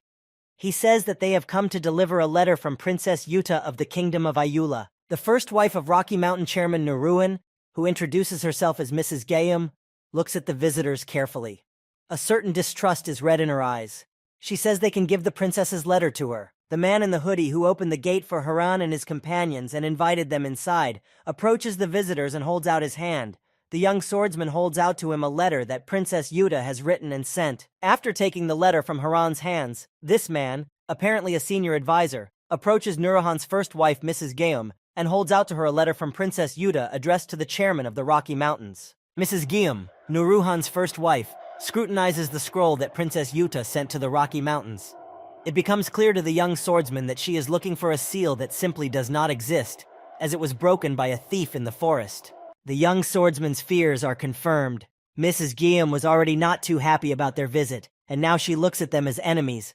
The first wife of the Rocky Mountain chairman says that the seal is broken. The young swordsman again has no time to reply because the chatty Gumang is the first to speak. He points his finger at the red-haired girl and says that this obnoxious barbarian accidentally broke the seal. However, Mrs. Gayam doesn't want to hear their excuses. She tells the young swordsman and his companions to get away. Haran, the barbarian girl, and Gumang were prepared for anything, but they didn't expect to just be put out. The company continues to stand still, in a daze at this reaction from Mrs. Gayam. Meanwhile, Nuruhan's first wife says she can't believe they showed up at their door without following the basic requirements for government letters. The young guard Gumang falls to his knees in front of Mrs. Gayam and tries to justify himself. He says that they are sorry. They didn't mean for this to happen. However, Madame Gayam is even angrier about it. She asks who they think they are. The first wife of Rocky Mountain Chairman Nuruhan turns her gaze towards the big man who turned out to be a guard after all. She orders him not to just stand still, but instead to chase the visitors away immediately. The big man has a completely emotionless face. There is no sympathy, anger, or rage on it. In a calm voice, he replies to Nuruhan's first wife that he understands her and will immediately carry out Mrs. Gayam's orders. The huge figure of the guard, whose robes are more reminiscent of monks than warriors, appears before the young swordsman and his companions. He has no weapons, but he doesn't need them. His hands are the size of sledgehammers. The young swordsman hears the big man ask them to leave the military corps amicably. Simultaneously, he kneads his fists, signaling that if they don't obey, they will be put out by force. However, Haran knows that he can't just leave. As Haran ponders what they should do next, the restless guard Gumang enters the conversation again. Screaming, he begs Lady Gayam to accept the letter from Princess Yuta without a seal. He doesn't want to fail his first serious assignment either. However, his pleas have no effect. The young swordsman realizes that words won't help here. A huge guard has already appeared before them to grab them and put them outside the gates of the military corps. No one is going to listen to them. The young swordsman realizes, even though there is no rage and aggression in the big man's face, he is extremely dangerous. If they don't leave, things could end sadly for them. They might not just be put out of the gate, but even sent to the other world. The big man approaches Haran and his aides, putting his huge fists forward. The young swordsman, the young guard Gumang, and the red-haired girl prepare to defend themselves. Lady Gayum shouts for them not to dare move. The confrontation is stopped by a menacing male voice. He asks if they really have a letter from the royal family. Then he adds that he thought everyone was dead. This voice belongs to a stout man with a mustache. Mrs. Gayum turns to the direction the voice is coming from. She looks with surprise at the man who is addressing the young swordsman and his company, calling him Nuruhan. Mrs. Gayum is clearly surprised by his appearance. The young swordsman stares in surprise at this tall, well-built man. Somehow he didn't expect Nuruhan to look like this. He had expected to see an older man, but not a muscular warrior. The fact that Nuruhan is sick is almost imperceptible. The only thing that gives it away is his slightly hunched back from having trouble sitting up. Mrs. Gayum rushes to her husband and asks him not to overwork himself. But he shakes his head and says he's fine. The head of the Rocky Mountains then turns to the visitor of the military corps and asks what royal correspondence they are talking about. He wishes to familiarize himself with it personally. He wonders what is required of him. The young swordsman looks at Nuruhan and replies that he has come to deliver a letter written by Princess Yuta, the last surviving member of the royal family of the Ayula government. The Rocky Mountain chairman looks at the young swordsman carefully and listens to him. After that, he extends his hand to receive the letter. Madame Gayum immediately hands him the scroll that was in her possession. Chairman Nuruhan of the Rocky Mountains opens the scroll and begins to study the letter written by Princess Yuta. He does so with a serious look and frowning eyebrows. The young swordsman realizes that he is not happy with its contents. However, Haran can't do anything. He is unable to influence the decision of Rocky Mountain Chairman Nuruhan. At least the young swordsman thinks so. Therefore, he waits patiently for the man to finish the letter and give a reply. It seems that the Rocky Mountain chairman has finished reading the letter written by the Utah princess. He becomes even more stern and frowns his eyebrows harder. Haran is now fully convinced that he is being negative. He was not satisfied with the princess's request. However, what happens in the next second, the young swordsman Haran did not expect to see in any way. Rocky Mountain Chairman Nuruhan simply tears Princess Yuta's letter into small shreds and throws it away. The young swordsman looks at the Rocky Mountain Chairman with a surprised and even frightened look. Now all hope that Nuruhan would agree to help Princess Yuta has disappeared. He showed his attitude towards her request. Mrs. Gayum, the first wife of the Rocky Mountain Chairman Nuruhan, looks at the young swordsman and smiles caustically. She clearly has an unkind attitude towards the guests, and is therefore glad that they didn't succeed. The Rocky Mountain Chairman looks at the young swordsman and his companions. You can read the rage in his eyes. He shouts that he knew Princess Yuta would write about this very request. Nuruhan gives his answer to her. He will not take sides. The young swordsman is visibly nervous. He realizes that the assignment has failed. So, he has failed Princess Yuta and the entire kingdom. In addition, because of the failed assignment, he will not receive the third stone fragment and will never return home. However, Rocky Mountain Chairman Nuruhan doesn't end his conversation there. He says there is one but. His first wife, Mrs. Gayum, looks at him in surprise. What is her husband talking about? She thinks the visitor should be chased away. The chairman of the Rocky Mountains, Nuruhan, looks at the young swordsman. His gaze softens somewhat. He is no longer so stern. The man says that he is not going to take sides, but if the travelers are looking for thousand-year-old grass, he will consider it. The young swordsman is somewhat surprised. He didn't expect to hear such an offer. The manager of the Rocky Mountains, Nuruhan, speaks of the thousand-year-old grass, the same one that was mentioned in the in-game notice. The action takes place an hour later. The young swordsman, the red-haired barbarian girl, and the young guard Gumang have remained in the warband. The chairman of the Rocky Mountains had not put them outside the gates, which meant that everything had ended relatively well. The travelers were even ordered to be fed. Servants placed several fragrant and appetizing dishes on the table in front of them. But Haran can't get a bite down his throat. Meanwhile, Gumang adds fuel to the fire by saying that nothing can grow in such a desolate place. But the barbarian girl and Gumang eat with great appetite. Haran just stares at his plate, trying not to listen to the young guard's idle chatter. But suddenly his attention is caught by Gumang's phrase about the thousand-year-old grass. The young swordsman immediately perks up. He turns to the young guardian, asking what millennial grass he is talking about and what he knows about it. After all, Haran himself is not of this world. He has no idea what it is. Gumang is not particularly interested in the thousand-year-old grass. His face reads boredom with this conversation. but he tells Haran that it is a legendary plant that can raise the dead. True, no one has ever seen it in person. The young swordsman tries to put the puzzle together in his head. He begins to think how this 1,000-year-old herb, which is only legendary, but in fact there is no evidence of its existence, can be connected to the quest. Suddenly, Haran realizes where he should look for this mystical 1,000-year-old herb. He asks Gumang, clearly bored with all this talk, if there are two peaks in the area near each other. The young swordsman realizes that his assumption is likely correct when Gumang replies, not that he's talking about the Mountains of Determination. A slight smile appears on Haran's face. It turns out that this quest isn't so hopeless. The young guard Gumang is greatly surprised when Haran asks him if he knows where this Mountain of Determination is, how to reach it, and if the boy can point him in the right direction.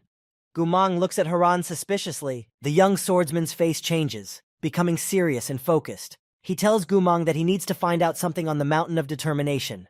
He then repeats his request for directions one more time. The young guard Gumang looks at Haran like he's crazy. He doesn't understand. Does he really believe in these tales of a 1,000-year-old herb that can raise the dead? Gumang thinks it's all nonsense, but agrees to take Haran away. The action moves to the hall where Haran and his companions were received by Nuruhan. The head of the Rocky Mountains is sitting on a bench next to his wife, a guard, a counselor, and another man who has come to report. The first consort of the Rocky Mountain chairman asks what he is going to do about the outsiders, and then adds that there could be serious problems in the vicinity of the Rocky Mountains because of their presence. A man dressed in black robes and with a saber on his belt says that the strangers have headed for the Mountain of Determination. Apparently, Nuruhan does not trust them and has ordered them to keep an eye on the young swordsman, the young guard, and the barbarian girl. The chairman of the Craggy Mountains, Nuruhan, looks at the man in black robes with a heavy and menacing gaze. He asks him if he heard him correctly. Did the strangers really go to the Mountain of Determination? Mrs. Guillaume, the first wife of the Rocky Mountain chairman, enters the conversation. She is her husband's confidant and knows everything that is going on in the county. Mrs. Guillaume says that no one has been going to the Mountain of Determination for a long time. Nuruhan is clearly unhappy that outsiders have gone to the Mountain of Determination. Turning to the black-clad man, whom he calls Arsul, the chairman orders him to take the best warriors and follow Haran and the others. After the order is given, the Rocky Mountain chairman's face becomes angry and conniving. He is up to no good. Nuruhan orders Arsul to take care of the strangers when they go deep into the mountains, so that no trace of them is left behind. The action shifts to a young swordsman, a red-haired barbarian girl, and a young guard, Gumang. The travelers head for the Mountain of Determination, climbing up the slope. The terrain is desolate and a strong mountain wind blows. Suddenly, the young swordsman is attracted by Gumang's words. He says thoughtfully that the rumors were true after all. Haran looks at his companion in surprise, not knowing what he is talking about. He asks Gumang what the rumors are about. The young guard tells him that not long ago rumors began to circulate that Nuruhan was deathly ill. He summoned the best healers, but they said with one voice that no treatment would help him. They had tried all methods. Gumang then draws his own conclusion. He says that no matter how strong a warrior Nuruhan was, he could not defeat his disease. With that said, Gumang is very surprised that the head ordered them to find the 1,000-year-old herb. The young swordsman doesn't understand what his companion is so surprised about. What's so bad that the chairman of the Rocky Mountain doesn't want to die? So he sent them to look for this mystical 1,000-year-old herb that can save him. The young guard Gumang is climbing up a cliff. He finds it difficult to talk, but his talkative nature takes its toll. Breathing heavily, he tells Haran with a disgruntled look that he has already told him that no one has ever seen the plant. The young guard, Gumang, is at the top of the stairs, and the young swordsman climbs up after him. The boy continues the conversation. He says that the 1,000-year-old grass is just a legend, made up by people who want to believe in miracles. Finally, both the young swordsman and the young guardian find themselves at the top. Gumang is breathing heavily, sweating in his fur cap. Haran looks at the terrain that has opened up to them after climbing the cliff. Gumang says that the Mountain of Determination is in front of them. The young swordsman looks at it carefully and realizes that he is familiar with this place. It reminds him very much of a place he had already been to during one of his games. It appeared that Haran had been thinking out loud. Now Gumang looks at him in surprise, thinking that his companion has lost his mind. But after a few seconds he forgets about that and asks why Haran wanted to come here. The young swordsman turns to his young companion and answers his question. Haran talks about how perhaps this place, the Mountain of Determination, is where they can find clues that will help them find the 1,000-year-old herb. Gumang looks at the young swordsman with a crazed look.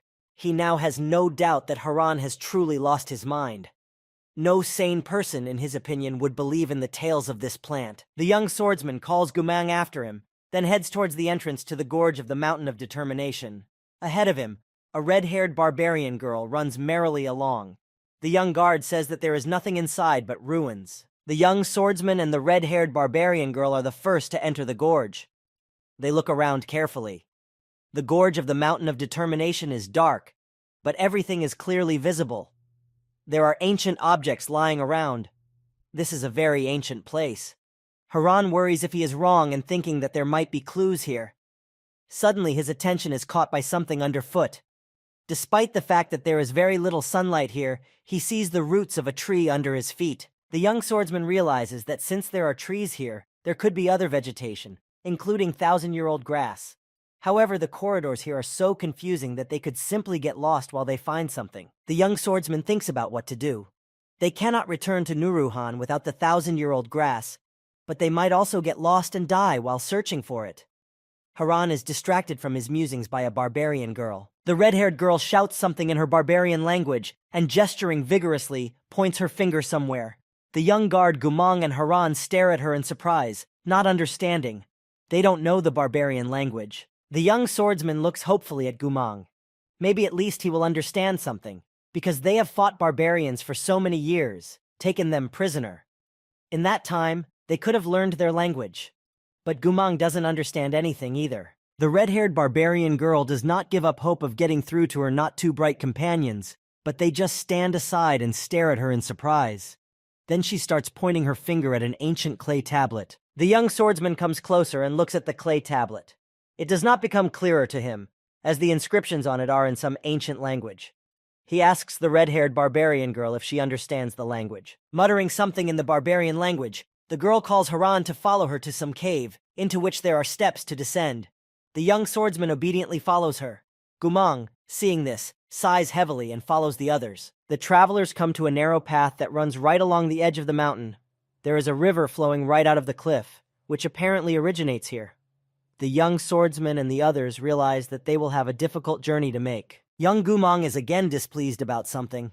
He tells them that there used to be a tribe living in this area that had mysterious powers. But suddenly, for some unknown reason, people from it began to die one after another. The young guard makes a villainous appearance and says in a scary voice, like from horror movies, that blood was being drained out of these people.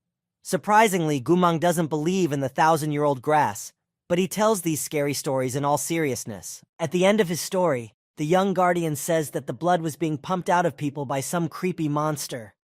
While saying this, Gumang passes by a dark cave.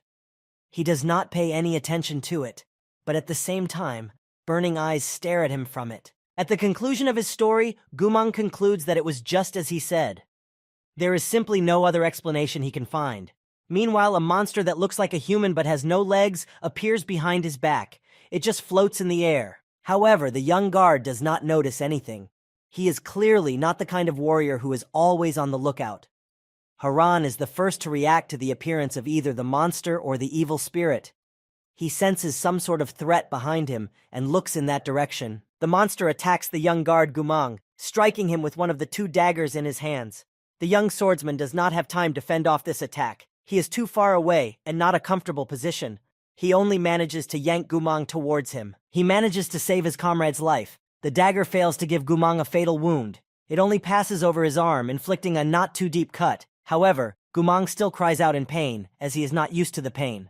Pushing away the young guard who has never been in a real fight, the young swordsman pulls out his new red-bladed sword from its sheath, given by Princess Yuda after the victory in the Gate territory. With lightning speed, the young swordsman delivers a devastating blow to his monster opponent.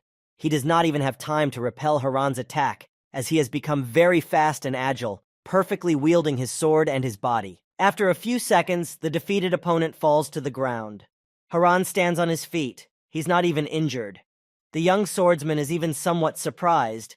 He fought not an ordinary man, but a monster, and he was not even out of breath. However, now was not the time to admire his strength. It became clear that danger lurked in this place at every turn.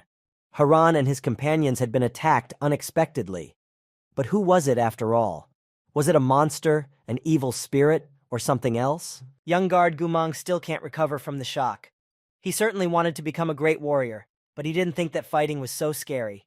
He holds on to his wounded arm, exhales in relief, and thanks Haran. But as it turns out, he rejoices too soon.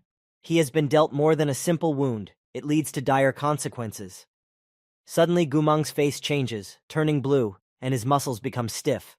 The boy falls to the ground. The young swordsman, seeing what is wrong, rushes to his comrade who is lying all blue on the ground. He tries to lift Gumang up, but he fails. Haran shakes the boy and asks what is wrong with him. Gumang replies in a whisper that he can't move. The young swordsman looks at the wound inflicted on Gumang by the monster. Blood continues to flow from it. But it is not scarlet in color, but lilac in color, furthermore bubbling. Haran realizes that there is poison in the blood, which has left Gumang numb. The young swordsman doesn't have time to give Gumang any help, because a red-haired barbarian girl calls out to him. Haran realizes that there is some other threat as his companion has adopted a protective stance and is pointing somewhere. The red-haired barbarian girl points to the monster that was just defeated by Haran's sword. At least that's what the young swordsman thought. But now he sees that monster resurrected, holding daggers in his hands and preparing to attack. The young swordsman doesn't understand what is happening, how this is even possible. Haran struck at the monster with some of the strongest blows, after which one does not survive. The more Haran saw with his own eyes that the enemy was defeated. However, now the monster once again appeared before Haran. The places he was wounded in the battle had healed. It is fully healthy, full of strength, and preparing to attack the young swordsman at the most inopportune moment. The young swordsman tries to think over the further strategy of action, but nothing comes to his mind. How can you destroy an enemy who has the ability to resurrect? Where did he even come from? The red-haired barbarian girl is holding her baton, ready for battle. Haran also wants to draw his sword from its sheath, a gift from Princess Yuta, but suddenly he notices a suspicious movement behind him. The young swordsman turns back and sees that there are more monsters. 2 more have appeared behind his back. There is no time to think. Haran attacks using his special skill, Cutting Strike. The attack is so powerful and fast that in a few seconds, all 3 opponents are defeated and lying on the ground at once. Surprisingly, everything again went quite easily and safely. However, the young swordsman knows that with these monsters one should not rejoice too soon. He continues to take a defensive stance, watching his defeated opponents. Has he succeeded this time? Suddenly, Haran hears someone approach from behind and asks him, "Is this the best he can do?" Turning around, the young swordsman sees Arsal in front of him, but Haran doesn't know who he is. Arsal adds snidely that he thought the swordsman was stronger. Haran realizes that the monsters are obeying this stranger. They have been resurrected once again. The young swordsman can't understand why his special skill didn't work. It has always bailed him out, but not this time. Meanwhile, Arsal hisses that he wants the breathless body of the young swordsman. Haran has no choice but to take a defensive stance with his sword in front of him. The monsters come at him with daggers. Haran realizes that he is powerless against them. However, he can't just stand there and wait for them to send him to the other side.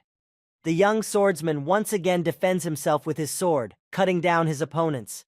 He realizes that there must be some kind of gap that he needs to find. The young swordsman realizes that he needs to find that gap as quickly as possible, or his fellow Gumang may die. While Haran is thinking, a red-haired barbarian girl rushes into the fray, attacking the monsters with her club.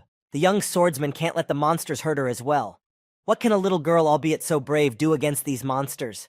Even Haran with his special skill is powerless here, but he rushes to the girl's defense. The young swordsman conducts an attack and suddenly notices one strange feature.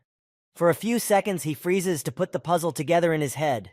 The young swordsman seems to have figured out how he can defeat these monsters. The young swordsman begins to recall the details of his attack to match the facts.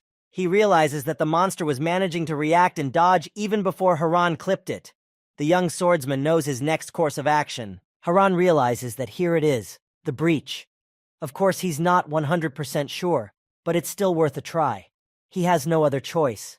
Otherwise, Gumang will die from the poison, and the fate of Haran and the barbarian girl will also be disappointing. Arsal had not expected such a turn of events. He looks at the young swordsman with great surprise and dismay. He had thought that they would be able to deal with him in just a few minutes, without him even having to intervene. Arsal was very much mistaken. The young swordsman had indeed found a gap and was able to overpower all of his opponents. They all lay on the ground, with Haran standing over them with his sword, gifted by Princess Yuta, in his hands. The young swordsman realized what trickery his opponents were using. They are not monsters at all, but ordinary humans. It's just that underneath the voluminous clothes, there are two people hiding at once, fighting as one. After realizing this, Haran is victorious. The young swordsman looks at the battlefield with his defeated opponents. A red-haired barbarian girl stands nearby with her club. She is uninjured. The young guard Gumang continues to lie motionless on the ground. There is poison in his blood. The young swordsman turns his head toward his only remaining opponent, Arsul. Haran looks at him with a threatening stare. Now that these men they thought were monsters have been defeated, dealing with Arsul won't be as difficult. However, Arsul himself has a different opinion on the matter. He doesn't see the young swordsman as a strong opponent. He admits that he is surprised that Haran managed to discover the secret of the mysterious assassins. Arsul strikes with his sword, but Haran manages to deflect it. In parallel, the young swordsman's opponent says that he is the head of the mysterious assassins, Arsul. And then he adds that he has been given orders to destroy Haran and his companions. The young swordsman can't understand a thing. Who could have given the order to destroy them? Their enemies, Jod's minions, simply do not know that they have traveled to the Rocky Mountains. They have no use for Haran himself, the barbarian girl, and the unknown guard. The young swordsman doesn't have time to get an answer to his question. Suddenly he hears terrible screams behind him. It's the poisoned Gumang squirming on the ground. He has gotten worse. He is coughing up blood. The poison is poisoning his body more and more. The young swordsman realizes that if nothing is done, his young guard will simply die. However, he cannot immediately rush to Gumang's aid. Moreover, there is nothing he can do to help him at the moment anyway. The young swordsman tries to repel the blow that Arsul gave him. The opponents cross their swords. If Haran retreats in an attempt to get closer to Gumang, he will immediately be defeated. Arsul has one task: to destroy the young swordsman and his companions. Arsul laughs caustically, mentioning that the poison has already spread throughout his body. These words from his opponent make the young swordsman furious. Haran realizes that he cannot delay any longer. He is completely out of time, and so is Gumang. After Arsul's words that he will destroy the young swordsman deftly deflects his opponent's attack and strikes him with his sword, a gift from Princess Yuta. However, this time, Arsul manages to dodge the sharp blade. The young swordsman had hoped so. While his opponent was dodging Haran's blows, waiting for them from above, he wounded him directly in the stomach. Such a wound was simply incompatible with life. At least, that's what the young swordsman was really counting on. The young swordsman looks at his opponent with an evil stare. His blue eyes glow with anger. Haran tells Arsul that it's over, but in response his opponent just starts laughing. This is not how those who are about to go to the other world behave. Continuing to laugh, Arsul says that apparently the young swordsman thought he was using the same tricks as the rest of the mysterious assassins, but he was wrong. In that same second, Arsul inflicts a deep wound in Haran's shoulder. Blood immediately begins to ooze from it. The young marksman pulls his blade out of his opponent's stomach on automatic, only a deep hole in its place. There is not a drop of blood. Arsul smiles, looks at the young swordsman with a caustic look, and tells him that he is the real deal. The young swordsman holds onto his wounded shoulder. The wound is quite deep and treacherously painful to the point where Haran can't move it. He is wounded in his right hand, the hand he usually uses to hold his sword. Arsul says that he's different from his subordinates. He has been chosen as the most suitable candidate to lead the mysterious assassins. He is specially trained in a mysterious technique that has been passed down from generation to generation. The young swordsman adopts a defensive stance, and then immediately attempts to attack his opponent. He swings at Arsul with his sword, but falters halfway through. His opponent wounds him with a poisoned dagger. The same thing happens to him that happened to Gumang. His opponent Arsul doesn't waste a moment. He immediately attacks the young swordsman, and his blow is so strong that Haran flies back a few meters. As due to the poison in his blood, he is unable to defend himself. Flying back a few meters, Haran punches through the stone wall that was behind his back. One could easily be killed from this blow alone.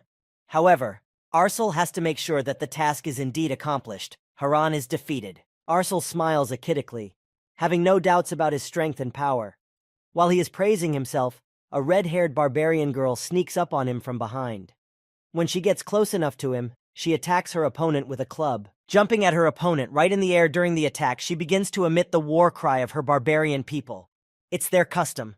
But in this situation it is a huge mistake, because of which the girl puts herself in danger. Of course, Arsul heard her.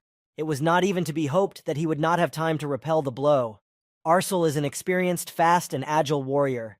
He thrusts his sword into the air and wounds the red-haired barbarian girl. She falls to the ground. Fortunately, the red-haired barbarian girl is alive. However, Arsul has wounded her quite badly. She lies on the ground, unable to lift herself up and in great pain. Arsul has no one else to confront. All of his opponents have been defeated. However, when the dust from the collapse of the stone wall clears a little, the figure of a young swordsman can be seen in the hole he has made. He is sitting with his back against the wall, clutching his sword in his hands. He is still alive after all. Arsul sees that his opponent is still alive. He tells Haran that he will still die if even he is just left here, but then adds that he still wants to make sure he's dead. Haran becomes increasingly paralyzed and has almost no strength left. The young swordsman realizes that he could die at any second. He has very little chance of surviving, so he decides to ask his question about who ordered Arsul to destroy them one more time. In doing so, he looks his opponent straight in the eye. However, the leader of the mysterious assassins has no intention of telling the young swordsman the truth. Instead, he replies that fate itself ordered him to send Haran to the other world. At this, he smiles achidically, taunting Haran. The leader of the mysterious assassins, acting on Nuruhan's orders, brings his sharp sword, more like a saber, over the young swordsman's head. Haran bows his head and seems ready to say goodbye to his life. At the last moment, however, the young swordsman leaps to his feet, gathering his last strength before the poison in his system completely paralyzes him. In a split second, he manages to activate his special skill and use it against Arsul. Haran keeps a close eye on his opponent. However, the latter stands as if nothing happened and smiles. He tells the young swordsman that it is high time he realized that his attacks and special skills have no effect on him at all. The young swordsman is breathing heavily, finding it difficult to stand as the poison begins to spread through his body. From the last strength, Haran answers the leader of the mysterious assassins that he is deeply mistaken. He should not be so confident. Arsul is indeed uninjured by Haran, but the latter had a completely different plan. His target was not the assassin leader, but the stone vault. Arsul hears a suspicious sound and looks up. Cracks begin to appear one by one on the stone vault. The leader of the mysterious assassins realizes what his opponent's plan was. His eyes rounded, he stares at the stone vault that is about to begin to crumble into small fragments. It was against it that Haran used his skill. After a few seconds, the stone vault begins to collapse and crumble downwards. Arsul doesn't have time to do anything. He is pelted with heavy blocks of stones. They do not reach the young swordsman. He stands calmly in place. The young swordsman watches everything happening, breathing heavily, barely standing on his feet, but tightly clutching the sword handed to him by Princess Yuta. As the wound on his right shoulder continues to bleed, Haran realizes that he is losing control of his body. After a few seconds, the young swordsman has no strength left to hold his sword at all.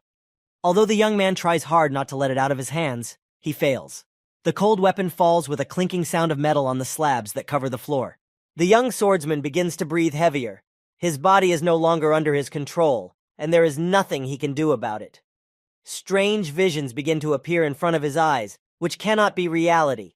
The poison is completely poisoning his body. In the last seconds, while the last bits of reason remain with Haran, he thinks about the fact that the mission is a failure after all. He will die in this world, never to return home or hug his loved ones. It's definitely over for him now. After that, the young swordsman loses consciousness. When he comes to his senses, he sees that he is in some incomprehensible place. Under his feet is some red substance, very reminiscent of blood. At the same time, he is in his real body. He is a schoolboy with glasses, just like in the real world. Except it doesn't look like he's back in his real life at all. Haran looks around. Everything around him is red, as if covered in blood. Haran thinks that this must be what hell looks like. Haran is scared and sad.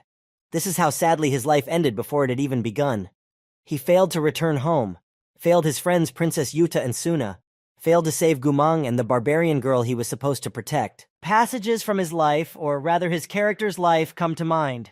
He remembers Yuta smiling and thanking him for saving him, how the barbarian girl and Gumang fight the first time they meet, and more. After all, his life was fun. However, he is pulled out of his memories by a hand that emerges from the red substance beneath his feet and grabs Haran by the ankle. He is startled. Are there really monsters even in the world of the dead? Or is this his payback for the mistakes he made while alive? Haran is very frightened. Suddenly, a head and body also appears behind his hand out of the red substance. Haran realizes that this is his game character, but his eyes are empty, filled with hellish anger. The boy immediately thinks of zombie movies. Haran stares at his game character, numb with horror. He can't do anything. He is in the ordinary body of a frail schoolboy. He has no weapons. The only thing left to do is to await his fate, and it is likely to be a sad one. The game character's face is all bloody. It is distorted with anger and growls. In Haran's head once again flashes the thought that he is very similar to zombies from horror movies. Out of fear, the boy squeezes his eyes shut hard so he can't see what's coming next. But not a second later, or even a few seconds later, nothing happens. Haran opens his eyes and sees that he is sitting in the body of his character on the mountain of determination. Did he not really die? What had happened then? Was it a delusion due to the poison? The young swordsman tries to catch his breath as fear has taken his breath away. His wounded shoulder still hurts, but less. In addition, the wound is no longer bleeding. It felt like someone had treated it. Suddenly, from somewhere on the side, Haran hears a voice asking him, "Is he awake yet?" The young swordsman looks in the direction the voice comes from, and to his great surprise sees the very stranger who stole the letter from him in the forest. You can tell by the stranger that he has been waiting for Haran to come to his senses for quite some time now. His face reads boredom and disappointment. He expected to be thanked for saving him, but instead Haran calls him a thief. The swordsman is stunned, his eyes even rounded with surprise. He hadn't expected anyone on the mountain of determination to come to his aid at all. After all, no one had been coming here for a long time. He didn't expect help from someone who had once been his opponent. Suddenly, the young swordsman hears a strange sound. It was the young guard Gumang, who had also been poisoned. The stranger saved him too. Gumang looks around, also trying to understand what happened. He was sure he had been poisoned. Gumang is visibly nervous, but quickly calms down when he sees Haran and the red-haired barbarian girl standing in front of him. He is genuinely pleased even with this nasty barbarian girl who had been annoying him all the way from the gate. The young guard continues to look around. His eyes read fear and uncertainty. He fears that those scary monsters might be around. He doesn't know that they were just ordinary disguised people. Suddenly his gaze stops on the thief who had stolen a letter from them in the forest a few days earlier. Gumang exclaims in surprise, not expecting this turn of events. The stranger with a bored face just stares at him. The young guard immediately forgets that he has recently been wounded, poisoned, and unconscious for some time. He is ready to fight again, this time with the letter thief. Gumang growls furiously and already wants to pull his sword out of its sheath to attack. However, the boy has clearly miscalculated his strength. Although he has regained consciousness and can move, his wound has yet to heal. With a sudden movement when Gumang reached for his sword, it began to hurt badly again. Haran turns to the stranger, asking what happened. The forest thief says that all three of them should thank him for saving their lives. He tells nothing more, believing there is nothing more Haran and the others need to know. Holding his shoulder and in great pain, the young guard Gumang still manages to argue with the stranger. He yells at him that he is the one to blame for all the messes they have been through. The young swordsman is composed and calm. He asks the stranger what he wants from them. Haran realizes that the man has indeed saved them from certain death, and so they owe him a debt that must be paid. The young guard Gumang is furious. He shouts indignantly at Haran, clearly not agreeing that the young swordsman is discussing business with the forest thief. He considers grabbing the sword and avenging the stolen letter. The stranger sits with his back leaning against the wall. His arms are crossed over his chest. Ignoring the cries of the young guard Gumang, he replies in a calm voice that he will not ask them for anything supernatural or difficult to accomplish. The stranger pauses for an intriguing moment, and then in return for the lives he has saved, he asks the young swordsman to become his apprentice.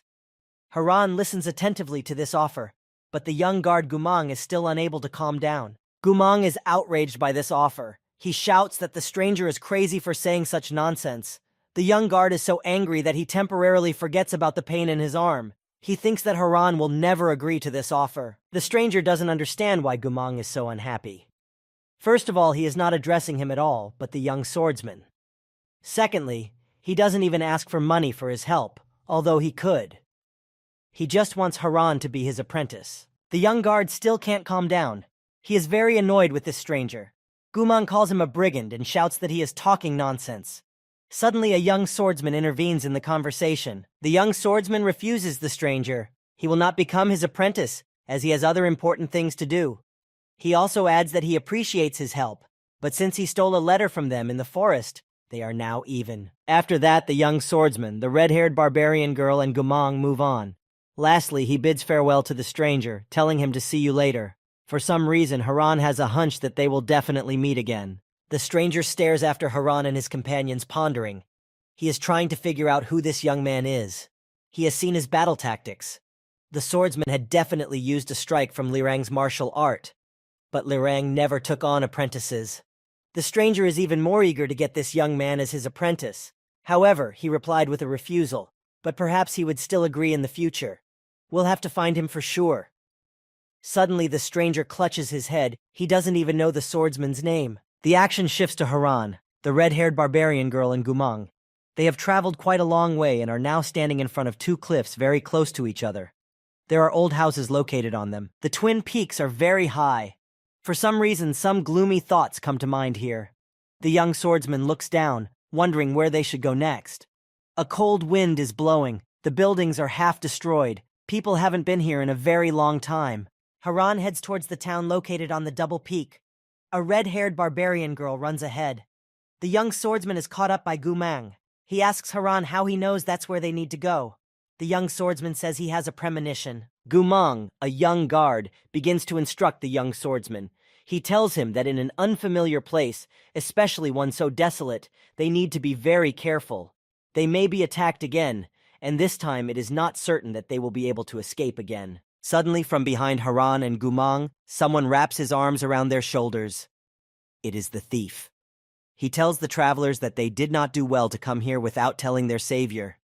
Making a feignedly sad face, he says he's upset about it. The young guard wrinkles his face, unhappy that this vile brigand has his arm around him. He tries his best to break free, but he fails. Gritting his teeth, he asks the stranger what the stranger is following them for. The stranger continues to hold Haran and Gumang by the shoulders, as if they have been friends for years. Smiling, the thief from the forest asks them to tell them what they are looking for in these desolate places after all. Then he adds that he is a local after all. He can help. However, instead of answering his question, the stranger hears Gumang tell him to stay out of the way and get out of here. The thief from the forest makes a disgruntled face and says that judging by the young guard's reaction, he has no doubt that they are definitely looking for something. After a few seconds, he adds, wondering if they are looking for thousand-year-old grass. Gumang continues to try to break free from the stranger's grasp. Hearing about the mystical plant, the young guard asks how the thief knows about it. The stranger replies that he just guessed. After all, people come to this place exclusively to search for a thousand-year-old herb that can bring back from the other world. But then he adds that it's all for nothing. The young swordsman doesn't like such close contact with the stranger either. Considering how he cleverly stole the letter in the forest, he needs to be constantly on guard with him. Haran removes the stranger's hand from his shoulder and says that they will handle things themselves. The stranger looks at the interlocutors and smiles. The stranger says he will leave them alone as they ask, but lastly asks them to answer just one question of his. He asks how Haran knows of Lirang's martial arts. The young swordsman is surprised. He has not heard anything about Lirang's martial art. But then he realizes that the stranger is talking about his martial skills. He has seen Haran fight, and is sure that he used exactly Lirang's strategy. However, the young swordsman knows nothing about this martial art, and reacts calmly to these words. Gumang, on the other hand, was disturbed by the stranger's words. He had obviously heard about Lirang's martial art, and was now ready to discuss the topic with the forest thief. Seeing that the young guard has become very animated, and is even willing to talk to the stranger he hates, Haran decides to ask who is Lirang that everyone knows about, except him. Gumang is very surprised that his comrade hasn't heard anything about him. Gumang looks at the young swordsman with reproach and indignation. He cannot believe that a seasoned warrior like Haran could not know who Lirang is. Even small children in the kingdom know of him, so great is he. The young swordsman looks at his comrade carefully and admits that he really knows nothing about Lirang or his martial arts. That said, Haran himself sees nothing wrong with this. Gumang literally screams that Lirang is the pinnacle of the world. He is the strongest man in the kingdom, and therefore his name is known by absolutely everyone. Not knowing his name is simply unforgivable for a true warrior. The young swordsman looks at Gumang and smiles. First of all, he is amused by the way the young guard admires this warrior. He has the impression that he knows absolutely everything about him. Secondly, he is pleased to be compared to such a great man. Meanwhile, Gumang continues. He lists the names of the kingdom's famous warriors. Xian is the leader of the Black Mountain Army, Nuruhan is the warrior of the heart, and Lirang is the king of the sword. The last warrior is the strongest. He is known by absolutely everyone. Gumang also adds that these three are the strongest warriors in the entire world. They are capable of turning the tide of battle. After Gumang's story, Haran lets out an admiring sigh. However, the young guard is not satisfied with this. He was expecting more admiration. As the young guard finishes his story, a stranger enters the conversation. He says that it seems that the young swordsman really doesn't know anything. The stranger says this all with an indifferent and bored face, characteristic of him. He then adds, since Haran and his companions are looking for the 1,000-year-old grass, it's important for them to know about something. The stranger says he will tell them about everything. The young swordsman and his companions are ready to hear him out. The stranger begins his tale. He tells them that before the kingdom of Ayula was founded, the territory was divided into two parts, the south and the north, who fought a battle between them. In the course of the battle, the northerners were defeated. The stranger continues. He tells us that at that time the North Koreans were commanded by General Khan. During one of the battles, he managed to escape from the pursuit of the northerners. However, he was badly wounded and collapsed right in the middle of the Mountain of Determination. The stranger continued his story. After a while, General Han regained consciousness. When he woke up, his body had already fully recovered. But not only had his wounds healed, he was much stronger than he was. The stranger tells us that General Khan was found by locals when he was unconscious. They took care of him and treated all his wounds. They were cave tribe people. They couldn't just leave a wounded man to die. The stranger continued his story. General Khan was well aware that he had very serious wounds, simply incompatible with life. He wondered what mysterious power these cavemen had that could bring him back from the other world. To learn the secret of the cave tribe, General Khan decided to befriend them. He stayed to live with them, wore their clothes, learned the local language, ate with them from the same cauldron. Gradually, he was able to gain their trust. They began to consider him their own. The stranger continues his story. When the people of the cave tribe began to trust General Khan completely, they revealed to him the secret of the mysterious power that pulled the warrior from the other world. This became their fatal mistake. The young guard Gumang listened attentively to the stranger's story and did not even interrupt him, as he was very interested in hearing the story to the end. When the stranger finished, the boy realized that the mysterious power was 1,000-year-old grass. The stranger smiles and looks at the southern guard. He nods his head affirmatively, saying that Gumang is right. The mysterious force that brought General Han back from the other world was indeed the 1,000-year-old grass. The stranger points to the houses on the double peak. He says that they were inhabited by the very tribe that was able to control the power of eternal life. The young swordsman and his companions scrutinize the area. The young guard rounds his eyes in surprise. He realizes that the 1,000-year-old grass is located right here.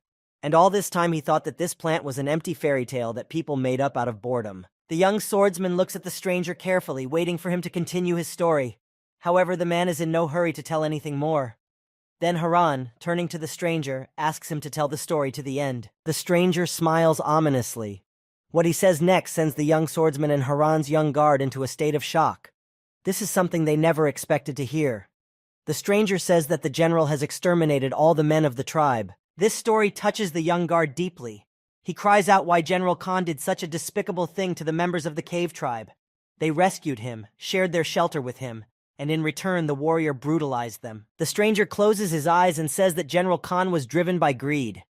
Apparently, he alone wanted to possess a mysterious 1,000-year-old herb that could cure all wounds and diseases and grant eternal life. Gumang still has many questions left, but he does not have time to ask them, as the stranger realizes that the fish is hooked. He coughs loudly, and then says that it is just a legend that is passed down by word of mouth. The stranger then says that he will no longer follow the young swordsman and his companions. He tells the travelers to go alone to where they were headed and waves them on. In doing so, the stranger realizes that he has intrigued Haran and the others. The stranger turns his back to the young swordsman, the red-haired barbarian girl, and Gumang, about to leave. But lastly he turns to Haran, asking what the man's name is. He expects that he has entered trust, and this warrior will identify himself. The young swordsman does become more trusting of the stranger, His plan has worked. The young man says his name is Haran. He sees no threat in telling the stranger his name. There is no way he can use this information against him. The stranger is satisfied that his plan has worked and that he has managed to get valuable information that he needs. He repeats Haran's name to memorize it. With a satisfied look, he bids farewell to the young swordsman and his companions. After a few seconds, the stranger disappears as stealthily as he appeared. The young swordsman, the young guard Gumang, and the red-haired barbarian girl are left alone, not understanding how the stranger managed to vanish so quickly. The young swordsman, the red-haired barbarian girl, turned their backs and were about to walk away. And the young guard Gumang begins to resent the stranger's behavior again. He does not like the fact that he asked Haran for his name and did not introduce himself. However, the young swordsman does not pay attention to Gumang's indignation. He has many questions running through his mind. Why are his battle tactics being compared to those of a great warrior? Does the 1,000-year-old grass really exist? Where to look for it? The action shifts to the Rocky Mountain Warrior Corps. In a spacious hall, Nuruhan sits on a bench. The council has come to him with a report. He says that Arsul has lost the battle. Haran and the others have survived and are continuing their search for the 1,000-year-old grass. Standing nearby is the first wife of the Rocky Mountain chairman. She says that there is no way she expected that Arsul could be defeated. After a few seconds, she asks her husband for permission to go after Haran herself and deal with him. However, the chairman of the Rocky Mountains, Nuruhan, stops Mrs. Guillaume. His face becomes even more stern, his fists clenched. He is becoming more and more interested in Haran. He himself is going to go and find out what kind of person he is. The action shifts to Haran and his companions. They make their way along the mountain of determination. Each is pondering over the stranger's story.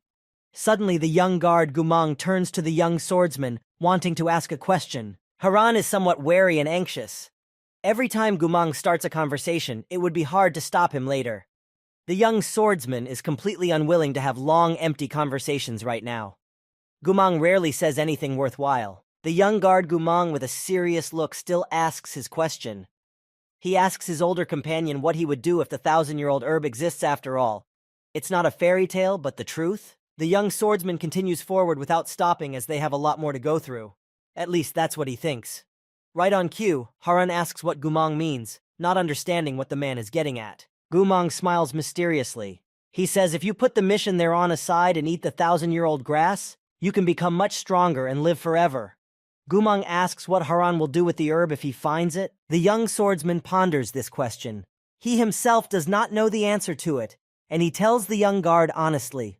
Of course, the temptation to eat the herb, to become strong and immortal, is very great.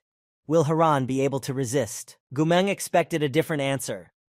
He thought this conversation would be more constructive and longer, but Haran again answers with one-word sentences. Gumang tells his interlocutor with a touch of annoyance that he is sometimes very interesting, sarcastically. The young swordsman again does not understand what his young companion is talking about in such a veiled way. He asks why the young swordsman thinks he can be very interesting at times, squinting at Gumang but not slowing down. Gumang clarifies. He says that maybe Haran is too honest, or maybe he's just not greedy. That's why Princess Yuta entrusted him with this mission. She trusts him completely. Haran asks if Gumang really thinks Princess Yuta trusts him. He nods his head in the affirmative, and then says that missions to deliver important messages are not given for nothing. The young swordsman recalls Princess Yuta handing him a letter addressed to Nuruhan, the head of the Rocky Mountains, telling him that she could only entrust this mission to him. She really does trust him completely. Gumang continues to reason. He says if the 1,000-year-old herb really exists and they manage to find it, he won't resist and will definitely try it. Haran is no longer listening to him. His attention is drawn to something else. The young guard Gumang also abruptly stopped talking and looked in the same direction as the young swordsman. What he sees makes him feel disgusted. He becomes disgusted and hurries to report it loudly for all to hear. The young swordsman, on the other hand, does not feel any squeamishness. On the contrary, he is very serious and focused as he looks at what is happening ahead. He knows this is all for a reason. They are most likely already very close to their goal. Gumang and the young swordsman Haran look at the red-haired barbarian girl. She is once again crouched on the ground, just like when she found the thief in the forest, and is tasting the ground. Apparently, this is how barbarians find a trail. The red-haired barbarian girl licks the ground for a minute. All the while, the young swordsman and his companion watch her closely, but only Haran realizes what is really going on. Suddenly, the girl opens her eyes abruptly. She has picked up the trail. In a split second, she leaps to her feet and runs headlong into some cave. The young swordsmen, Haran and Gumang, were left standing there before they realized what was happening. Everything happened very quickly. Haran stands still for a few more seconds. He realizes that the red-haired barbarian girl has smelled something, so he rushes into the cave to keep up the trail. There's a reason they brought her along after all. She's helped them more than once. The young swordsman rushes after her into the cave to keep the red-haired barbarian girl in sight. Only the young guard remains standing still, unable to realize what has happened. When he realizes, Haran is already approaching the cave. The red-haired barbarian girl is running very fast, and the young swordsman can barely keep up with her. But Haran realizes that there is no way he can lag behind. It's easy to get lost in these corridors and passages and lose sight of each other. Following the red-haired barbarian girl, the young swordsman dives into a narrow and dark corridor. But the little tracker doesn't stop there. She dives into one of the passages made in the wall. What did she find there? The young swordsman tries to run even faster to catch up with the red-haired barbarian girl. He does not lose sight of her, and in a split second, he dives after her into this narrow passage in the wall, which he can barely fit through. On the other side of this passage in the wall, Haran and the barbarian girl see a marvelous sight. They are standing in front of a huge tree with skeletons hanging from it, and around it the swords of 100 warriors sticking out of the ground. The red-haired barbarian girl points her finger at the tree, catching Haran's attention. She repeats the same word she said again, pointing to the plaque on the Mountain of Determination. It looks like this is the place they are looking for. The young swordsman looks at the place, and it seems painfully familiar to him. He has definitely seen it somewhere before. He tries to remember which game it was in before, but nothing comes to mind. Perhaps he's confusing things. Haran and the red-haired barbarian girl finally catch up with Gumang as well. He's bent over and holding onto his knees, trying to catch his breath, cursing at his companions for running away so suddenly without saying anything, and him having to scramble after them. When the young guard man manages to catch his breath and say what he thinks of his companions, he has a chance to look around. He is shocked by a tree littered with skeletons, and they are not only on the tree, but also on the ground. A moat of water runs around the tree. After overcoming it, Haran heads for the trunk of the tree. The barbarian girl runs after him, but Gumang hesitates. He warns his companions that someone might attack them again, so they should not be in such a hurry. The young swordsman pretends not to hear anything, and heads straight for the tree. Gumang makes a disgruntled face and sighs heavily, saying that Haran doesn't understand anything about the principles of intelligence. Meanwhile, the young swordsman is on his way up the slope, heading straight for the tree, passing many swords of fallen warriors stuck in the ground. Haran tries to figure out what this mysterious place is. The young swordsman finally remembers what the area reminds him of. It was similar in the quest to collect soul essence, after defeating one boss. The young swordsman now seems to know where to find the 1,000-year-old herb. But before the young swordsman can think about it, an arrow flies straight at him. Haran miraculously manages to dodge it. He is not wounded. The arrow did not even hit him. It entered the ground at his feet. Haran barely manages to keep his balance. The young swordsman stares intently at the arrow that went into the ground right at his feet. There is a suspicious purple smoke coming from the ground. Haran has never seen such a thing before, though he has a lot of experience, albeit virtual. It didn't end with one arrow. There are many. Haran shouts to the red-haired barbarian girl and Gumang that he's okay so they don't worry. He also warns them to be careful. The arrows are apparently poisoned. Haran looks around carefully to see where the arrows are flying from. The young swordsman realizes that he cannot predict their flight path, as they are flying from different directions. There are more and more of them, and more of them. Meanwhile, the young guard Gumang draws his sword from its sheath. He realizes that they are in another ambush, and will have to defend themselves again. The enemy can appear from anywhere. Standing next to him is the barbarian girl. The young swordsman realized roughly how the poisoned arrows fly. So he runs towards the mysterious tree, looping to deceive the invisible archers. He succeeds. The arrows sink into the ground at his feet, but do not hit the young swordsman. The young swordsman runs even faster towards the tree. He realizes that there is no point in fighting an invisible opponent, because he will lose anyway. His goal now is precisely the 1,000-year-old grass. Haran knows where it grows and heads after it. Upon reaching the huge tree, the young swordsman Haran strikes with his sword at one of the skeletons hanging from it. Since the bones are very old, they shatter into many small fragments in an instant. The young guard Gumang watches from afar. He doesn't understand what the innocent skeleton did to the young swordsman. After all, he's not the one who fired those poisoned arrows. However, the young swordsman knows what he is doing. The young guard soon realizes this as well, as Haran finishes his task. In an instant, Gumang's face changes. He realizes that the young swordsman has found a 1,000-year-old herb. This mysterious plant, which can bring back from the world of the dead, make a person immortal and give them unprecedented strength, has been hiding inside the skeleton all this time. The young swordsman realized this and found the 1,000-year-old herb. Haran looks at his find. There is no surprise in his eyes.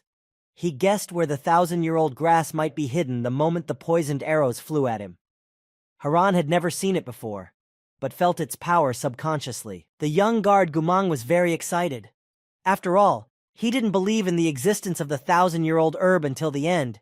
He thought it was only a legend that probably couldn't be true. And now he sees the legendary plant with his own eyes. As the young swordsman looks at the 1,000-year-old grass, marveling at its beauty and power, distracted by the threat looming over him, the unseen opponent takes advantage of this. Immediately, arrows begin to fly one after another. The young swordsman gives orders to his faithful assistant Gumang. Haran shouts that he will stall for time, and in the meantime, the young guardian must be sure to get to the 1,000-year-old grass and get it. The young guard realizes that now is the time to put all his fears aside. Here is his chance to become a hero. Gumang shouts to Haran that he understands him. The young guardian and the red-haired barbarian girl are ready to get the 1,000-year-old herb, risking their own lives. Suddenly, something catches the young guard's attention. He changes in his face, a certain fear and uncertainty appearing on him. It seems that he has seen something that poses a far greater danger than arrows. Behind a huge tree trunk, he sees a tall figure. Something tells him that this is not their ally who has come to their aid at all, but an enemy whose task is to destroy them.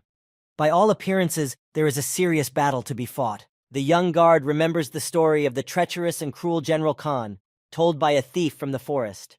In his mind, he thinks that it could be him, because this man has revealed the secret of immortality. The young swordsman tries to dodge the poisoned arrows that fly at him in increasing numbers. Meanwhile, the mysterious figure that appeared near the tree is behind Haran's back and preparing to attack. The young swordsman does not see the impending danger. However, the young guard Gumang sees it. He manages to warn Haran with his shout. At the last moment, the young swordsman blocks the enemy's blow with his sword. The young guard Gumang is very worried about his comrade and shouts to him to dodge his attacks. If this is indeed the same General Han who gained unprecedented strength and immortality thanks to the 1,000-year-old grass, Haran's chances are slim. Fortunately, the young swordsman manages to dodge all of his opponent's blows, and now they stand face to face, crossing their blades. The enemy is very strong and caught off guard, but Haran is not about to give up. The young guard Gumang calms down a bit and even laughs when he sees how deftly his comrade reflects all the blows of the enemy. The mysterious figure couldn't even injure the young swordsman, which means he can win this battle. After a few minutes of confrontation, Haran and his opponent move some distance away from each other. They stare into each other's eyes, but the young swordsman knows he cannot delay. He is the first to attack his opponent. Out of the corner of his eye, the young swordsman sees a red-haired barbarian girl rushing to his aid. She flies at Haran's opponent from behind with her club.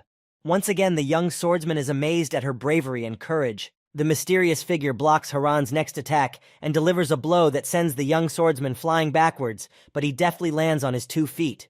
At this time, the enemy is immediately attacked by a red-haired barbarian girl. Haran now gets a chance to analyze the situation.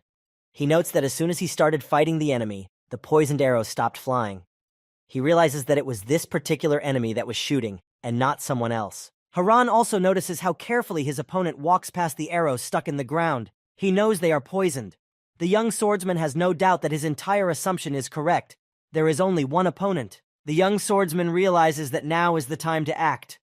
The red-haired barbarian girl finds it difficult to fight alone, as she is still a child.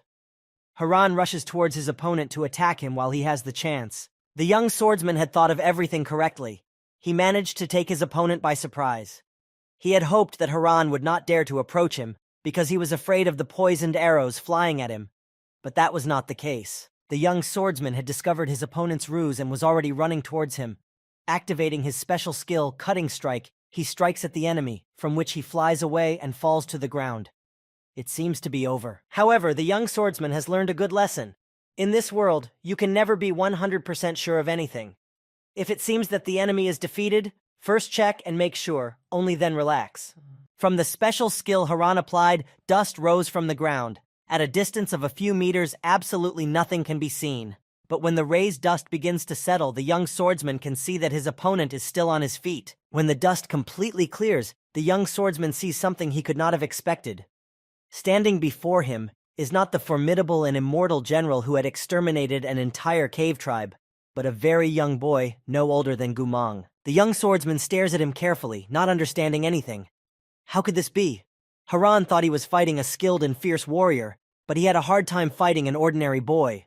Could this be General Han? However, this boy was not so simple and definitely not a coward. Even though he was defeated by the young swordsman and their forces are now unequal, he growls furiously and rushes at Haran again without fear of being killed. He has no intention of surrendering. Suddenly, however, the boy's legs give out and he flies past Haran. The young swordsman realizes that something suspicious is going on with his legs, since he can't stand on them, and it has nothing to do with the blow Haran took. After the boy's fall, the young swordsman sees that there are planks on the ground that are shaped like feet. When the boy went at Haran, he tripped over something, causing the planks put on his legs to break. The young swordsman realizes that the boy was using another trick. In order to resemble a tall warrior, he was attaching these plaques to his feet.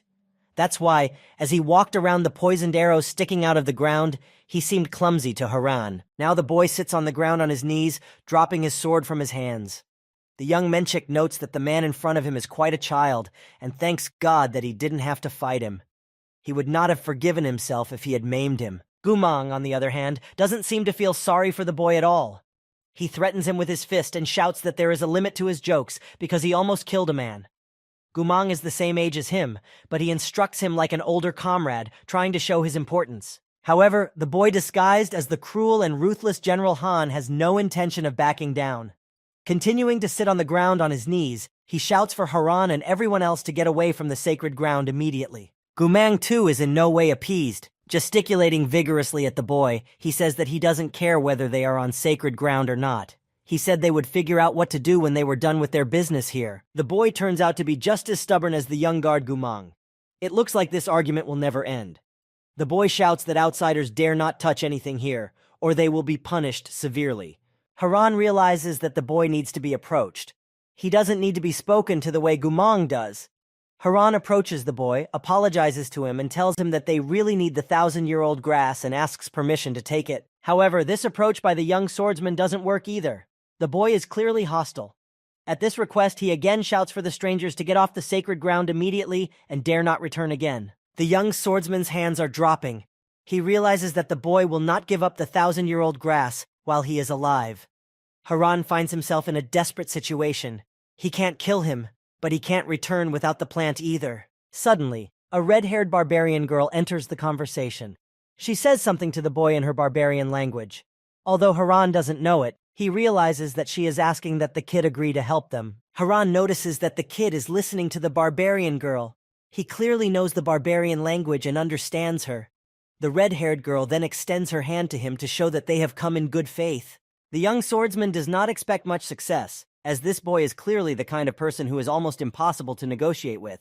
But to his surprise, the boy grabs the barbarian girl's hand and she helps him up. Haran watches the boy carefully, even keeping the hilt of his sword ready just in case, because you can expect anything from him. Gumang looks at him again with a displeased look, concluding from what he has seen that the boy is also a barbarian. The boy glares angrily at the young guard. Although he has a clear sympathy for the barbarians, he doesn't like being compared to them. The boy says that he is Amon of the Li tribe, and he is quite different. Gumang tries to look smart, but he's talking some incoherent nonsense. He says all of a sudden he's so different. Then he stops talking for a few seconds and says with a disgruntled look that after all, barbarians are just barbarians, not knowing what else to say. The young swordsman looks towards Gumang and calls his name. In this way, he signals that it would be better for the young guard to be quiet now, rather than talking nonsense, provoking the already aggressive boy into conflict. Hearing the young swordsman call him by name, Gumang looks at him in surprise. He doesn't understand, or pretends not to understand, why Haran is so unhappy with his words. This boy wanted to send them to the other world and deserves no leniency. Aman stands in front of Haran and the red-haired barbarian girl. This time he seems ready to listen to the strangers. Haran explains again that they are in great need of the 1,000-year-old grass and asks the boy to do them that favor. Despite listening to the young swordsman, Amon is clearly not going to help them. He looks at the strangers with a hostile gaze and says that they are no different from the men who have been persecuting his tribe. The young swordsman looks at Amon with obvious incomprehension and surprise. He does not understand what he is talking about or what kind of people he is comparing them to.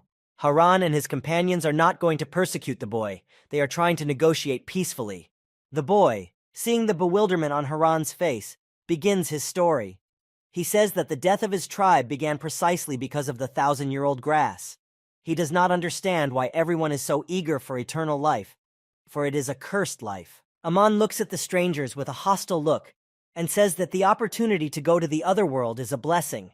After all, it allows one to rid oneself of worldly suffering and go to a better world, while the 1,000-year-old grass denies this opportunity. The young swordsman ponders the words of this boy. He believes that going to the other world is a blessing. He does not fear doom like the rest of them. He would love to go to the other world, but apparently he cannot. Meanwhile, a young guard starts the conversation. He says whether it's a blessing or not, they'll take the 1,000-year-old grass anyway. Then he adds that the boy almost sent Harn to the other side of the world, and it wasn't self-defense. Having said that, the young guard heads over to the tree and is about to climb its huge trunk. He tells the young swordsman that he is about to get this 1,000-year-old grass for him. However, Haran is not happy with this decision by Gumang. The young guard Gumang does not understand what his comrade is so unhappy about. He hurriedly reminds him that if they don't get the 1,000-year herb that gives eternal life, Princess Yuta may be in big trouble. The young swordsman sighs heavily. He realizes that this time Gumang is absolutely right. The only way to help Princess Yuta reclaim her kingdom is to obtain the 1,000-year-old grass. Only then will Nuruhan agree to help her. Amon realizes that the outsiders will still try to do what they came here to do, and will never listen to him. He tells them to do whatever they want.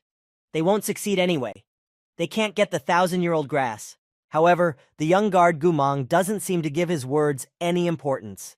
He makes a disgruntled face, wraps his arms around the trunk of the tree, and is about to climb up the tree to get the 1,000-year-old herb that brings back the 1,000-year-old herb. However, the young guardian doesn't even have time to even begin his plan, because voices come from outside. The young swordsman and the others hear someone say that they have finally found Amon of the cave tribe. The voice sounds familiar to Haran. He looks in the direction it comes from and sees the head of the Rocky Mountains, Nuruhan. Standing next to him is his first wife, Mrs. Guillaume, a guard, and several warriors whose heads are bandaged like mummies. The Rocky Mountain chairman moves closer to Haran and the others. Turning to Amon, he says that he has hidden the 1,000-year-old grass well. No wonder it took them so long to find this magical plant. Although the young swordsman went to get the 1,000-year-old herb on Nuruhan's orders, something tells him now that they are not allies at all. Haran is surprised at how quickly the head of the Rocky Mountains reached them. He seems to have been following them. Gumang, on the other hand, doesn't seem to feel any danger. With a smile on his face, he greets Rocky Mountain head Nuruhan and reports to him that under his orders, they have finally found the 1,000-year-old herb he requested. Rocky Mountain Chairman Nuruhan looks at the young guard and says that they have done a good job. However, an evil glint appears in his eyes. This is clearly not a good sign. Nuruhan is up to something bad. Amon of the cave tribe realizes it too. It is not for nothing that he has hidden the 1,000-year-old grass from Nurukan for so long. He looks at the Rocky Mountain chairman with obvious consternation and realizes that nothing good will end for him. The boy Amon is absolutely right. As he approaches him, Rocky Mountain chairman Nuruhan strikes him with such force that the boy loses consciousness. The man smiles evilly at this. He has been looking for this boy for a long time. All this happens in front of the young swordsman's eyes. He yells out to the Rocky Mountain chairman what he is doing. Haran expected something bad from Nuruhan, but he didn't think that he could attack Amon. After all, he is still just a child. Without hesitation, the young swordsman rushes to the boy to help him. However, he is prevented from doing so by a hand blocking his path. Haran looks at the one who dared to do this with anger and condemnation. It is the young guard Gumang holding the young swordsman back. Usually his face reads anger caused by youthful maximalism, but this time the boy is very serious. He tells Haran that they have more important things to do right now. The young swordsman growls fiercely with anger and hopelessness. However, Haran realizes that his comrade is right.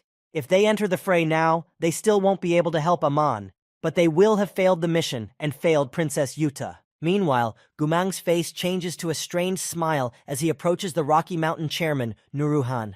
The young guard says that the latter made them a promise that he must fulfill. Rocky Mountain chairman Nuruhan turns to Gumang and tells him that he remembers the promise he made to the young swordsman, the barbarian girl, and the young guard. Then adds that he will definitely fulfill it. The young guard thanks the Rocky Mountain chairman and smiles. He tells Nuruhan that he has never doubted that he is an honest man who always keeps his word. In his heart, Gumang is greatly relieved, for he had his doubts. The young swordsman watches this conversation carefully. He senses that something is amiss here. His intuition tells him that Rocky Mountain chairman Nuruhan is being sly. He is going to fulfill what he promised. The chairman holds Aman, who is unconscious, by the hood of his cloak. He is about to leave the place, but lastly tells Haran and the others that he has ascended the kingdom along with his princess. Rocky Mountain chairman Nuruhan then turns his back on the young swordsman and adds that he will ascend the kingdom with Princess Yuta, but only in the underworld. Nuruhan's wife and other henchmen smile achidically. Rocky Mountain chairman Nuruhan and his allies laugh evilly, and the young guard cannot believe his ears. He never expected that he could do such a thing to them. Did he really turn out to be a scoundrel and not keep his word? The Rocky Mountain chairman orders his soldiers with bandaged heads to destroy Haran and his allies. One of them flies straight at Gumang, about to strike at him with his huge anvil-like fist. The young guard stands in a daze, unable to react in time. Fortunately, the young swordsman comes to his aid, flying towards him at lightning speed and quickly deflecting his opponent's blow. The young swordsman used his special skill, from which the soldier with a bandaged head fell to the ground with a rumble. However, it was too early to rejoice. This soldier was not the only opponent to be fought. A guard of the Rocky Mountain chairman approaches Haran and Gumang. His face is completely calm and indifferent. One can only tell that he is hostile by his healthy fists, which he has put out in front of him and linked together. The guard tells the rest of the soldiers that he will take care of the young swordsman himself. They obey him and retreat, allowing their commander to deal with Haran himself, but they continue to stand guard nearby. The young swordsman's opponent also has a special skill called hardening. The big guy activates it to use it against Haran. After doing so, smoke starts coming from his head, as if from red-hot metal. The young swordsman assesses the situation. He realizes that it will be difficult to deal with such a big guy, who also has a special skill. However, Haran sees that his opponent has many open spots. The big guy is standing in front of the young swordsman, taking the initial position to start the fight. He is several times larger than Haran. He could simply crush him if he wanted to. The young swordsman activates his special skill as well. After a few seconds, the young swordsman is already using his special skill Slashing Strike against his huge opponent. However, he stands there without even trying to dodge or repel the attack, as if he was sure of his indestructibility. The young swordsman strikes using the special skill Slashing Strike, but when the smoke clears, he sees that the opponent continues to stand still, not even feeling the attack. This big guy can't be bothered with anything. Haran doesn't understand how this is even possible. He has landed one of his strongest blows, and his opponent doesn't even have a scratch on him. Meanwhile, the big man strikes back with his huge fist, aiming for Haran. The young swordsman flies back a few meters and lands on his knees. He leans on his sword and tries to catch his breath. His eyes have even gone black from the blow, and he is now very dizzy. The big man stands over Haran and prepares for another attack. Haran analyzes the situation. He realizes that his opponent is using the strength of his body to absorb the damage the young swordsman is doing to him. Meanwhile, the opponent comes closer and closer to the young swordsman. His face is completely calm and unconcerned. One can only realize that he's about to attack by the burning red eyes and his threats. He promises to send Haran to the other world. When the enemy gets too close, the young swordsman dares to ask him why the chairman of the Rocky Mountains left with Aman only, but did not take the 1,000-year-old herb he was so eager to get and had been looking for a very long time. The big man believes that nothing will happen if he answers this question before sending Haran to the other world. He explains that an herb that has already released a flower loses its effectiveness. It takes a sacrifice for it to sprout again. The young swordsman Haran doesn't understand what his opponent is trying to tell him. What sacrifice is he even talking about? What does it mean? Haran wants answers to these questions as well.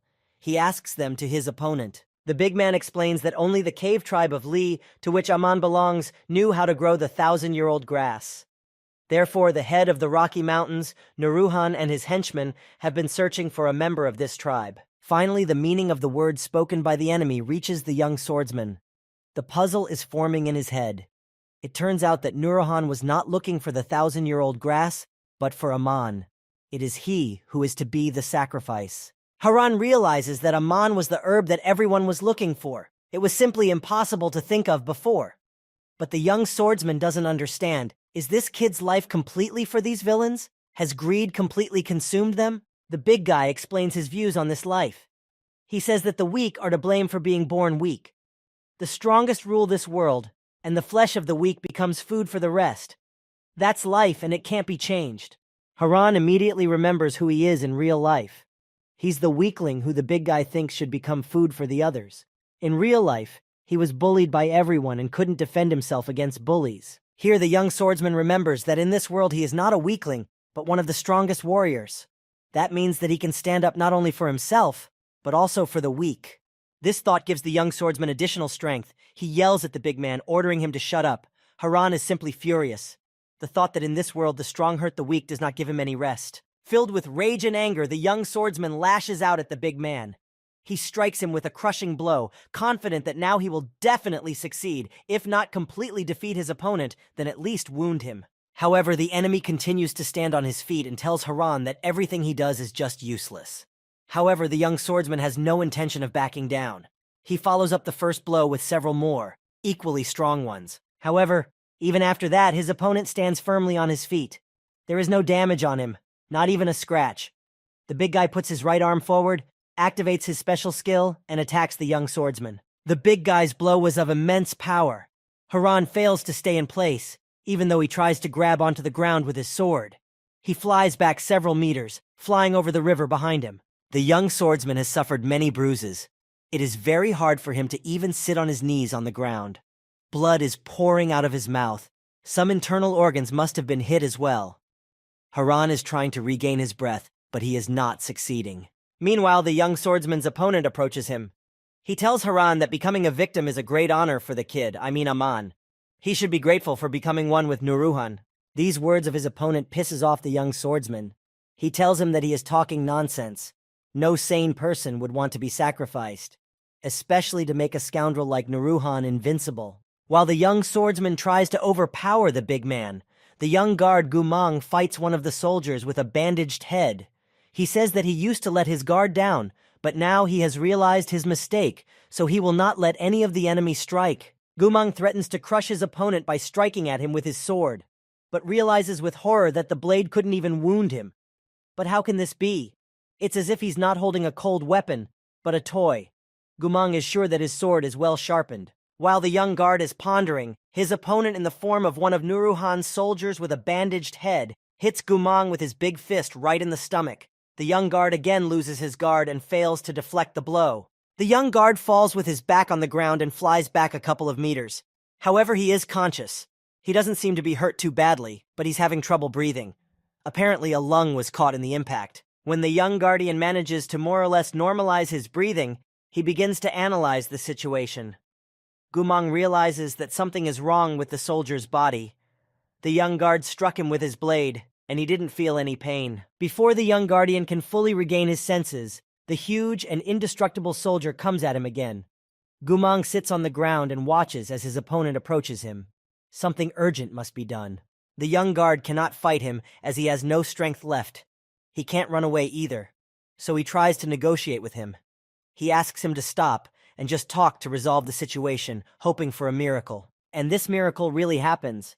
To help the young guardian comes a red-haired barbarian girl, whom until recently Gumang disliked and did not want to take with him. Now he is glad to have the girl by his side. The red-haired barbarian girl managed to overpower the soldier. She stands in front of the young guard, but he continues to sit on the ground. The girl looks at him with a smirk, as if to show her superiority.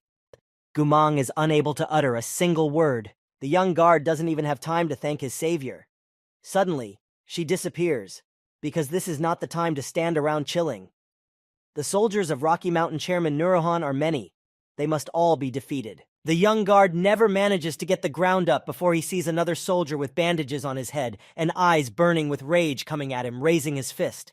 After this blow, Gumang is sure to go to the other world. The young guard gathers his last strength. He doesn't want to die now in this way. The instinct of self-preservation gives him strength, and Gumang manages to dodge the huge fist, bouncing back a few meters into the river. The soldier with the bandaged face has a lot of strength but little intelligence. Without thinking, he jumps into the water after the young guard. But he can't swim and simply drowns in the river, suffocating himself, though it's not deep enough for Gumang. But instead of rejoicing at his victory over the soldier, Gumang can't stop thinking that the red-haired barbarian girl mocked him by defeating the soldier who almost sent him to the other side of the world. Meanwhile, the big man fighting the young swordsman looms over him. He tells Haran that the result of this battle is already obvious, and it is better for the young man to surrender at once. But lastly, the big man wants to know the name of his opponent. The young swordsman looks at his opponent and asks why he needs to know his name. What's the point of it? Haran is surprised that in the last few days too many people around him have begun to ask his name. The adversary decides to introduce himself. The big man says that he is Tanzir of Qigong. He also adds that he likes Haran's fighting skills and suggests that he join the Rocky Mountain Chairman's gang. Haran is infuriated by such an offer. The young swordsman says that he is not a weakling like the members of Nuruhan's gang, and then adds that he is sickened by the likes of the big man and his kind who serve the Rocky Mountain Chairman. The big man stands silently listening to the young swordsman with a blank face. Haran involuntarily wonders, does this man ever feel any emotion at all? It seems as if he is an emotionless robot. Haran continues his speech. He says that people like Nuruhan and his gang gather in a crowd and corner their victims, bullying the weak. That's why they disgust him. Real warriors never do that. When the young swordsman finishes his speech, the big man tells him that apparently he wants to go to the other world as soon as possible. After that, Haran's opponent activates his special skill, Strengthened Fist. However, his rage and belief that he's doing the right thing gives the young swordsman strength. He deftly dodges the big man's fist, and with lightning speed strikes him with his sword, which cuts through his opponent's clothes. However, he remains unharmed. The big guy says that apparently the guy wanted to find a gap in his attack, but he was unsuccessful as the guy always wraps his body with hardening when he fights. Haran expected that he would finally be able to defeat the big guy, but it didn't happen. The young swordsman is surprised and now realizes why he can't hurt his strong opponent. It's all about the hardening. The young swordsman thinks about what he should do. If he doesn't defeat this big guy, he will just send him, the barbarian girl and Gumang, to the other world. Suddenly, Haran is distracted from his thoughts by a shout from the side. It's a young guard screaming as he fights another soldier. The one has inflicted a lot of damage and wounds on him.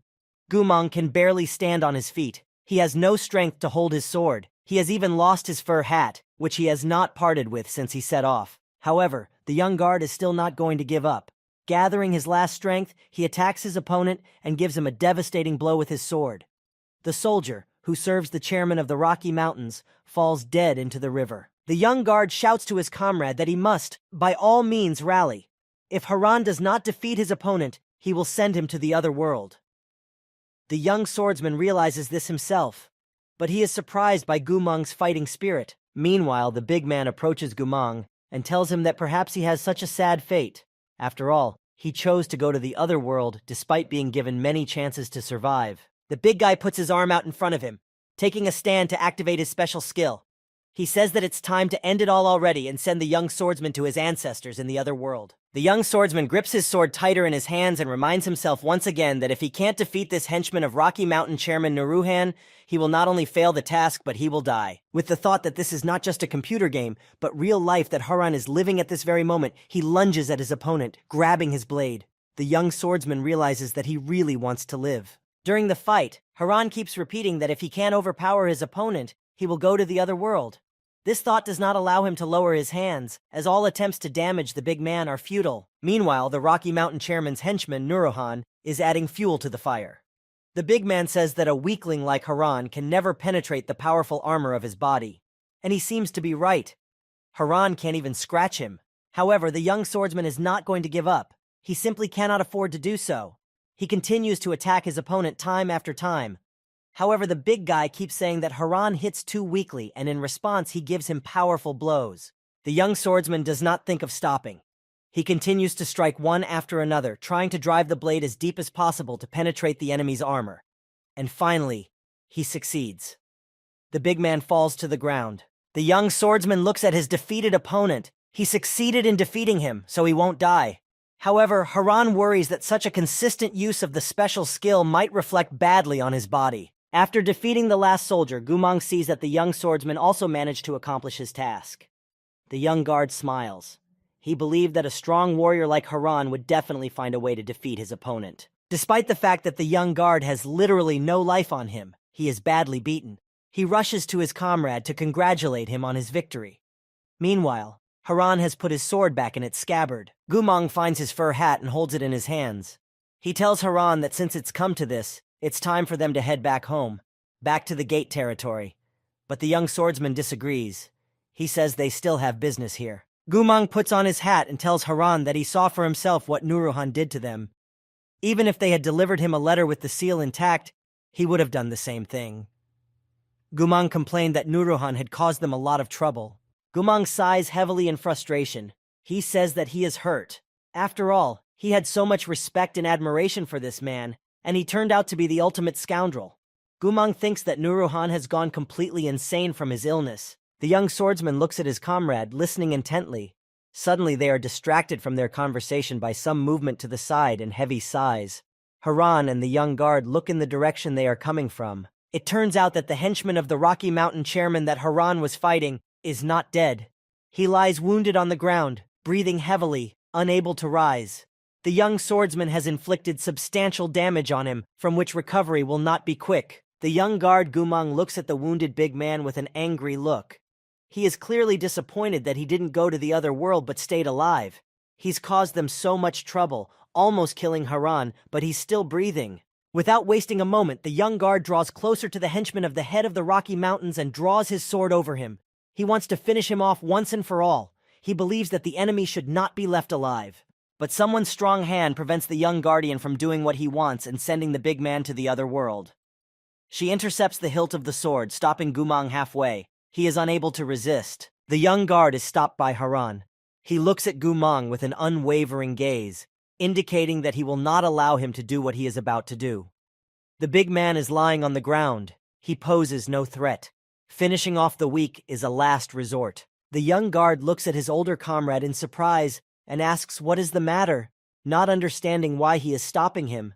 After all, in front of them is their enemy who tried to send them to the other world, and he would have done so if Haran hadn't defeated him. The young swordsman shakes his head from side to side, letting the young guard Gumang know that he will not allow the big man to be sent to the other world. They will not stoop to the level of Nuruhan and his gang. The young guard looks at his older comrade, genuinely not understanding his action. He does not agree with the fact that he wants to let their opponent live, even though he is no threat right now. Nevertheless, he obeys Haran. The young guard tells the young swordsman that he will let their enemy live.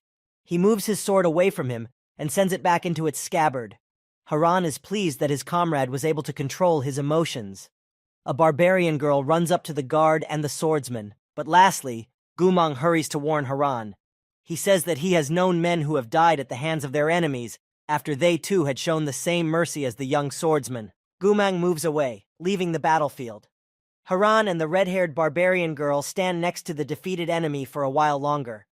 The young swordsman feels that he did the right thing. He should not be indifferent to any life. Gumang, the young swordsman, and the red-haired barbarian girl walk out of the gorge after leaving the ancient city, which is located in the Mountain of Determination. The travelers rejoice in the sun, for they have been without bright daylight for a very long time. Harna tells his companions what he has learned about the 1,000-year-old grass.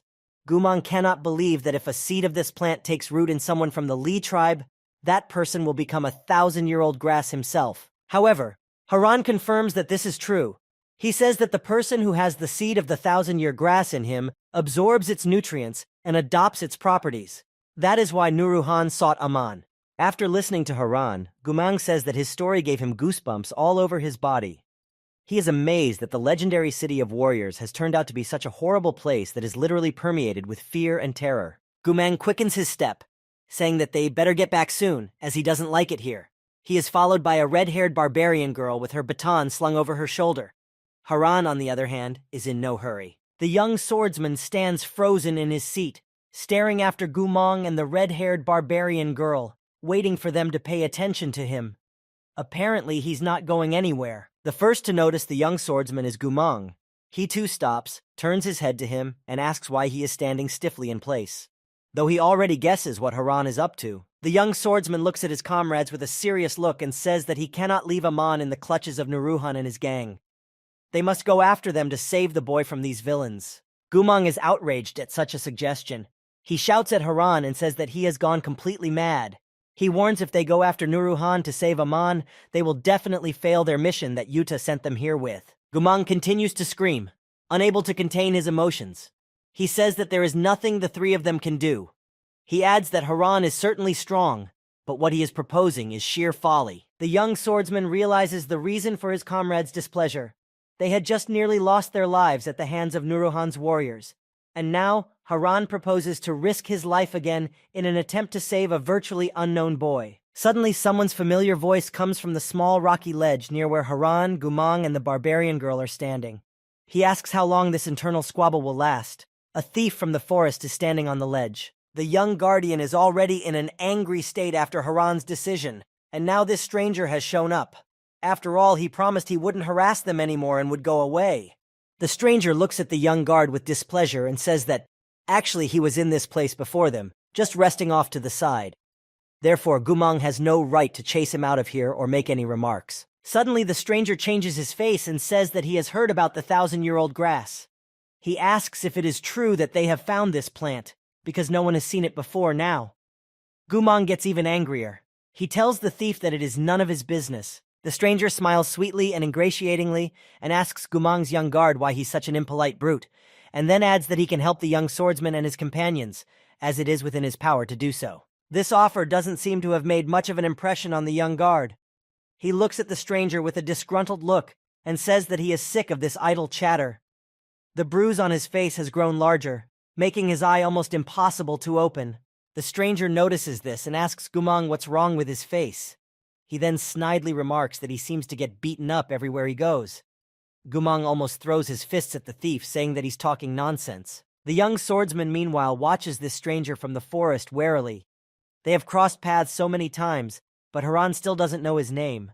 But one thing the young man realizes is that he has appeared here for a reason. Haran watches as the stranger taunts Gumang and the latter throws his fists at him. He tries to collate the facts. Just as they started arguing, the stranger suddenly appeared, as if he was specially expecting this. Haran continues to ponder.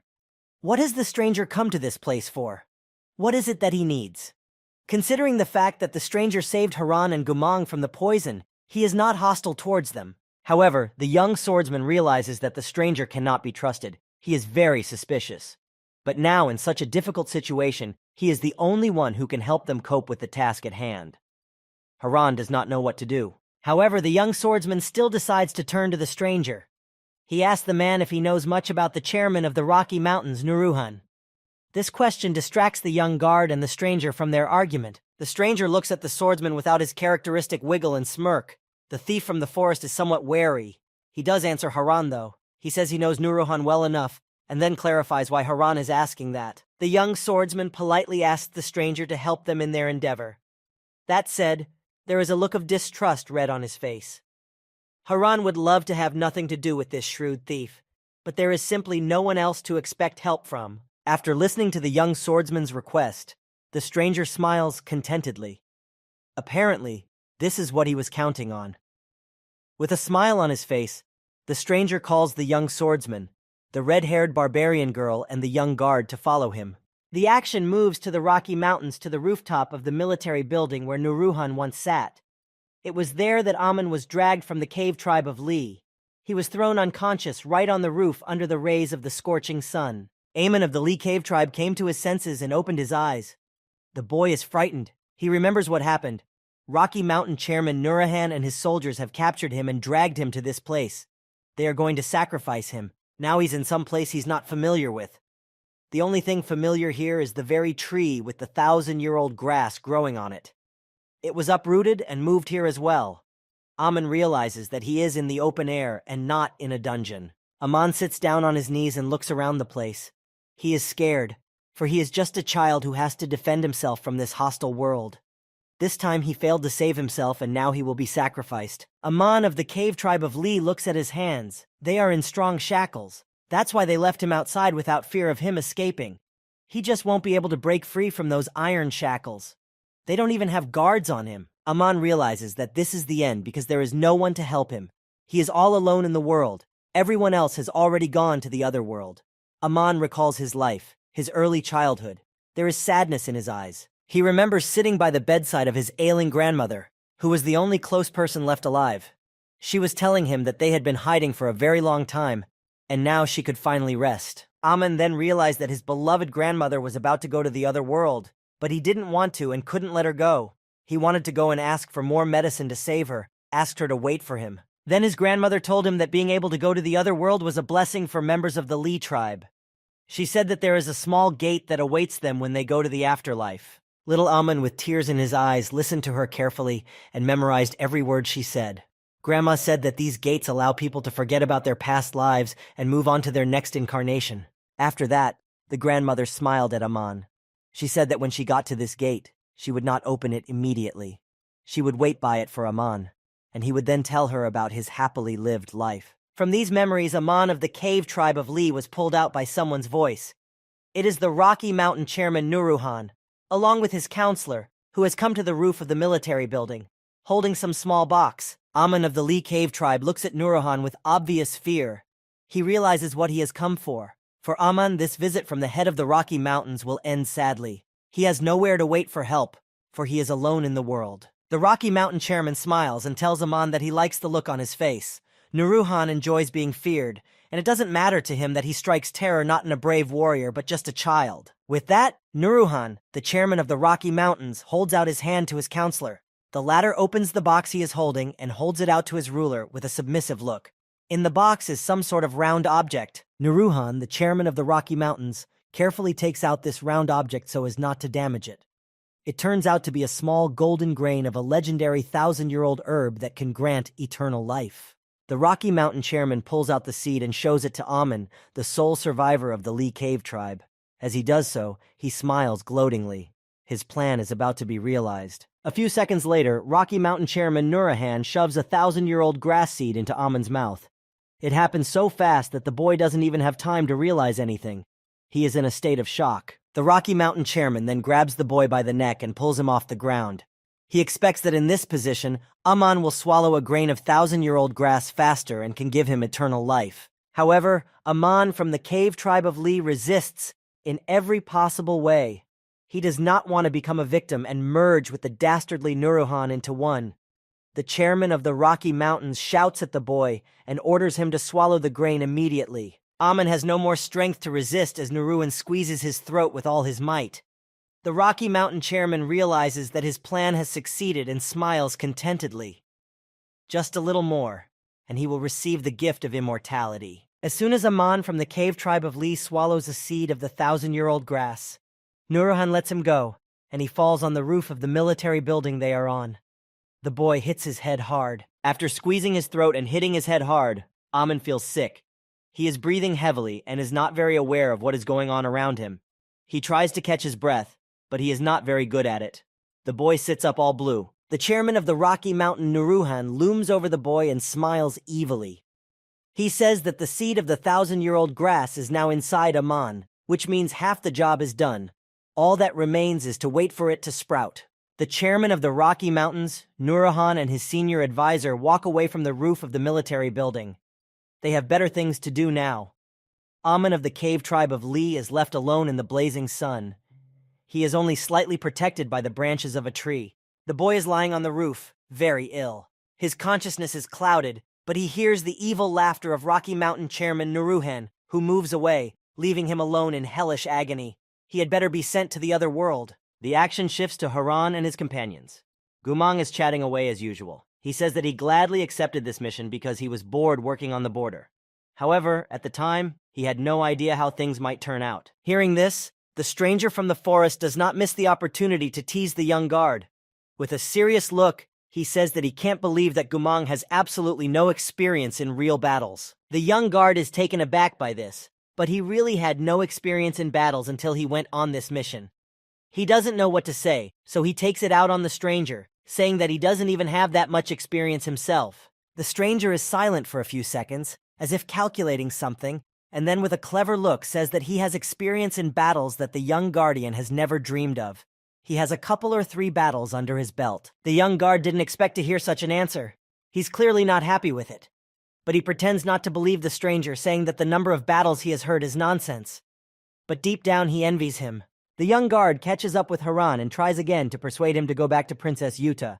He says that their mission is complete and they should not get involved further. By doing so, they are digging a hole for themselves. However, in response to his advice, he hears from the young swordsman that it was their enemies who started this, which means they now need to see it through to the end. Gumang says again that they could die without doing anything. It's better for them to go back after all. The young swordsman wanted to say whatever he thinks about this suggestion of his comrade, but the stranger silences them by shushing them. He walks over to the stone wall and watches someone through a crack. The young guard, Haran, and the red-haired barbarian girl are immediately silent. They realize that they have come close to their target, and the stranger is most likely watching through a gap in the wall for the men of the Rocky Mountain chairman Nuruhan. They turn out to be right. Behind the wall are several of Nuruhan's soldiers. She keeps guard and scrutinizes all the passages, looking around. Haran and the others need to be extremely careful. They must not make any sound or they will be heard. Even though the soldiers of the Rocky Mountain chairman are checking everything carefully, they don't see that a human figure can be seen in the crevice in the rock. In the darkness, it is unnoticeable. Therefore, the soldiers pass by quietly. After Nurukan's soldiers have gone further along the corridor, a stranger appears from the crevice. He looks after the Rocky Mountain chairman's men to make sure they are definitely gone, and there is no danger to them. When every last one of Nuruhan's men are hidden in the next passage, the stranger signals to the others to follow him. The young guard, Gumang, says that his scouting skills are too good for a thief. The stranger makes a disgruntled, hurt face and asks young guard Gumang how much longer he will call him a thief and brigand. The stranger then adds that he has a name after all. The young guard Gumang makes a disgruntled face, and then with a detached look, as if he is not at all interested and is asking a question purely out of politeness, asks the stranger what his name is after all. The action shifts to the gate area. The gate is now always open, and the barbarian tribe can pass through it safely. Life is boiling in the settlement. It seems that the clashes between soldiers and barbarians have stopped. At the desk in her office sits Princess Yuta. Behind her, the commander of the 7th Brigade of the former Ehaso Kingdom Battalion, who was released from the dungeon, is sitting on a chair. The commander of the Royal Guard, Commander Sun, enters the office. Warlord Sun appears with a report. He tells Princess Yuta that he has set up a separate residence for the barbarians on her orders, and has also made provisions for emergency communications with them in case of emergencies. Princess Yuta looks at the commander of the Royal Guard Suna and smiles. The girl thanks her loyal ally for accomplishing everything so quickly. This should benefit both the barbarians themselves and the local soldiers. Sun, the commander of the Royal Guard, says that it is not his credit, but that of the Nanran tribe, whom they once saved from destruction by delivering food to them. Sun adds that the situation in the gate area has finally been resolved. Suddenly, Princess Yuta's mood changes dramatically. Just now she was smiling cheerfully and her eyes were shining with joy. But now she bowed her head down. Breathing heavily, she said that she was glad to hear that everything was calm in the city. The commander of the Royal Guard Sun walks closer to Princess Yuta. He is clearly worried about the state of her health in the past few days. He asks Princess Yuta what happened to her and adds that she doesn't look well. Princess Yuta steps away from her desk and walks over to the open window. She says that she is fine. Her health is not in any danger. However, Colonel Sun of the Royal Guard notes the sadness in the girl's eyes. He asks again what's wrong. The Utah princess stares wistfully out the window and asks her comrade if he thinks Haran and the others are okay. This is what worries the girl. She worries for the young swordsman, the guard, and the barbarian girl. The commander of the Royal Guard, Sun, has finally realized what's going on with Princess Yuta. Crossing his arms over his chest, he walks closer to her and tells her that there will be nothing for simply delivering a letter to the young swordsman and his assistants. Princess Yuta looks down thoughtfully, a look of concern in her gaze. The girl says she feels uneasy because she doesn't know how the Rocky Mountain chairman might react to the letter. She adds maybe she should go to him herself. Colonel Sun of the Royal Guard understands Princess Yuta's anxiety. He says that her worries are perfectly normal. He experienced them daily while hiding from Judd, and before they entered the gate area. The commander of the Royal Guard Sun fell silent, but when Princess Yuta turned towards him, he continued the conversation.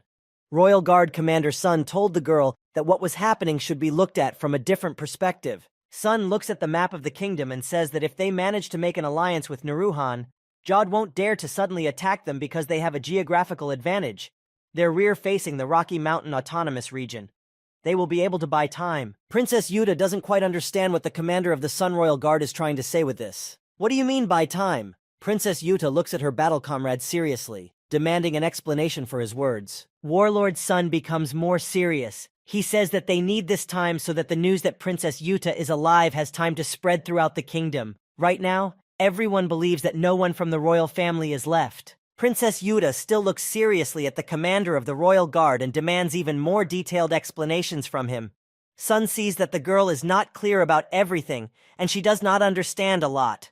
So he begins his story. Sun says that Jod is now able to rule the kingdom because he usurped the royal throne. However, many people were not happy with the way he took power, and so they are hostile to him. The general continues. He says if the people who once swore allegiance to the fallen king Ayul learn that his heiress is alive, they will follow her. When the time comes, she will have enough fighting power to stand against Jod. Princess Yuta looks at the commander of the royal guard with worry in her eyes. She realizes that she will have to reclaim the kingdom. Jod will not give it back in peace. The main thing is to get allies before the usurper comes for her. The commander of the royal guard's son turns to the commander of the 7th Brigade of the former battalion of the kingdom of Ahaso. He asks the man if he agrees with him. Since Haran was sent to Nuruhan, Ahaso has become an advisor to the princess. Ahaso's eyes are bandaged. He lost his sight from being in the dark dungeon for a long time, but he is much better now. He smiles and says that his whole plan is based on the assumption that they will be able to form an alliance with Nuruhan. Princess Yuta thinks about what he said. She moves closer to the commander of the 7th Brigade of the former Kingdom Battalion and asks him if he knows what Nuruhan is all about. After all, she herself knows next to nothing about him. Ahaso becomes more serious. He tells the princess that Nuruhan had been hiding from everyone for a long time after he learned of his incurable disease. He had only his first wife and his most devoted people by his side. Princess Yuta is excited. If Nuruhan is hiding from everyone, her letter that was sent with the young swordsman might just not reach the chairman of the Rocky Mountains. Yuta looks at Ahaso with a questioning look. The commander of the 7th Brigade of the former Kingdom Battalion says that the letter Princess Yuta sent is a mere formality. It's not that important to them whether the recipient receives it. Their goal is to find out where Nuruhan is now. The action shifts to the young swordsman and his companions. The stranger looks at Gumang with his arms crossed over his chest. He says his name is Vantasoy Yarina Zizek II, or simply Vantasoy II for short. The young guard Gumang is furious. He yells at his new acquaintance and says that he is just messing with them by giving them an assumed name. Young Guardian probably knows that such names definitely don't exist. The young Guardian wants to pounce on Vantasoy II with his fists. His teeth grit with anger and he waves his arms. However, the young swordsman takes him by the shoulder and asks Gumang to calm down immediately. When Gumang calms down a bit, Vantasoy II says that he has indeed given his middle name. He then heads further down the cave, at the end of which a light can be seen. Gumang says that he will continue to call this man a thief. Haran and the others come to a large crevice in the rock from where they can get a good look at the area. Vantasoy II says that this is where there is the most light and security.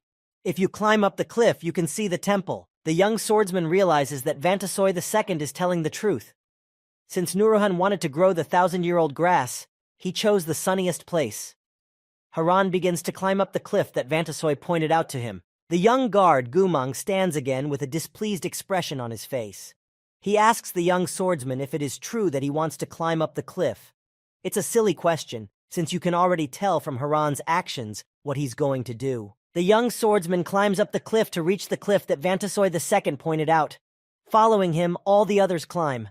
The procession is completed by the young guard Gumang, who is not happy about climbing to the top. At last, the young swordsman Haran, the red-haired barbarian girl, Vantasoy II, and Gumang arrive. The climb is hard, especially for the young guardian. He is breathing hard, but he can't catch his breath. The young swordsman carefully peeks out from behind the boulders.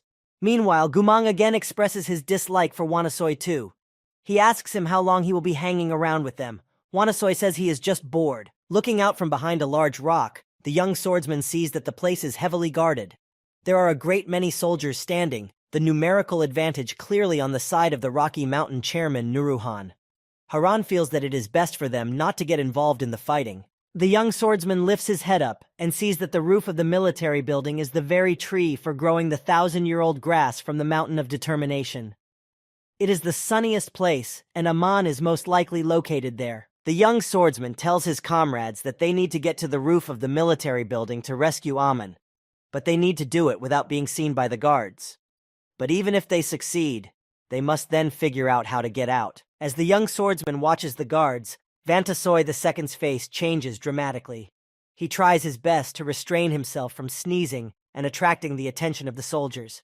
He clamps his mouth with the palm of his hand and sneezes there. It turns out very quietly. However, this does not save the heroes. While Vantasoy II tries not to make any loud noises, he doesn't notice how he pushes the young swordsman with his shoulder, though fails to keep his balance and falls. The young swordsman Haran falls out of his hiding place and finds himself right in front of the soldiers, who look at him in surprise, not understanding how a stranger could get here. It seems there will be no battle after all. I'll have to take my sword out of its sheath. One of the soldiers shouts that there is an intruder in front of them and pulls his blade out of its sheath. There is no doubt that all the guards nearby now know that the young swordsman and his allies are here. The young swordsman prepares to fight. There are only 4 of them, and it is not certain that Vantasoy II will fight him shoulder to shoulder rather than run away. Haran hardly knows him, so he can't trust him completely.